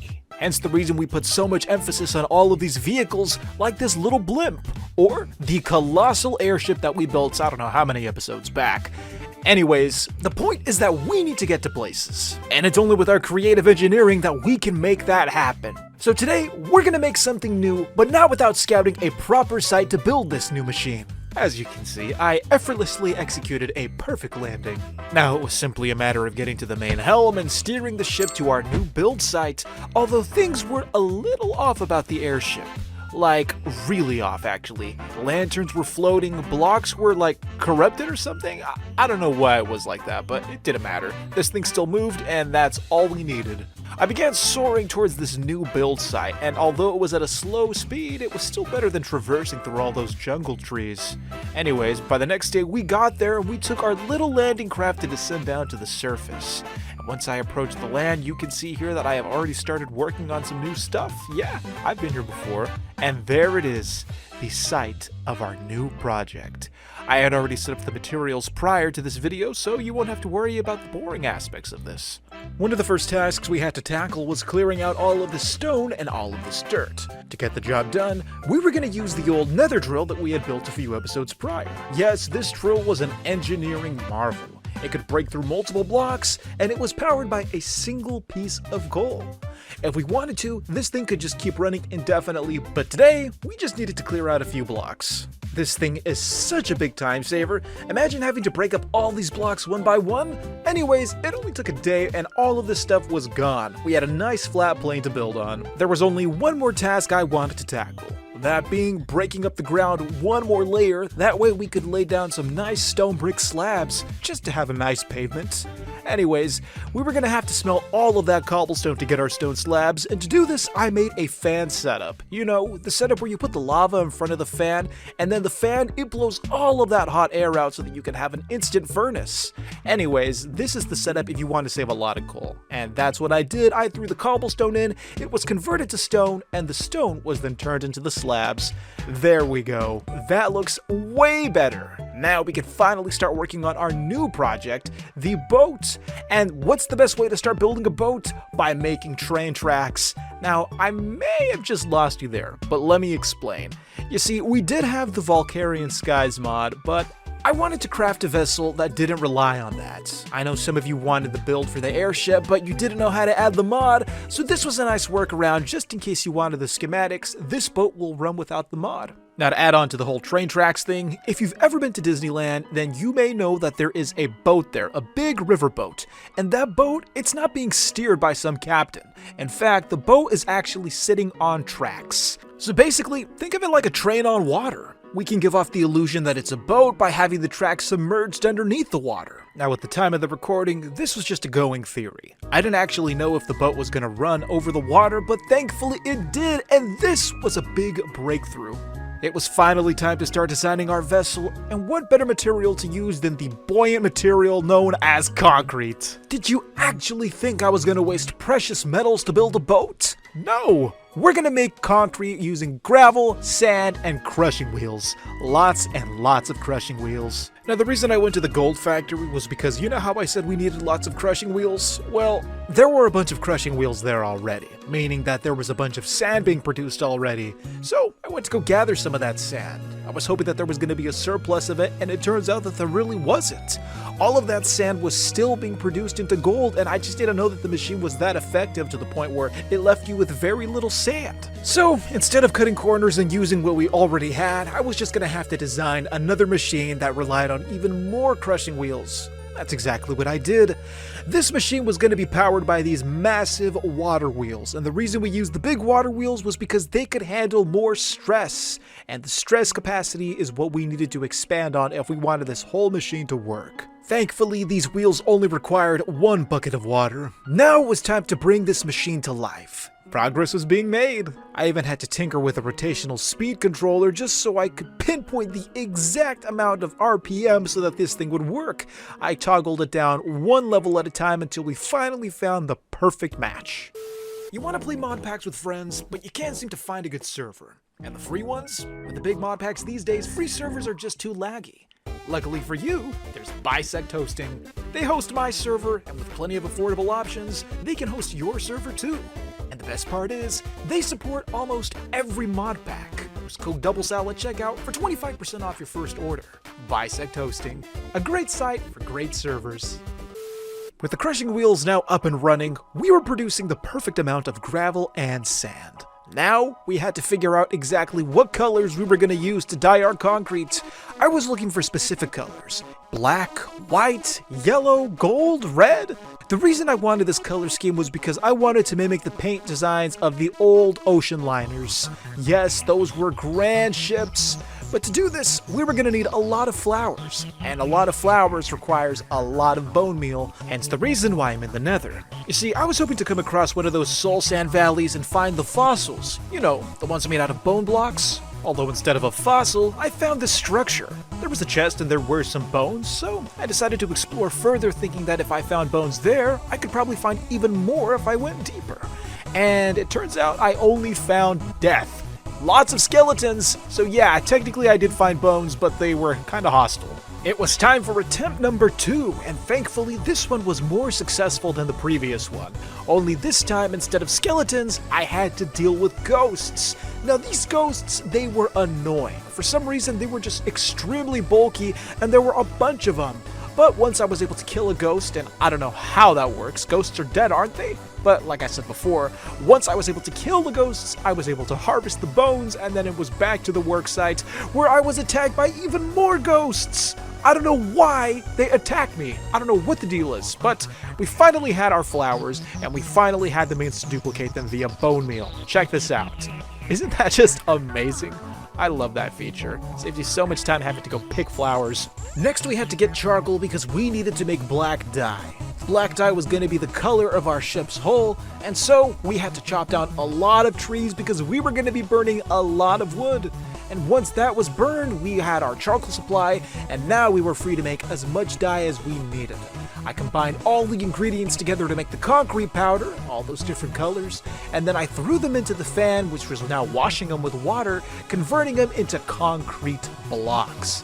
I just love concrete blocks. Look how smooth they look. Now, it was finally time to start building our ship. The question is, how does one do that? I've never built a boat before. Strike that, that's a lie. I have built a boat before, but not one this small. Why? Because it's difficult. Now, some of you may be wondering, how can building a big boat be easier than building a small boat? Well, that's because the inspiration for the boat that I'm building has a lot of detail, and packing all of that detail into such a small build is difficult given the cube-like nature of Minecraft. Now, what boat did I base this off of? I was basing this off of the SS Nomadic. The Nomadic was known as a tender boat, which is basically a boat responsible for ferrying passengers and supplies from the land to the ship. The Titanic is way too big to dock at our boatyard, so we're gonna have the Nomadic to ferry us between the two. I hope you guys like the design. I tried to recreate it as best I could with the stuff I was given, but yeah. This is what the inside looks like, nothing fancy, and as for the controls, well, they're down here too. But let me show you how this works. The Nomadic is going to run on tracks. That we already know. The question is, how are we going to lay out these tracks? The idea was that we were going to make one big loop. The Nomadic was going to circle around. All we had to do was lay down the actual tracks to make that happen. Unfortunately, as soon as I assembled the ship to make it a movable entity, all of it came apart. So yeah, we're going to have to do without the lines, but I still think it looked good enough. Anyways, it was time to take her on the maiden voyage. The Nomadic pulled out of the dock and was sailing out into the open water. Well, at least a few feet away from the dock, but you know what? It still counts. Its first voyage was a success. Now, its loop was kind of small, but that's okay because we didn't want the Titanic to be that far out. We still wanted it to be within viewing distance. See the harbor over there? As for the Titanic, it was going to be right here next to Nomadic. All we had to do was build a little platform so that we could put our schematic cannon down and it would start building the thing. Wait a minute, did you actually think I was going to build the Titanic by hand? No way! The schematic cannon was going to do all the work as usual. I put the chests down, now it was simply a matter of supplying all of the materials to the cannon. Thankfully we had a lot of concrete. I transferred the schematic over, and I do want to let you know that the schematic is my design. and the cannon just started going. Look at the size of that hull. That thing is massive. It was a lot of blocks and it took a lot of time, but eventually the Titanic began taking shape. After some progress was made and some time had passed, you could actually get a feel for how big the ship was compared to the dock itself. This thing was a behemoth. By this point, some of the first boat decks were actually done, so we could actually walk on the ship. And yeah, this thing, I'm not gonna furnish it. It's just way too large. I mean, look at it from the map. Look at it from the map. It barely fits into the ocean. It's a long run from one side to the other end of the ship, but you know what? I'm gonna do it anyway. I started running all the way over there to the front, known as the bow. I even had to speed it up because that's how long it took. And yes, this is the bow, the front of the Titanic. Yes, it's still incomplete, but it's a work in progress. Even more time went by and the schematic cannon continued to add more blocks to our ship. Eventually, our vessel was complete. Here's a quick little bird's eye view of the top. There she is with her 4 iconic smokestacks. Fun fact, the 4th one wasn't even real. And yes, here is the final view of the entire ship's length. It was massive. Also, I added the promenade deck, and as we zoom all the way through the length of the ship, this is what it looks like from the pneumatic itself. Yeah, it basically just overshadows the entire little boat.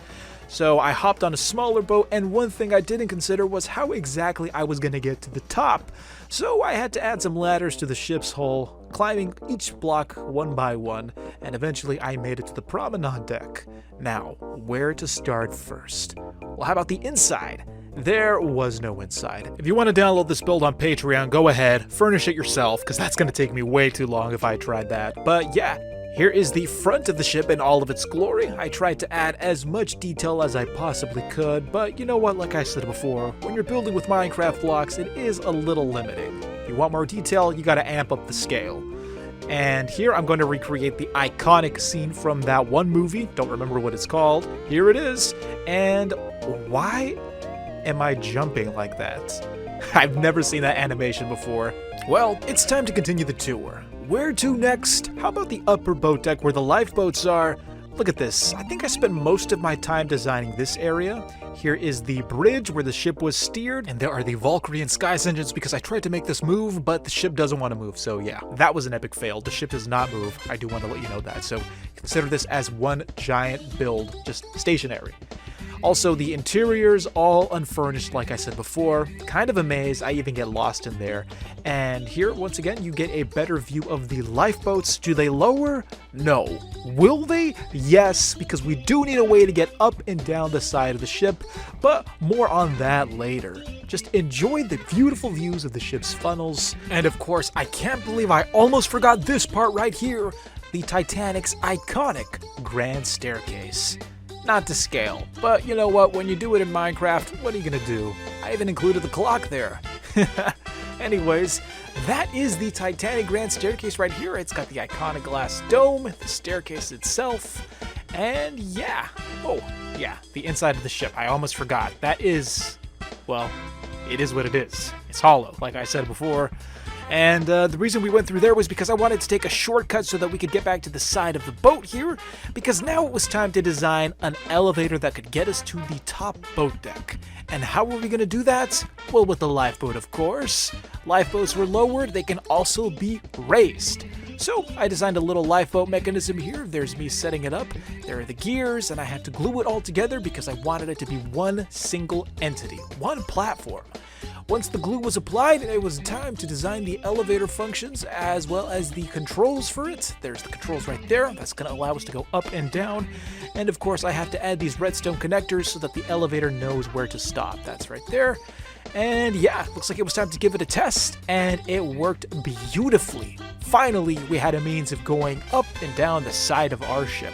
It goes down, guess what? It even goes back up. All you have to do is go to the controls, press the button, and the lifeboat is raised once again to the top boat deck. Well, there you have it, friends, the Titanic in Minecraft form. With the help of our boat, we were able to build a ship that would be worthy of legend. And it is. There it is. I hope you guys enjoyed today's video, and if you want this build, be sure to follow me on Patreon. The schematic will be there available for download. Would you believe me if I told you that the secret to power was lots of eggs? Well, that's true. I wouldn't lie to you. And we're gonna need lots of cages for all those chickens who are gonna lay those eggs. Unfortunately, we have to go through the boring process of crafting said cages. So that's exactly what I did. Got some of my iron bars, and crafted some of the finest cages a chicken could ever want. After that, it was time to go searching for said chickens. So I made my way to the airport looking for the best mode of transportation, that being the gyrodyne. Airships, Titanic, they're cool, but they have nothing on the reliable gyrodyne. It's eco-friendly because it doesn't burn fuel, and well, it's just a fun word to say. Gyrodyne, gyrodyne, gyrodyne. Try saying that a bunch of times. Anyways, the gyrodyne took me to this village, and though this wasn't the chicken I was looking for, it was an airship, which made me believe that the villagers were evolving, ascending even, though they didn't have any loot worth taking. So after that, I decided to start flying along this wall of chunk. I guess my world was having some chunk glitches, considering that after every update they add new mods, which changes the world generation. I don't know, but I came across this treehouse hoping to find some chickens, and there wasn't a chicken to be seen, though there was a lot of watermelon and a lot of little XP stuff, but no chickens. I kept exploring around even to the bottom of the tree, but not a single bird. I flew a great distance until I finally came across the things I was looking for, my prized chickens. Yes, there was a beautiful hill, and on that hill were all of the chickens I needed. Just enough to get a chicken farm started. I even came across, well, oh, that's not a chicken, no thank you. Oh, and I also came across this little guy. He was coming home as well. Anyways, once I had my chickens, I decided to dig them a cozy little pit in the ground where I was going to have them breed until I had the perfect population for my power machine. Yes, these chickens were living the life, all the food they could eat and all the fun they could have. As for the raccoon, he was going to stay guard in his little cage. And watch as I break the laws of physics. I don't know how that works, but yeah, there you go. New home right there. Anyways, the reason we need eggs is because we're making blaze cakes, and one of the required ingredients for this cake is, of course, eggs. Now, to get us started, like I said before, we were going to need a lot of chickens, but we also needed a build site for our brand new power plant. Yes, we did have another power station that I built a few episodes ago, but that one ran on a different fuel, and this one was going to be way bigger and run purely on steam. So, to get that started, we were going to have to build the perfect chicken farm. Here I am setting up all the chutes so that all the eggs they were going to lay for our blaze cakes would go down into one tiny little chest. That chest would store all of the fuel that we were going to need to get this power plant started, a power plant that our world would depend on. After building the funnel system, I surrounded it with slabs so that I could have a little platform to walk around on just to monitor the chickens and their behavior. I made a little ladder, that way I could get up there, and then after that, the next goal was to craft some trap doors so that the chickens could have a nice little barricade to look through. Couldn't have them free roaming around. This was not that type of chicken farm. I got the barricades, I raised them up about 2 blocks, that way the chickens couldn't hop over, and then after that I began transferring each bird one by one via the cage. And in case you were wondering, this is what the funnels look like when they are in action. I climbed down to check the chest, and as you can see, even though we have a 3x3 grid, all the eggs were ending up in the one chest. Now it was time for the next thing. To make some cake, you are going to need some sugar. Thankfully, we had an abundance here at the cake factory. I grabbed some, and then I made my way back to the area where the chickens were to make an infinite water source because we were going to be growing more sugarcane for our beautiful sugarcane farm. And honestly, I don't know how many more of these I have to make, but it feels like I make them at least every other episode. Hopefully this is the last one, because after that, sugarcane, well, I mean, how much other use can we get from it? I put some trapdoors around to make it look nice, and once that was done, it was time to create the harvester. Speaking of making these things every other episode, we have our harvester here. I mean, it wouldn't be a Doublesal episode if we didn't make one. I added some glue. You guys know the drill. We've made this tons of times before. If you don't know how to make one by now, well, I don't know what to say. Anyways, the harvester was done, and here is where we're going to grind the sugarcane into sugar. You get a 50% chance to get an extra piece, and here is the minecart here. All we have to do is give it a little push, and the harvester starts doing its thing. Just going back and forth, harvesting infinite sugarcane, and it seems like we were set with the sugar, because once I switched that funnel to go outward, all the sugar dropped down into the millstone and ground up right there. Look at that, it's being stored in the chest. Of course, we have to increase our chicken population, like I've said before. Thankfully, I have lots of seeds, and they have a lot of time on their hands. Now that we have that, we need to tackle the next problem, netherrack, because we need cinder flour, the flour for our blaze cake. It only makes sense that blazes eat cakes made out of netherrack. I mean, what else would they eat? There was lots of netherrack in the power drill storage, the same drill that we had used last episode to clear out a mountain. Unfortunately, when I tried to collect the drill to move its inventory, the minecart didn't agree with me and moved forward. If I wanted to move this machine, there had to be a minecart with a furnace under it, and I tried crafting it, but my game was glitching and it was taking multiple tries. And then I realized my body temperature was rising, and also the fact that I was lacking a lever. I had to craft the lever, but I guess I don't know how to craft them until I did, and then after that I went back to the machine, placed the lever. Once it was one entity, I right-clicked it with my wrench, and I was finally able to get it in my inventory just in the nick of time before I burned and died of heat stroke. And that pool of water, that was just the thing I needed to cool off. After that, I went back to the worksite and began working with these large crushing wheels. We were going to need the crushing wheels to break up that netherrack into the fine cinder flour for our blaze cake. After that, I began installing the belts where all of the ingredients were going to go and meet in one spot at the center of a basin where they were going to be pressed or mixed together. There's the basin right there, all of our eggs, our flour, and our sugar, all of the ingredients needed to craft the ultimate power source, the blaze cake. Now, once that was done, I added the mixer that would combine all the ingredients together, and it was simply a matter of setting up the cogwheels and giving the machine life. I added these gearboxes, that way all of the conveyor belts went in the proper direction, can't have the ingredients going the wrong way, and once that was complete, it was simply a matter of checking out my work and making sure it looked good, and yes it did. Double check your work, everyone, especially when it comes to Minecraft builds. As you can see, the eggs were now on the belt, making their way to the basin. It was time to unleash the netherrack so that it could get crushed. So I stocked up the netherrack into the chest, and it immediately began going onto the belt, crushed into cinder flour. Once the netherrack was there, a creeper decided to make its appearance and blow up my work. So always be vigilant, especially during the day, because creepers, I hate them. But yes, all of the ingredients were being joined together, and I realized I had the wrong block. I needed a press, not a mixer, so I put a press there, and then the machine got overstressed. Once I resolved that issue, I tossed whatever extra ingredients I had in my inventory into the basin, and just let it get smushed together. And finally now, we had a working system that made us blaze cakes. Everything was working in harmony. The sugarcane was being harvested at a decent rate, the chickens were laying eggs at an okay rate, even though they were crammed. Yeah, everything was working as well as it could, but I'm sure we could fine-tune it a little more. But we need a building to house all this stuff, and the Temple of Power was that place to do it. I cleared the land and made sure it was nice and flat because we were going to be using our good old schematic cannon once again.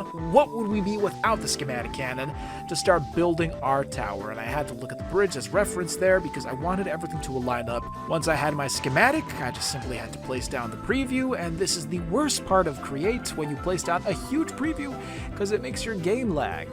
Spoiler, cover your eyes if you don't want to see what the building's going to look like because the preview, well, this is the building itself. There it is, oh, in all of its glory. Well, you know what, it could be a little more glorious, and it will be once everything is constructed. Now, it was time to start demolishing all of the old setups that we had because the building was so large it actually went over the stuff we had already placed. This stuff was going to end up getting buried if we didn't move it, so I moved it out and my cannon started doing its thing. Leave a comment down below if you want me to start building things by hand again, because if you think that this cannon spoils me, well, you and I are in agreement. I mean, honestly, half of the stuff we have, more than half, is thanks to the schematic cannon. So, yeah, you know what, maybe we should go back to building things by hand. But here was what it looked like when it was about, almost halfway done. Yes, the cannon is a beauty. As is the build, the power station was complete. Almost complete. You see, we still had to fit it in with all of the machines, but this is what the interior looks like before all that was done. We have a few entrances and exits, and lots of space for all the machines we want to build here. We have 2 identical halls on both sides of the building. We're definitely going to need them for the size of the sugarcane farm. And as you can see, these are our engines and the water that's going to power the engines. Well, the water that's going to course through the engines. It's the heat that powers them after all. And as you can see over here, I've decided that this is where I was going to put all of my stuff. And there's a friend that spawned right there. The water was going to fill these engines up. We had all the pumps and all the belts, everything to get this place going. There's the pipes there. And yeah, it was simply a matter of getting this place fitted out. But once it was set, this was going to be a literal powerhouse. The building could also act as a base of operations. As you can see, I have a few rooms over here, 2 on each end of the building, so you can, I don't know, store something here, make a bedroom, whatever you want. The space is there. And then we also have this fancy colonnade here, where when you actually get further away from the building, you can truly appreciate what it looks like. And I was going for a monumental type thing here. I always do. I don't know why, it's just something I love to build. And this is the side of the building with a large row of windows, and now it was time to move in. One of the first things I did was starting to get the engines warmed up. So I started by doing the water wheel placement here. After all, water wheels are a basic source of power, but they're essential for starting even the mightiest of power plants. After that, I began supplying the engines with fuel, that being the logs, which were being placed into the blaze burners by this mechanical arm, a true marvel of the Create mod. This is pretty cool, especially since we don't use it all that often. After that, the engine started coming to life, fluctuating between level 4 and level 5, with the arm supplying a steady flow of logs for them to burn, that being the blaze burners. Yes, the engine was moving, although it wasn't nearly as powerful as it could be. So it was up to me to harness the full potential of our steam engines, that being with the power of the blaze cake. I took all of the setup we had previously made and moved it inside. I even installed the netherite grinder right underneath for the sake of saving some space. Yes, everything was going to run perfectly, although it was a little dark, so I did add some lamps so that we could see our beautiful creation. The chickens were laying tons of eggs at the old farm, and I didn't want them to go to waste, so I transferred them over to the new machine along with all of the sugar that we had also harvested. I applied the eggs on the funnels, that way we could sort out all the random eggs with the good eggs. Then after that, I made a chute so that all of the cinder flour could go up into the basin, which was directly above it on the main floor. And now it was simply time to let all the ingredients start moving between every component of our design. The sugar cane was being grounded into sugar, and our eggs were moving through, making their way to the basin where they were going to be mixed together with the sugar cane and all that other junk. All in all, our setup was about, I'd say, 99% complete, although there was one last ingredient we needed to make this blaze cake, and that was the lava layer of frosting. Yeah, I think that's what the lava's supposed to be. So we were going to get our lava from our lava farm that we had at the workshop, and we had to basically pipe it all the way over to the power station, which meant I was going to have to drill a very long tunnel. Thankfully, I did have this drill that could mine in a 3x3 radius, so it only took half the time. And as you can see here, it was a very long process. But once the tunnel was done, I was free to place down the longest pipeline I had ever built on this world, paired with lots of cogs and lots of shafts to give it power so that all of the lava can flow from point A to point B. Now, there were a few glitches, and that's to be expected when you're pumping so much lava at such a long distance. But once you're able to work around those glitches, thank you Reddit for helping me out, you are able to get the lava to your blaze cake base and make a beautiful stack of blaze cakes. Once I fed them to the blaze burners, they turned blue, indicating that the heat was being cranked up, which also meant that the engines were starting to work as they should. Max power, you can tell by the cogs spinning really fast.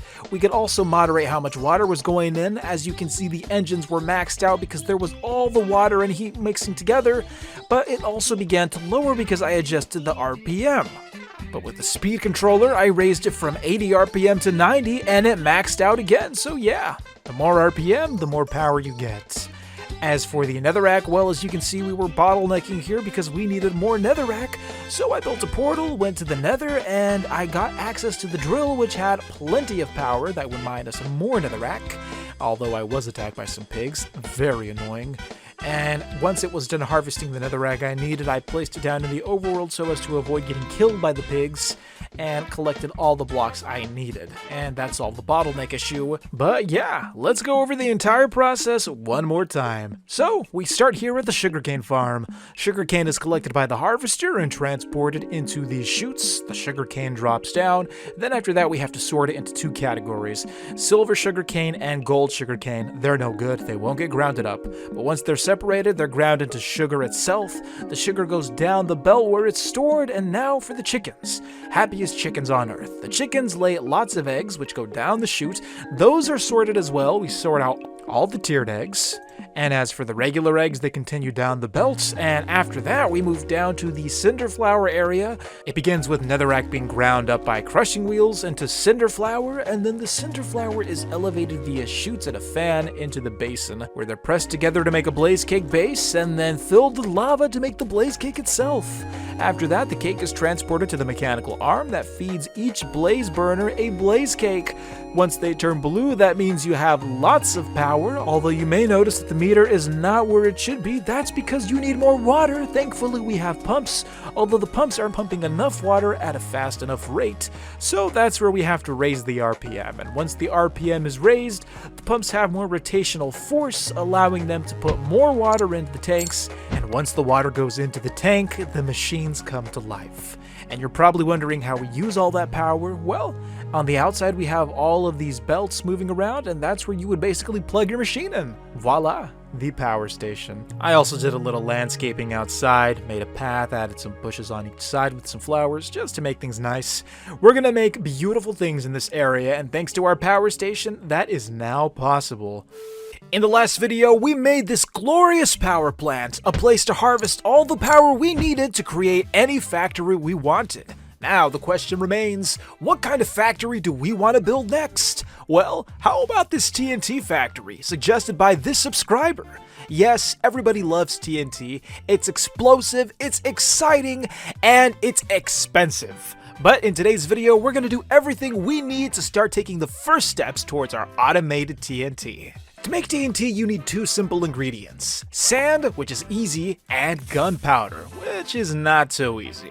To make gunpowder, you have to have nitrate, sulfur, and charcoal. Now, charcoal we can come by easily, but nitrate and sulfur, well, there's a process to follow. For example, if we want to get nitrate, we have to gather lots of sandstone, and I'm talking stacks. You take the sandstone, you throw it into this grinding machine, the sandstone is broken up, and you get sand as well as nitrate. Well, this machine uses lots of power. Thankfully, we did have a generator to generate all that power, so once it was juiced up, we were getting lots of sand and all the nitrate we needed. That's one thing to check off our list. Next, we have to worry about sulfur, but not until I add a new weapon to my arsenal. This brand new weapon was going to be powerful. It was going to be just what we needed to make our journey to the Nether that much safer. That's right, we're going to the Nether for sulfur. I tested it a couple of times, and then I made the determination that this was exactly what I needed if I was going to make my journey safely across the Nether. Now, what was my goal there? To find another fortress. Reason being was because we needed blaze rods, and blaze rods can only be gathered from blazes, which of course spawn in those fortresses. So with this new weapon of mine, I was going to stop at nothing until I had a steady source of blaze rods. I carefully maneuvered my craft through the Nether, trying not to hit anything. Finally, I laid eyes on the fortress, as well as the many enemies who were waiting to destroy me. Thankfully, I came prepared. I began clearing out each enemy one by one, and after that ordeal, I went looking for a blaze spawner, the source of my blaze rods. Thankfully, that didn't take long, and now it was simply a matter of safely gathering them. Now, there were a few processes I could go about, but the main idea was to transfer them from the spawner all the way back to the portal. Didn't want to have to make the long trip in between, so I needed a system that was going to work. I took one of the blaze rods I had collected and threw it into the grinder. It was crushed up, and out came the blaze powder as well as the sulfur we needed. But we still needed a lot more. Thankfully, I had a plan that involved the train station, and at the train station, I was going to build a portal. Now, Doublesal, why would you build a portal at the train station? Well, that's because we're building a brand new stop on our railway line, the Nether Station. And this Nether Station was going to act as the main point of transportation to every other area in this dimension.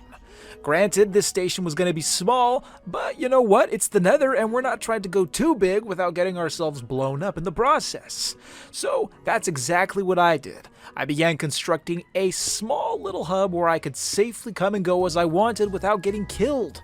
Now, the Nether is a very dangerous place, and building with anything except cobblestone is extremely risky, as you run the chance of getting blown up by a ghast. Now, in case you didn't know, ghasts can blow up everything except cobblestone and obsidian. I wasn't going to use obsidian, and cobblestone is an ugly block to build with, so I had to be fast, I had to be alert, and if you're not alert, this happens. An assault by multiple ghasts on multiple fronts, blowing up all of your hard work right in front of your eyes. That's why you have to come prepared with a proper weapon. I quickly began building the roof and the walls because once the ghasts don't see you anymore, then well, they're not a problem. I also collected some glowstone to start lighting up the area to prevent other unwanted guests from spawning. Once all my materials were collected and my blocks were placed, I finally had a nice little place I could call, well, I guess I missed a spot. I swear, we can't have nice things in the Nether. I hate it here. Oh well. Anyways, back to work. This is what it looks like when it's not being invaded by enemy. I spoke too soon. Please go away.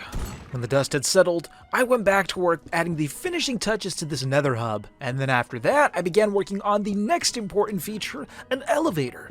One that went to the bottom depths of the Nether so that we wouldn't have to worry about the enemies of the surface bothering us like you had just witnessed prior. I even built a little tube so that we could safely descend on the elevator. I had a little bread break, and then it was finally time to take this elevator for a test ride. I glued it all together, clicked the elevator block, I pressed the button, and then me and my little friend descended down to the depths of the worst place in Minecraft.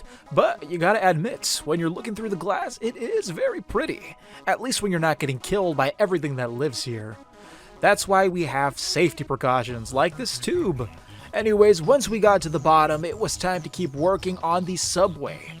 We had finished the elevator, we had finished the entrance, and now we actually had to get started on the train system itself.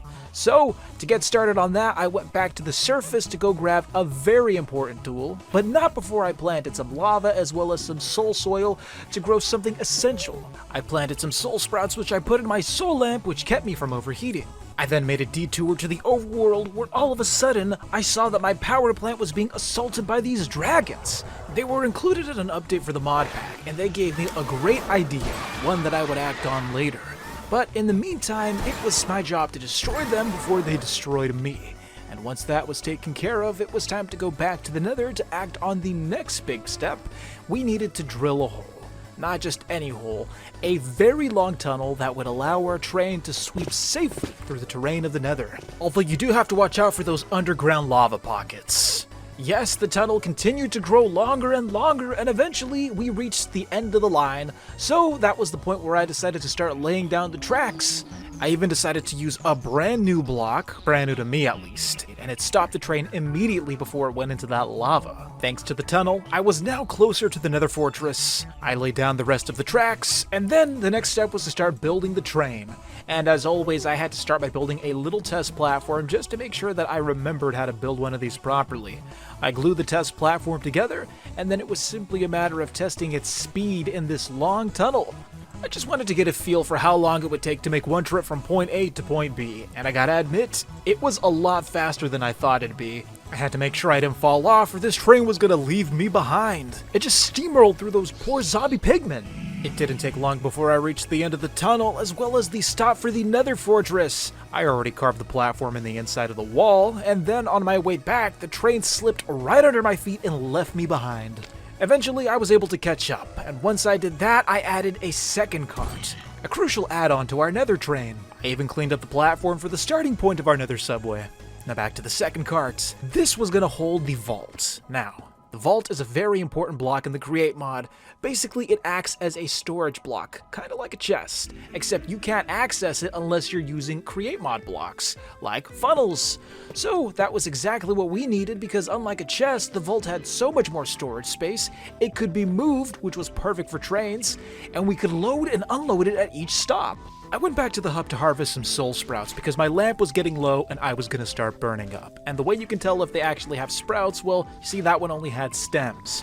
But this one, the little blue bulbs, that one has lots of sprouts to harvest. Thanks to those plants, my time in the Nether was extended, which meant I could work more on the trains, like adding these portable storage interfaces. The block that allows you to move items from contraption to contraption. Here's a demonstration on how it's gonna work. For example, we're gonna put a torch on the belt here, and then I also happen to have this mechanical arm. The torch goes into the funnel, into the block. Let's throw in some slabs for good measure. Slabs go in as well, and the idea is that they're supposed to transfer into the vault, which they did. And yeah, they're in the train now. But we're not here to transfer slabs, we're here to transfer blaze rods. And the blaze rods are up on the surface, so I had to dig a staircase that led me up. Eventually I reached the fortress, and after that, I had to start devising a system that would allow me to transfer the blaze rods from the spawner to the tunnel underground. I began building a safety barrier that would protect me from the blazes that didn't want me to harvest their items. Unfortunately, they were no match for the power of the Minecraft block. With my safety barrier slowly taking shape, the blazes were eager to eliminate me, but there was nothing they could do to stop what was coming. Eventually, I began dismantling the blocks around their spawner so that I could begin constructing a blaze grinder. But that proved to be a little difficult given that the blazes were not keen on me destroying their home. I had to fall back. But I triumphantly returned with a potion of fire resistance, so I was immune to whatever attacks they had for me. I converted their home into a grinder with conveyor belts and all the other bells and whistles. It was a very humane design, and they were going to be punched to death with this deployer. And all of this mechanical wonder was powered by a mechanical windmill. Yes, it was all coming together, although I did have to make a glass barrier around my workstation because I was still getting attacked by the other blazes who didn't like what I was doing to their brothers. And once that barrier was done, I was finally allowed to work in peace, which meant I could start adding more mechanical belts to start transferring the items from point A to point B, from the spawner to the station. I force-loaded the chunks so that my machines kept working, and I even installed a custom mod so that the scarecrow there acted as an entity, allowing more blazes to spawn. Yes, this system was full of innovations, and my items were being produced at an excellent rate. They went down the belt and through the tunnel until they came face to face with the chute. I added a funnel for the items to pass through, and once they entered the chute, they would drop all the way down underground to the tunnel I had made. It was a long fall, but once they reached the bottom, they would enter the second mechanical belt, which took them all the way to the train station. Speaking of the train station, it was time to beautify this area. Lots of sandstone slabs and a lot of stone slabs. I didn't want to go with another aesthetic because it was way too dark, and as you can see by my screen, it's already hard to see as it is. So some nice bright sandstone was just what I needed to illuminate the place. I went with this nice classical design, and by that point, enough time had passed to the point where my chest was almost full not of blaze rods, but of these little XP cubes. Now these XP cubes could be right-clicked and they would convert into XP, but you could also turn them into liquid, which meant that the experience itself could be stored in these fluid tanks. So, to save some space in that chest, that's exactly what I was going to do.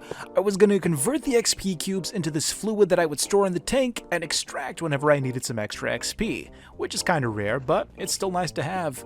The tank was done, I carved a tunnel for easy access, and then I began setting up the funnel and drainage system, allowing the cubes to go into the tank itself. Now I thought the setup was ready, I let the items flow out, but for some reason they weren't going into the drain. I then realized I used the wrong block. Instead of a drain, I needed a disenchanter, and those look very similar, but once I swapped it out for the right block, as you can see the cubes went in, and they started filling up the tank. Yes, it was XP on demand. As for the train itself, it was time to start building it, and do you remember those lizards? They were going to be the inspiration for the ultimate dragon-themed train. Or a serpent. Or a naga, I don't know, but it's a big reptilian-looking monster, and it fit the vibe of the Nether perfectly, because as we know, the Nether is full of monstrosities. This train would be no exception, but it was also going to have utility, that being transferring all of our blaze rods. Our train station was finally complete, and now it was finally time to take the brand new train for a test drive, but not before I show you its interior. This is one of the passenger cars with a matching blue cushion set up here that matches the entire bluish vibe of this train. Nice and cozy, although it is kind of dark. Maybe we'll add some lights later. And yeah, this is another passenger car. It looks identical to the last one I showed you, and as for the control room, well, it's pretty much the same setup as when we set that little test train up. So yeah, all I had to do was assemble it, and the train came to life. One big entity, ready to go from point A to point B. And check out this little feature. You've seen this before, but not on the trains. When I move the train, the doors close, and when I park the train at the tracks, the doors open again. Little details like that go a long way, and I really appreciate the creators for adding such a small but delightful feature. Now, let's get this train moving. Something about the vibe of the train while we were moving through the dark tunnel of the Nether. I don't know what it was, but it was just kind of relaxing. I had finally reached my destination, and now it was time to show you what I worked on here. Same design as the last station. This one was a little different. The changes so minor you can't even notice, but yeah, overall, same design. Now, it was time to construct the last mechanism of today's video, a water wheel system. Now, what were these wheels gonna power? Well, we had a whole setup over here. This is where we were gonna offload the train. But like I said, none of the system works unless we have power. But how can you use water wheels if you can't put water in the nether? Well, you can use lava. I had no idea this worked. I just tried it out and the wheel started spinning, so I wasn't gonna question how wooden water wheels weren't being incinerated by lava. Our shipping system was finally complete, and now it was time to take our transportation system back to the Nether Fortress so that we could begin loading our precious cargo for future use, that being the TNT. And there was a huge backlog of materials over here because the chunks weren't loaded, so when I got there, well, you can see the results. They entered in at point A and exited out through point B. Yes, everything was going exactly as it should. Blaze rods were being transported, and now we could start production of sulfur. So, let's go over one more time. Beautiful nether hub, although we have these annoying nether creatures that insist on spawning, don't know what to do there. And yeah, it's kind of pretty. But the purpose of this hub is to take us down to the depths where we have our nether subway. Thankfully, we can enjoy the scenery while we take the long ride down. Beautiful nether. And here it is, the station. Alright, after that you enter the train and you get to the Nether Fortress station. And at the Nether Fortress station, lots of stuff going on here. Not only is this where we load our cargo, but it's also the site of our fortress itself, a key element in this entire system. Because inside the fortress we have our state-of-the-art blaze grinder. Blazes spawn, they get killed by the deployer, and then they drop the blaze rods which go onto the assembly line, and they take the long trip all the way to the station. Once all those items are there, we separate them. XP goes into one funnel and comes out the other end as liquefied XP, which we store in this vat right here. It just accumulates until we need XP. Next, we have our blaze rods, which are also separated, and one of the little tweaks I made was that the blaze rods do come out in stacks. Now, you don't have to do that, but it is certainly faster than offloading them one by one. So yeah, there's just a free little tip for you. They go into the portable storage interface, which puts them inside the train, and then once inside the train, they make the trip back to the first nether hub, where they are then unloaded, ready for use, all powered by lava water wheels. There it is, friends, our entire transportation system. I think it's safe to say that we are one step closer to automating TNT. Now that we have a steady production of sulfur, we just need to automate the nitrate and charcoal process and we'll be good to go. Gunpowder is on the way. The road to making TNT is not an easy one. To make the item, you need gunpowder, and to make gunpowder, you need nitrate, sulfur, and charcoal. So today we're going to focus on charcoal. And to build this charcoal plant, well, I already have my eyes set on a nice, precious area. A beautiful forest that is in our way. So it's time to tear it all down and get building. With my trusty tool, I was able to knock down all of those pesky trees. I collected the wood for later purposes, and then I began terraforming the ground with my drill. Yes, eventually we had a flat plane to build on. Now, for our purposes, this building was going to be on tiers. That's why I had to build a staircase, because for each tier, we were going to have a different function. For example, on this tier, we were going to have a tree farm because, as you know, charcoal requires logs. You burn them, and it becomes charcoal.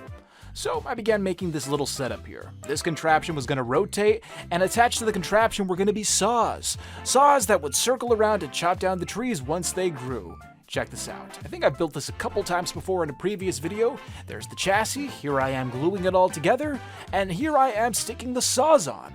The blades are going to spin around, and well, that is actually spinning way too fast for my taste. It's going to have to be a little slower. So yeah, I made that little adjustment there. There are the cogs that make it move, and there we go. That is much more my speed. With the saws now spinning around, all I had to do was provide it with saplings, and over here is where all of the wood was going to go. Which brings us to the next tier. This is where we were going to build our charcoal plant. But underground, we were going to have a series of belts that was going to transport all the wood to the charcoal factory itself. The belts were going to have to be long, and in the end, this is what the setup looked like. 2 different levels for 2 different purposes. Now it was time to build the plant itself. Fire, lava, we were going to have to heat things up because this plant was going to be the ultimate incinerating machine to create all the charcoal we needed. Here I am setting it up with a schematic cannon because, as you know, it wouldn't be a Doublesal video if we didn't use a schematic cannon. There are the chests, and there is the cannon hard at work building our building. Yes, it was going to be a beautiful building. It was going to be a large building. It was going to be a menacing building. See, I even put a little face on it. That guy, he's burning his mouth with all the fire. Decided to get a little creative here, veer away from the usual building style that we do, but yeah, I think it came out well. As for the inside, well, it was kind of hollow.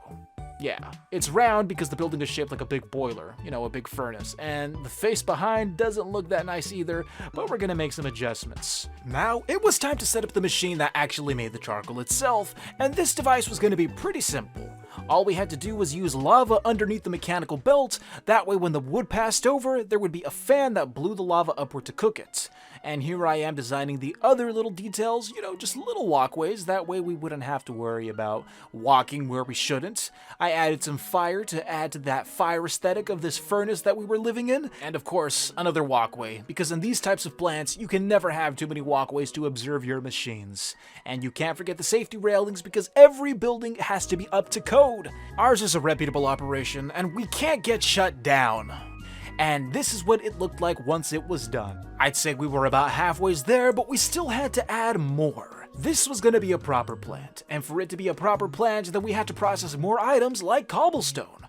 You see, I didn't want to just smelt wood, I wanted to make smooth stone as well for future construction projects, so I began constructing a small cobblestone generator, one that would mine 24/7, producing all the stone we needed for our builds. After that, I added some drills on top to make sure that the cobblestone was being broken, and that's the beauty of the Create mod. You don't have to mine by hand, the blocks will do it for you. So yeah, if you're lazy and you hate mining cobblestone, then this is the build for you. Cobblestone. Here's an overview of the setup. We had the cobblestone generator, one side processing wood, the other side processing stone. And of course, underneath, a series of belts to transport the items because once they're processed, you have to store them in a vault. Now, we could have used a chest, but vaults are so cool. I mean, look at them side by side. When you compare the two, clearly you have a winner. Although vaults are a little tricky to use, though they do make up for it with all their storage space. You see, look how big we can make this vault. All we have to do is add more blocks and it expands. Now, for the other side, well, I like to have my build symmetrical, so we were going to have a pair of vaults. Although to have a pair of vaults, you have to have more vault blocks, which I ran out of, so I went back to the workshop to create some more. It all starts with some iron being pressed into the sheets, and then once you have a nice supply of iron sheets, you go to a crafting table and combine it with a barrel, one on top, one on the bottom, and like that you have a vault block, ready to store items. And here they are, like I said, ready to store. Now it was time to add the function that would allow us to extract the blocks out of the vaults themselves, and to do that you're going to need funnels. Unlike a chest, you actually have to pull the items out with create blocks. You can't just look into their inventory. I added the proper additions like the funnels that would dispense the items out in quantities of 15 onto the depots. And like that, our charcoal processing plant was finally complete, although there were some aesthetic additions I wanted to make. With the help of pistons, I wanted lava to flow on and off on command every time we activated our machines. If I lost you, then hang in there, you'll see exactly what I mean when this is done. Anyways, I added the pistons, and then after that I began creating this little channel for the lava. I did the same thing on the other side, so in the end we had 2 sets of pistons, 1 set for each eye of our furnace. Now how would we power this? Well, with the power of a lever and some redstone links. And to test that, we have a regular piston. When we flip the lever, the first link sends a signal to the second link powering the piston, as demonstrated here. Flipping the levers on and off causes the piston to activate on and off. So we had to do the same thing but with our pistons up on the eyes of the boiler. For this to work, we had to add a redstone link to this gear shift, which was responsible for retracting and pushing the pistons in both directions. Then I had to add some piston poles because without it the pistons weren't going to move forward, and once that was added, it was time to add some form of power. In this case, we were going to use fans that would act as a windmill, and this windmill, or windmills because I made multiple, they were going to rotate, and that rotational force was going to go all the way down powering the pistons themselves. Now that we had that set, it was time to bring them to life. All I had to do was click them and they just went. Check this out. One little click here, and oh, it's overstressed. That's why we built 3, but when all 3 are activated, there you go. Now they start working. And how did they look underneath? Well, they kind of look like ventilation fans, which is perfect for a factory of this nature. It gets really hot, so you need to vent out the hot air.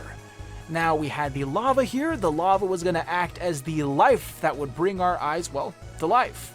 We flipped the lever, and once the lever was flipped, the lava would pour down and our machine was living.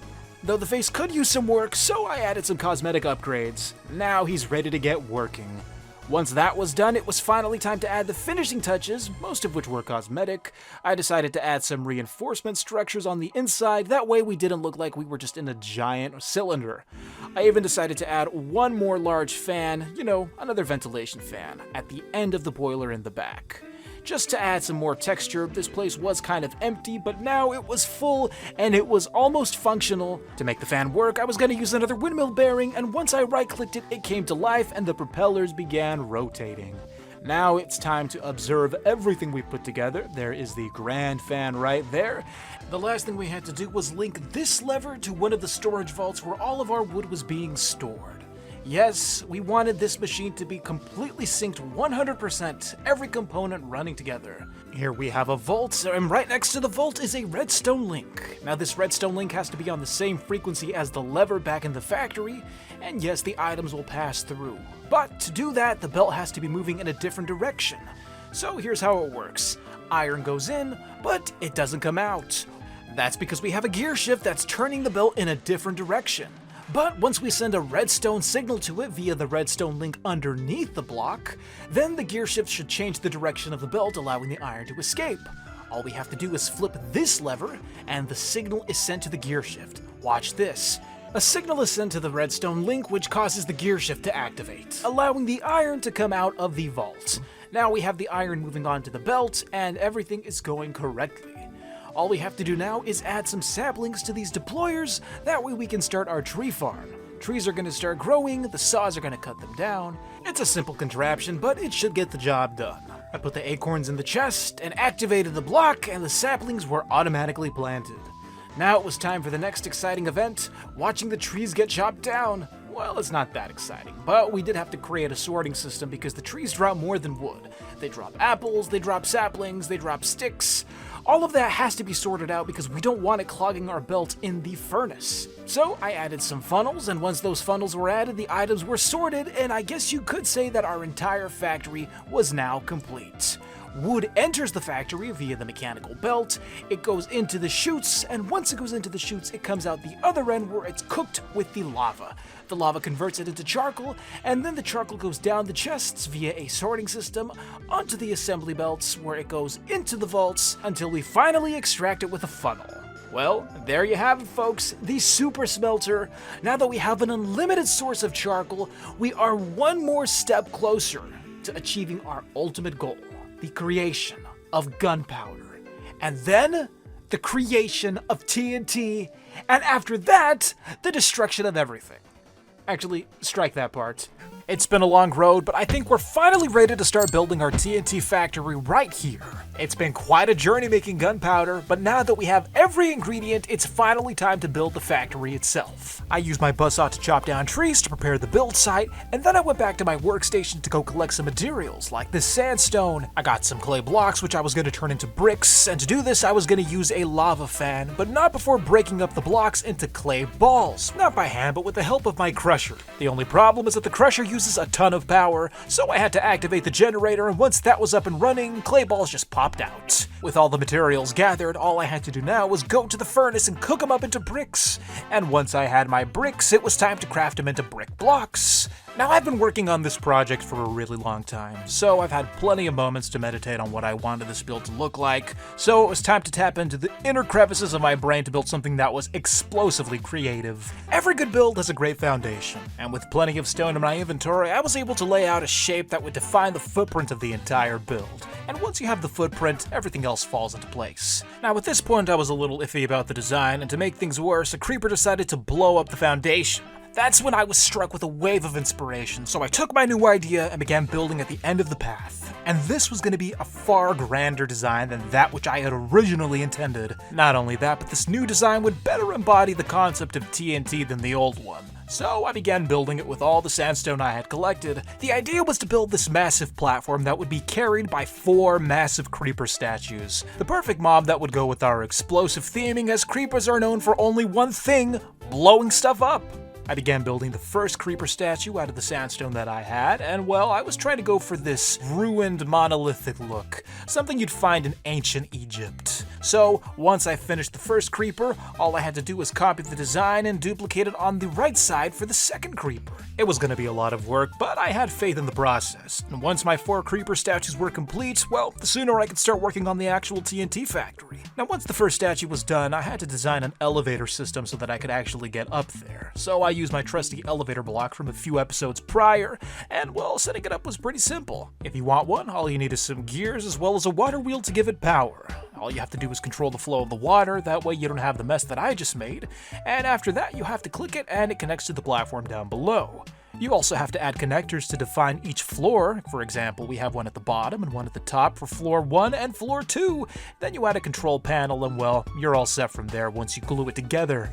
With the elevator now complete, it was time to take it for a test ride, and once I pressed the button, I was ascending to the very top of my creeper statue. Now, if you're thinking that the elevator is slow, well, you're right, it is slow, but I wasn't in a rush to get anywhere. Plus, the top wasn't a real destination either. For that, we were gonna have to do a lot of building because we still had to construct the platform for the actual factory itself. So I began by building these bridges between each creeper statue. Now, while I was doing that, some mobs caught my eye. These Nagas that kept spawning for some reason. I mean, I honestly think there's a spawner underground because every time I kill them, they keep spawning there. I don't know what the deal is. And here is the progress of the build so far, just 2 statues and a bridge between them. After that, it was time to construct a staircase that would take me to the top level. That's where I would place the massive TNT factory. And it was a simple staircase, just sandstone slabs that would be circling around a granite column. Once I had constructed the granite column, it was finally time to move on to phase 2. I wrapped up building the bridge between the 2 creeper statues, and once that was done, it was time to bring out an old friend, that being our trusty schematic cannon. You see, those 2 statues took way too long to build by hand, and honestly, I was in a rush because I wanted to build something else, the factory. So I decided to copy the statues with the blueprint, and then I began outlining the base for the other 2 statues that would make up the rest of the factory's foundation. Once I placed the previews down, all I had to do was supply the cannon with the materials as well as the gunpowder. I must have done this a dozen times, but I will never get tired of messing around with those hologram builds. They just look so interesting. Now, once the cannon was going, all I had to do was wait. But I'm a pretty impatient person, so I did go into the config of the Modpack and actually change the cannon speed. That is an option if you didn't know. But finally, the build was done! All I had to do was build the bridges between the creeper statues, and like that, the foundation would be nearly complete. We were on our way to building a beautiful TNT factory. So this is the progress so far with all of the statues now connected. All I had to do was add the finishing touches, that being the support columns between every bridge. And this is a little runaround of what it looked like. I hope you guys like the design, and this is it! The platform was finally complete. It would be the perfect spot for the creepers to carry a massive block of TNT on their heads. First, I had to put together some equipment. For this, I was gonna need a crusher. Maybe more than one crusher, I don't know, I'm making it up as I go. But this crusher was going to be important because it was going to grind up sandstone into sand, but the main thing we wanted was nitrate. So we were going to get that from this machine right here. Now at first it just looks like a random mesh of blocks, but when you click it with an engineer's hammer, all of the blocks assemble into this massive piece of equipment. And, I mean, this design is so detailed, you do not want to be caught between those 2 crushing thingies. Anyways, we finally had a crusher. But the crusher needed power, so I had to go back to the workshop to gather some wood and craft as many fence posts as I possibly could, because it was time to build some power lines. I went to the coke oven to go get some coal coke, and then I went to empty out the oven because it was full of this oil. And I disposed of the oil probably unsafely, and note to all of you Minecrafters out there, don't dive into a pool of oil, because when you do, well, you get a status effect that causes you to be flammable. Bad idea. Anyways, I crushed all of the coal coke into the crusher back at the workshop, and I was left with coke dust. Not the other one, this one is completely different. I combined the coke with iron in an arc furnace, and once it was combined, well, you usually get steel. But in this case, we didn't want steel, we wanted the byproduct, slag. Now the reason we wanted slag was because when you melt slag down, you get these glass blocks, which was essential for making our power lines. So once I was able to melt down the slag and create my glass blocks, I then moved on to go craft the next item for the power line, that being these connectors. And well, for the connectors I needed aluminum, so I went to the caves to go mine some. Unfortunately, there wasn't that much ore to be found. Thankfully, I got really lucky because the ore I was looking for just so happened to be located right underneath the build site. So I mined some of that, then I went into another cave where I mined even more, and it was really dark, so I'm sorry if you can't see it, but yeah. I got the ore, I went back to the workshop, I threw it into the furnace, and it smelted into the beautiful, pristine aluminum ore that I needed. Then I crafted the connectors, and from there I was set to start assembling the power poles. The poles would be made out of the fence posts, and once the fence posts were complete, I could finally start doing all of the nice complicated wiring. Actually, I take that back, it's not that complicated, but yeah. I would add the connectors to the very top of the poles, and then I would run the wires between all of them. And that's what they would look like. They would be 10 blocks tall. I used some dirt so that I could run between each pole. Pretty simple stuff. And yeah, I just love the way the wires look when they get connected. It's just so satisfying to see a slope in a block game. Finally, I had run all the wires to the top of the creeper statue, and now it was time to connect it to the crushing machine. And once it was connected, all I had to do was flip on the on switch and this puppy would come to life. The next step was to assemble a sandstone machine. So I began connecting some belts and a basin that would compress sand into sandstone. I even added some crushing wheels that would break down the cobblestone into sand. And yeah, it was a pretty simple setup. My main concern was making sure that it would be compact enough to fit into the frame that I would create for the outside of the building. You see, I was trying to build this big TNT block, and all of this had to fit inside of it. So here's how it works. Cobblestone gets broken up by some drills, it goes down the belt between the crushing wheels, and it comes out as sand. Now the sand travels down the belt until it enters a basin, and once it enters a basin, it's pressed into sandstone. The sandstone then goes into a chest where it comes out and goes into the crusher, and there's a small chance it makes nitrate. The next step was to fill this chest with sulfur, which I would create with a second crushing machine, and to do this, all I had to do was throw these blaze rods in, they would get pulverized, and out would come either blaze powder or sulfur. Now, there was a lot more blaze powder than there was sulfur being made, and we were going to have to remedy this issue because we were wasting a lot of blaze rods. The return rate wasn't that good. So what were we going to do with all this blaze powder? We were going to recycle it to make even more blaze rods. And to do that, I had a metal press. All I had to do was throw in the right amount of blaze powder, it would be crushed and formed into blaze rods, which I would then throw again into the crusher, and like that, we recycled. Finally, it was time to build the frame of the factory itself. With lots of red wool and white wool and a bunch of other colors, I was going to build a giant TNT block. And TNT blocks are pretty simple to build. I mean, there's not much going on there design-wise. And for the black parts in between, well, we would separate each bar of dynamite with some dark black windows. But that wouldn't only be our only view to the outside, because above us would be a massive glass ceiling that would allow plenty of sunlight to flow in. And once that was complete, so was the entirety of our TNT factory. A beautiful, powerful structure towering over all of the other buildings in the middle of our grand avenue. Now it was time for the final test. It was time to see if this factory was actually functional. So, in the middle of the night, I went to the factory because now it was time for me to craft some of the first blocks of TNT, but not before admiring that beautiful ceiling. Look at that pattern. I went onto the elevator, clicked the button, and ascended to the very top floor. First, let me give you a little walk around of the completed platform and foundation here. There's a view of our charcoal factory over there, menacing as ever. And here is the bridge.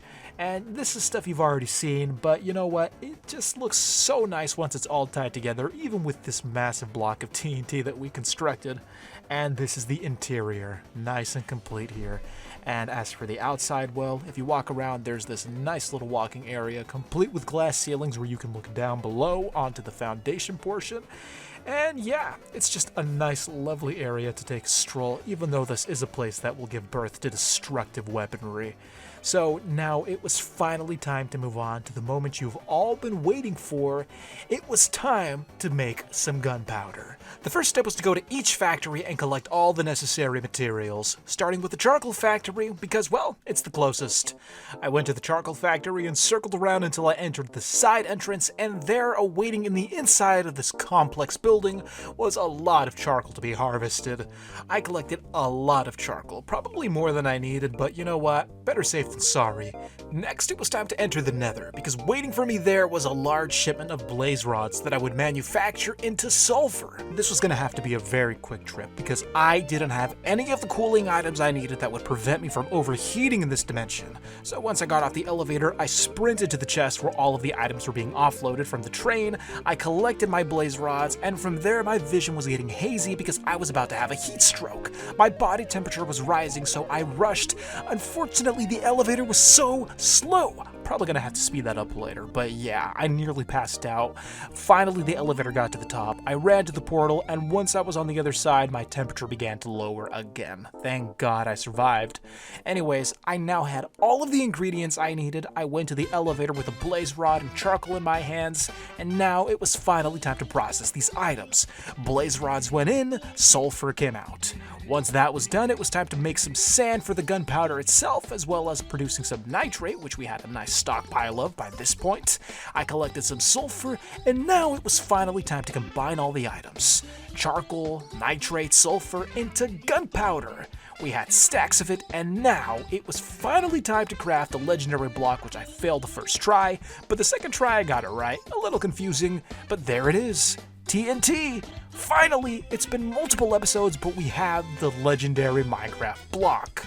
And now it was time to do something special with it, because I don't just want to use it in its raw form. So it was time to process it into something else. To do this, I needed arrows, which required feathers, so I had to sacrifice some of the chickens at the power plant, and well, you know, chickens die, they drop feathers, which I collected, and once I had my feathers, I crafted all the arrows I possibly needed, more probably, and yeah, I combined the arrows around some TNT to make these explosive arrows.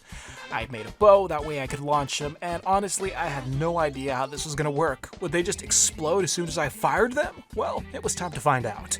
I shot the arrow, and nothing happened, aside from a few smoke particles, so I decided to take it a step further and place some TNT. Maybe it would ignite it, and nothing happened. So there was only one last thing for me to try. I was just gonna have to shoot the arrow at a mob. Any mob would do. So it was off to find the random mob of the day, and finally, after some wandering, I came across this guy just sleeping on some rocks. It was finally time to see if these arrows were effective. So I drew the bow, launched the arrow, and well, he blew up. That was not what I was expecting, but here's an instant replay of the same scenario again. This guy just went flying. So yeah, it looks like we had a pretty effective weapon that we could probably utilize for a future project. Today we're going to harness the power of time with a clock. That's right, we're learning how to tell time, and if you don't know how to tell time because you only know how to read a digital watch, well then, I have some news for you. Today, you are going to learn. Let's get going here because there are other clocks to build, like this cuckoo clock. That's right, the Create mod provides a cuckoo clock that actually tells time accurately, a little more than the regular Minecraft clock. So yeah, we're gonna build this regular Minecraft clock first. Oh, look at that, you can make a ring, but that's not what we want. We want a clock. Add the redstone, you get the clock. Then we have to make a andesite casing, and once we have the andesite casing, we combine it with some wood and a clock, and like that, you have a cuckoo clock. But how does it work? Well, the cuckoo clock requires power. Like everything in Create mod, it requires a rotational force right behind it there, and there you can tell because when you turn around to the back of the clock, you see that little pin there, you gotta rotate that for the clock to move. So I attached it to a source of power, and like that, the clock began ticking, and at certain intervals, a little sheep will come out to greet you. Isn't that the best thing you've ever seen? Well, guess what? It gets even better because with the supplementaries mod, we can make an even more realistic looking clock, one that actually ticks. But we're gonna take this a step further, because we're going to use this block to make a grandfather clock. It's not that difficult. All you need is some wood that matches with the block's texture. You add some trapdoors there for the sides, and well, that's about it. A grandfather clock. Can't forget the bell in the middle. And there we go. There's my little grandfather clock for you, but it can be even bigger. So why not build an entire clock tower? I built clock towers before in my other Create mod series, but this one was going to be even grander. It was going to be larger. This clock would be the crown jewel of our world. It took a few hours to design, but once that was complete, all I had to do was scan it with the blueprint, and this is why I love the Create mod, because once it was scanned, I could transfer it over. All I had to do was give it a file name, and like that, the blueprint was in my hand on the Create World server, where I could download the file and have it ready for building.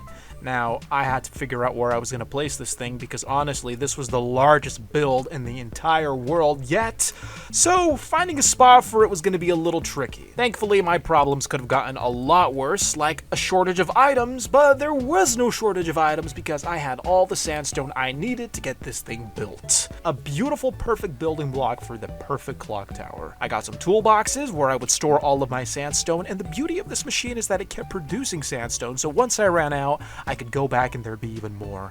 I filled my buzzsaw up with some fuel because now it was time to clear out the spot where I was going to build this clock tower. We're going to place it in the fancy district near our gold factory. It's been a while since we've been in this district, so why not add to it? A clock tower is the perfect fit for an area that's supposed to exemplify all of the splendor this world has to offer. Some creatures got in the way, but thanks to the TNT bow that we had crafted in the last video, we were able to deal with them quickly. Now, all I had to do was get my giant drill to clear out the rest of the dirt so that we could have a nice flat surface to build on. Thankfully, we had the perfect machine for that. Like I said, the giant drill. All I had to do was switch it on and give it some fuel so that this thing could start going forward. Let me tell you this, if you do the Create mod and you don't build machines like this, you are wasting tons of time because this stuff clears out lots of blocks in seconds. I'm telling you, you could save yourself so many tools if you had a machine like this. Go on YouTube, look up a design, they're great. Now, all I had to do was wait for the drill to break the blocks, and I didn't wait long, and once it was done, I placed down some chests because I was going to add my schematic cannon, which was going to get building, and I wanted to duplicate the fancy tree farm across, so I had to scan it with another blueprint, and I'm telling you right now, Create mod is the best mod in Minecraft. I will die on that hill. You scan the building, and then once you have the blueprint, you save it, you download it, and here we go. We have the gold wing. All we have to do is provide it with the materials, and for that we need a lot of acacia. Thankfully we had some stockpiled here, and all I had to do now was strip it with an axe because we're not using the gross acacia with the bark. We just need the stripped logs. It just looks so much better. Now, the logs were being stripped thanks to the power of automation, and they were going down the belt into a chest where I could get them for later. I then got some sandstone, and once I supplied the cannon, well, it just started doing its thing. And in no time, we had a beautiful, splendid structure that mirrored its counterparts. Look at that. But this area could be grander, and that's exactly what we strive to achieve here in the Fancy District, so the time had finally come to add the crown jewel to this area. It was time to add the clock tower. Now, the best place for this clock tower was going to be on top of the hill, right above the vault. So I had to build some stairs that would take me to the top of that hill. That was going to be a little easy. I wasn't going to do too much major terraforming because, like I said, the main focal point of this whole area was going to be the clock tower. So I built a small staircase, simple design, nothing too crazy. And with that portion of the project partially complete, it was time to see where the clock tower was going to stand. Now, I wanted it directly above the vault, but I had to align it, and a little secret for you guys, don't tell anybody, but the clock tower is not perfectly even with the vault. But you know what, when you stand far away, when you have these two structures side by side, you can't even tell. Anyways, I positioned the clock tower properly, finished building the staircase, which took a little longer than it should have. I don't know why, but I guess I was really distracted because I was watching YouTube while I built. The best therapeutic combination, Minecraft and YouTube videos in the background. There we go, I had the outline of the staircase complete, and now I had to build the observation platform that would lead directly into the clock tower. I went for the typical checkered floor design, although I didn't want to use any black stone, so instead I opted for the brightest stones I could use. Sandstone, calcite, diorite, and I should probably switch some of them to darker colors because they're honestly extremely blinding during the day, especially when you use shaders mods, but this is what it looked like at night, the completed staircase. And now it was time to add the clock tower itself. So I went to go get all of my toolboxes, which were storing all of the sandstone I had collected, and the goal was to transfer all of the sandstone into the cannon, and that was going to take a while, so I hope you don't mind if we do a quick little jump cut, but this is basically what it looks like. This is a full toolbox of sandstone, transferring each one by one. So yeah, there you go, not that interesting, but the cannon started doing its thing, and slowly the tower began to rise from the jungle. All I had to do was wait, and honestly, like I said before, YouTube videos, great way to kill time. Now, excuse the hole in the floor, we're gonna work on that later. That's actually gonna be an elevator, but before we do that, let me show you this, the prime view of the world. It doesn't get any better than that. That was a beautiful view, and now, well, it's time to address the hole in the floor, the elevator.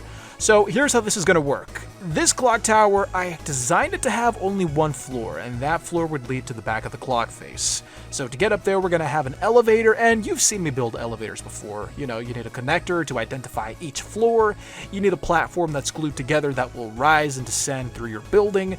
It's pretty simple stuff, and when you've built it as many times as I have, it becomes routine. But you know what? If you're new to the video, that's how it works. It's pretty simple, and if you haven't built one, I recommend you do that, because for buildings like this, you need one. Ladders, elevators. You know what? When you compare the two, elevators will win every single time. Now it's time to build the clock bearing, which is going to make the clock actually function. Here's me making some of the parts for the clock bearing, and there it is. It looks like a piston with some slime.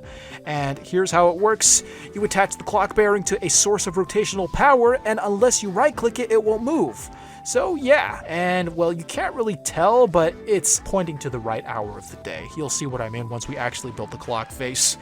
It took so long that eventually the tower was finally complete. These are the last blocks being added, and there it is. The massive clock tower, the newest addition to the steampunk world. Now we have to add the one thing that's going to make it a clock tower. Take a guess, the clock. Yes, we actually have to add the clock. We have the clock face, but it doesn't work. So we're going to add the clockwork bearing, and well, you'd think making a clock in Create mod would be complicated, but this block it removes all of the other steps you'd think you'd have to add. But first we have to get some bamboo. At this point the elevator's not working yet, so there's got to be a way for us to get to the top of the clock tower, that being scaffolding. So I got some bone meal to grow these baby bamboos into these large, tall stalks. I think that's what you call them. Does the term stalk apply to bamboo? Like a stalk of celery? I don't know. But once the bamboo was growing, I planted some more because you always have to replant your trees and make sure to be kind to your earth mother. And while those were growing, I used the bamboo I had already harvested, and I found a secret crafting recipe. A flute that actually plays a tune, and if you're young enough, maybe you might not get the reference. Just stop and appreciate the music.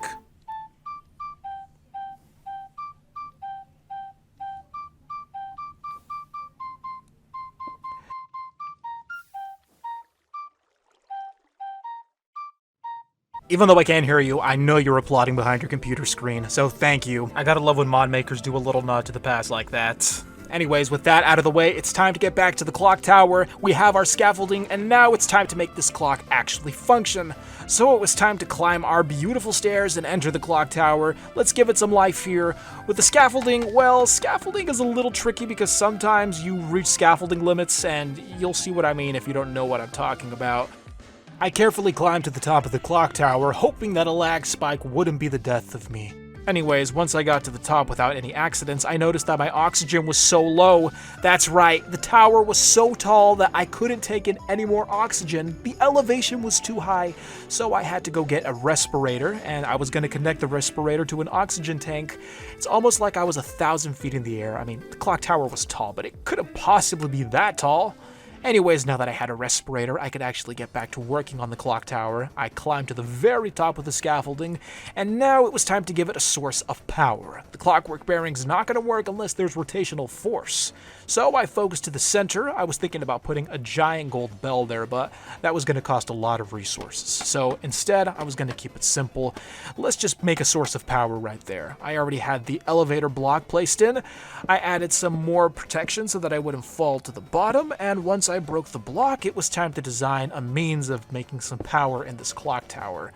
I wanted to keep the spaces as empty as possible. Maybe I could build a small base up here. Now, I didn't want to add too many Create mod components because I loved the way the ceiling looked when it was hollow, and to add a big massive steam engine in the middle just hanging over your head, well, that was going to look horrible. So I tried to keep it as small as possible, and once I had the power, I clicked the elevator block, went down, connected to the platform below, and now it was time for the satisfying part of actually breaking all the scaffolding.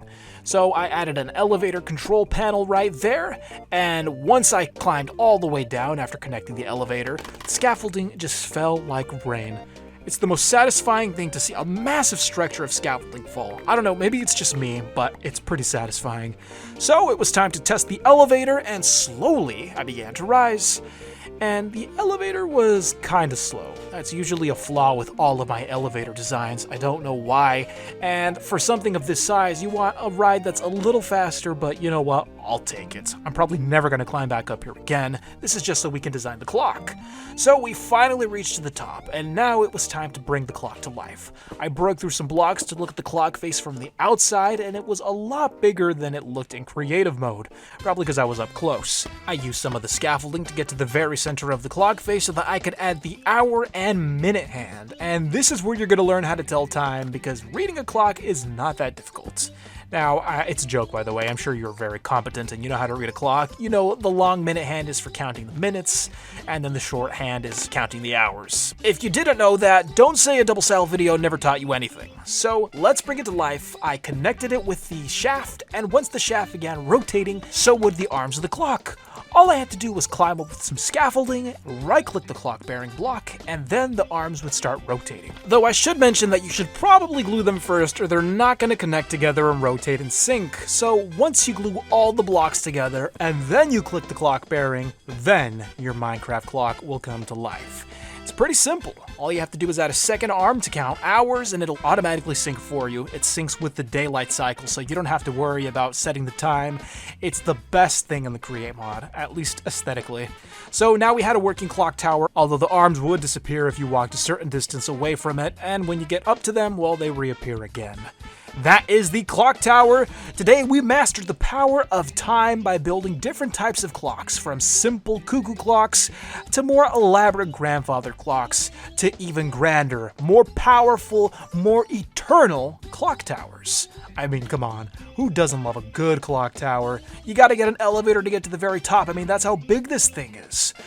Today we're going to start this video on a bridge because, well, if you clicked on this video, then you know why. We're making bridges, and we're not just going to make any bridge. We're going to use the tech we have at our disposal to make an automated drawbridge.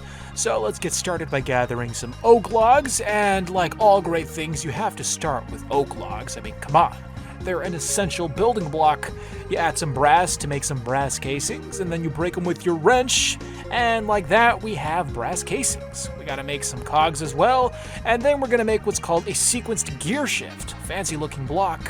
After that, we have to make some chassis, and with the chassis, that's gonna act as a main component for our drawbridge. We also have to make a mechanical bearing if we actually want our bridge to move, and then once we have all of the essential blocks built, I decided that it would be appropriate for us to build a prototype. But first I have to deal with these horrible monsters. I think these are the worst mobs in the whole game, and after that well, I'm gonna be honest, I deleted them from the mod pack. I just hated those things. Even the flies that they leave behind, but I'm ranting.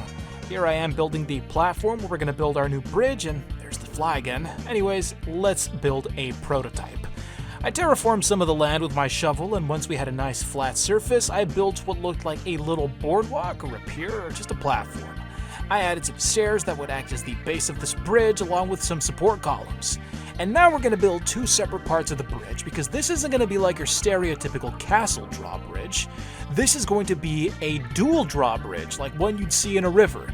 You know, a bridge that raises and splits down the middle? One of those. So here I am working on the first end, and of course you have to glue it all together. So once we have the glue down and the bridge is all glued up, we're going to add this here mechanical bearing. And once the mechanical bearing is properly positioned, all we have to do is apply the sequenced gear shift. Here I am toggling with the settings for the mechanical bearing. And basically the sequence gear shift allows us to determine how high we want to raise our bridge, as well as how low when the bridge descends back to its default position. Once that's all set up, all we have to do is give it some power. We're going to use a basic water wheel in this case. And the rotation of the water wheel actually matters. You'll see what I mean when we get to that. But there you go. With the push of a button, the bridge raises. With the push of a button again, it descends back down. So all we have to do is build the exact same thing on the other side, and then we'll be one step closer to making a phenomenal bridge. So here we go, I'm putting it back into the default position, and now let's go to the other side. So this is going to be where it gets a little tricky, because while we got it to work on the other side, and getting it to work on this side is going to be easy as well, we actually have to sync their movements. So how do we get both sides of the bridge to open and lower at the same time?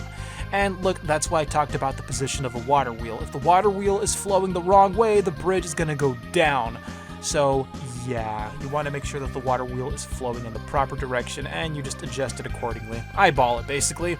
Anyways, here it is, the bridge is up. Now let's get them synced together. So here's what we're going to do. In order to get the proper outcome, we have to craft a block we've made before in the past. That block is called a redstone link. Pretty simple to make. Basically, there's 3 of them involved, and one sends a signal to the other 2, and they basically apply redstone to whatever block needs power. So basically, think of it like wireless redstone. So we're going to craft our redstone links here, and if the concept of a redstone link is a little tricky to fathom, you're going to see how it works when we use it in this example. Make sure that the redstone links both share the same signal, and you can determine the signal based on whatever block you want to use. For example, we're using a brass casing here, so they'll both be on the brass casing signal. And here I am setting up the sender, and once the sender is set, all I have to do is press a button, and it'll send a signal to the receiving links. And like that, the bridge movement is now synced. All with the power of a redstone link. Now that we have the basic concepts of a drawbridge mastered, it's time to scout a location for the perfect drawbridge, and I'm planning on building something of a massive scale. So to do a scouting mission, we're going to take the plane. I think it's been a long time since we've used this. I'm pretty sure it's been a long time. Maybe months. We're always flying with a gyrodyne. So we're going to dust off the plane and take it out for a flight, because we need to find the perfect spot for our drawbridge. Now, once I get this plane off the runway, and excuse me if my flying isn't optimal, it's been a while since I've taken the plane out for a flight, but basically we have to take into account the geographical requirements to build a bridge. Number 1, the bridge has to get us across something, whether it be a mountain, or whether it be across a ravine, or a river, or an ocean. The point is, we have to get across something. I'm not just going to place it in the middle of a forest. Number 2, the scale of the bridge is going to be massive, so whatever gap it is we're crossing, it has to be large. I decided to take the plane down in front of our harbor, or our soon-to-be harbor, seeing as how we only have one boat docked there.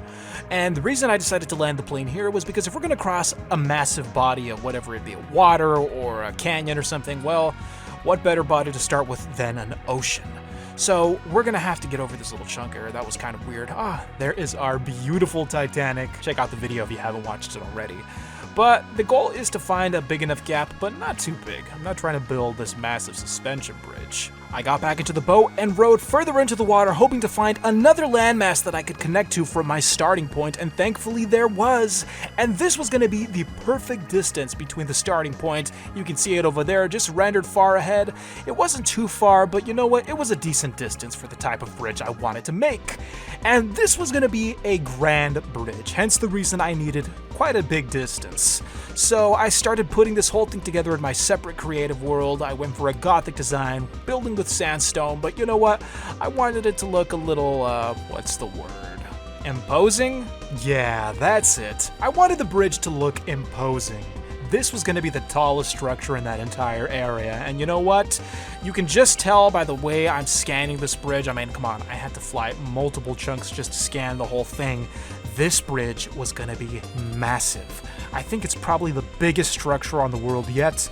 No, maybe second biggest structure, second to the Titanic. But I went back to the clock tower to go gather the schematic cannons that we had left behind from the previous video. Lord knows we were going to need them to build this bridge. And I also went to go collect my toolboxes, which I had left there. They probably had some sandstone from the clock tower build that we had made. And of course, with my schematic table, I was able to download the blueprint I had designed in the creative world. Once that was done, I picked up my toolboxes, and now it was time to make the journey all the way back to the bridge site. And here's for reference just the map and the gap we were going to have to cover with this bridge. It was going to be almost the length of the Titanic, and the Titanic is pretty big. I set down my table there, I also positioned the cannon, and now it was time to place the preview of the massive bridge. You can tell there based off of the holographic outline, and excuse the lag. When you have something that's that big and you're just projecting it onto your world, there's going to be a little bit of a delay. So I positioned the bridge properly, just, you know, I had to eyeball it. Sometimes you don't get it perfectly. But while I'm doing that, if you made it this far into the video, please leave a like. It helps a lot with the channel. And if you want this bridge build, the download will be available on Patreon. Anyway, that's enough shoutouts for now. Let's get back to making a bridge across this massive gap of an ocean. So, here we go. This is what we're gonna do.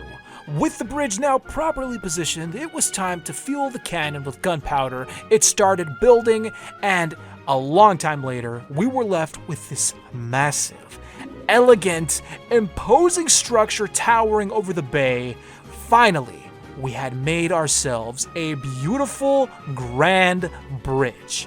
Not just any bridge, it was a drawbridge. This bridge actually worked. Now, you don't get to see that yet because we actually have to provide it a source of power for the center bridges to actually raise and lower. So let's get a little closer here so you guys can see what we're working with. So here is the underside of the bridge, and it splits right down the middle. And if you don't know where the inspiration came from, I actually used Tower Bridge in London as a reference. There's a picture. And now let's actually cross this thing. So this is actually a mix between Tower Bridge and the Golden Gate Bridge. You can see the Golden Gate Bridge in San Francisco. I got that inspiration with the, the suspension and the colors. It's orange. It's a mix of the two. And they're both beautiful bridges, but yeah, it does the job. It gets you across, but we're missing the one fundamental part of this drawbridge, the drawbridge aspect itself. So I went back to the iron factory to go get some torches so that we could light up our work site, because we had to work on the more mechanical functions of this whole thing. With some lanterns in hand, I began placing them down just a little randomly, just so that the monsters wouldn't spawn. The worst thing that could happen right now is a creeper blowing up and me plunging into the hole below, down into the cold, dark water. We can't have that. So I illuminated the whole thing and began setting up a similar system like the prototype, water wheel, redstone link, mechanical bearing, all of that. You press the button and that is not supposed to happen. So if that happens, that means you didn't glue your bridge properly. So go back and give it a nice glue over. Here I am going over the whole thing again. And a little off topic, people have been saying that my voice sounds like AI. Do you guys think that my voice sounds like AI? I can promise you with 100% certainty that I am not a bot. Of course, that's what a bot would say, but I'm human. So leave a comment if you think my voice sounds like AI. Anyways, back to what really matters. I added rotational speed control to determine how fast the bridge raises and drops, and now all we have to do is watch it in action. I linked the controls to this redstone remote so that I could manually activate this bridge wirelessly from any distance. With the push of a button, we're gonna activate this bridge. Let's do this. And boom. With that, the bridge is now alive. We finally did it! A working drawbridge. With that out of the way, it's finally time to get a closer look and see how it looks from underneath. So I rode closer to this beautiful grand creation, and I'm pretty happy with the way it turned out. I thought it was going to turn out a lot worse. Here I am giving it another go because it's just so satisfying to watch, especially when the bridge drops back down and you see the gap close. I don't know what these things are. Somehow the bridge was invaded by scallops, so we're gonna have to do something about that later. But let's make our escape from the scallops. How are we gonna do it if the bridge is raised? Oh, I have an idea. Let's use the remote and lower the bridge back down so that we can safely get across without getting killed by that disgusting shellfish creature. And like that, we finished the bridge. Well, that's going to be it for today's video. If you liked any of the builds you saw today and you want them in your world, they are available for download on Patreon. Your support is greatly appreciated. If there's anything you want me to build specifically, be sure to comment down below. That way I can put it in the next video. Thank you so much for watching. I will see you next time. This has been Doublesal. Have a fantastic day.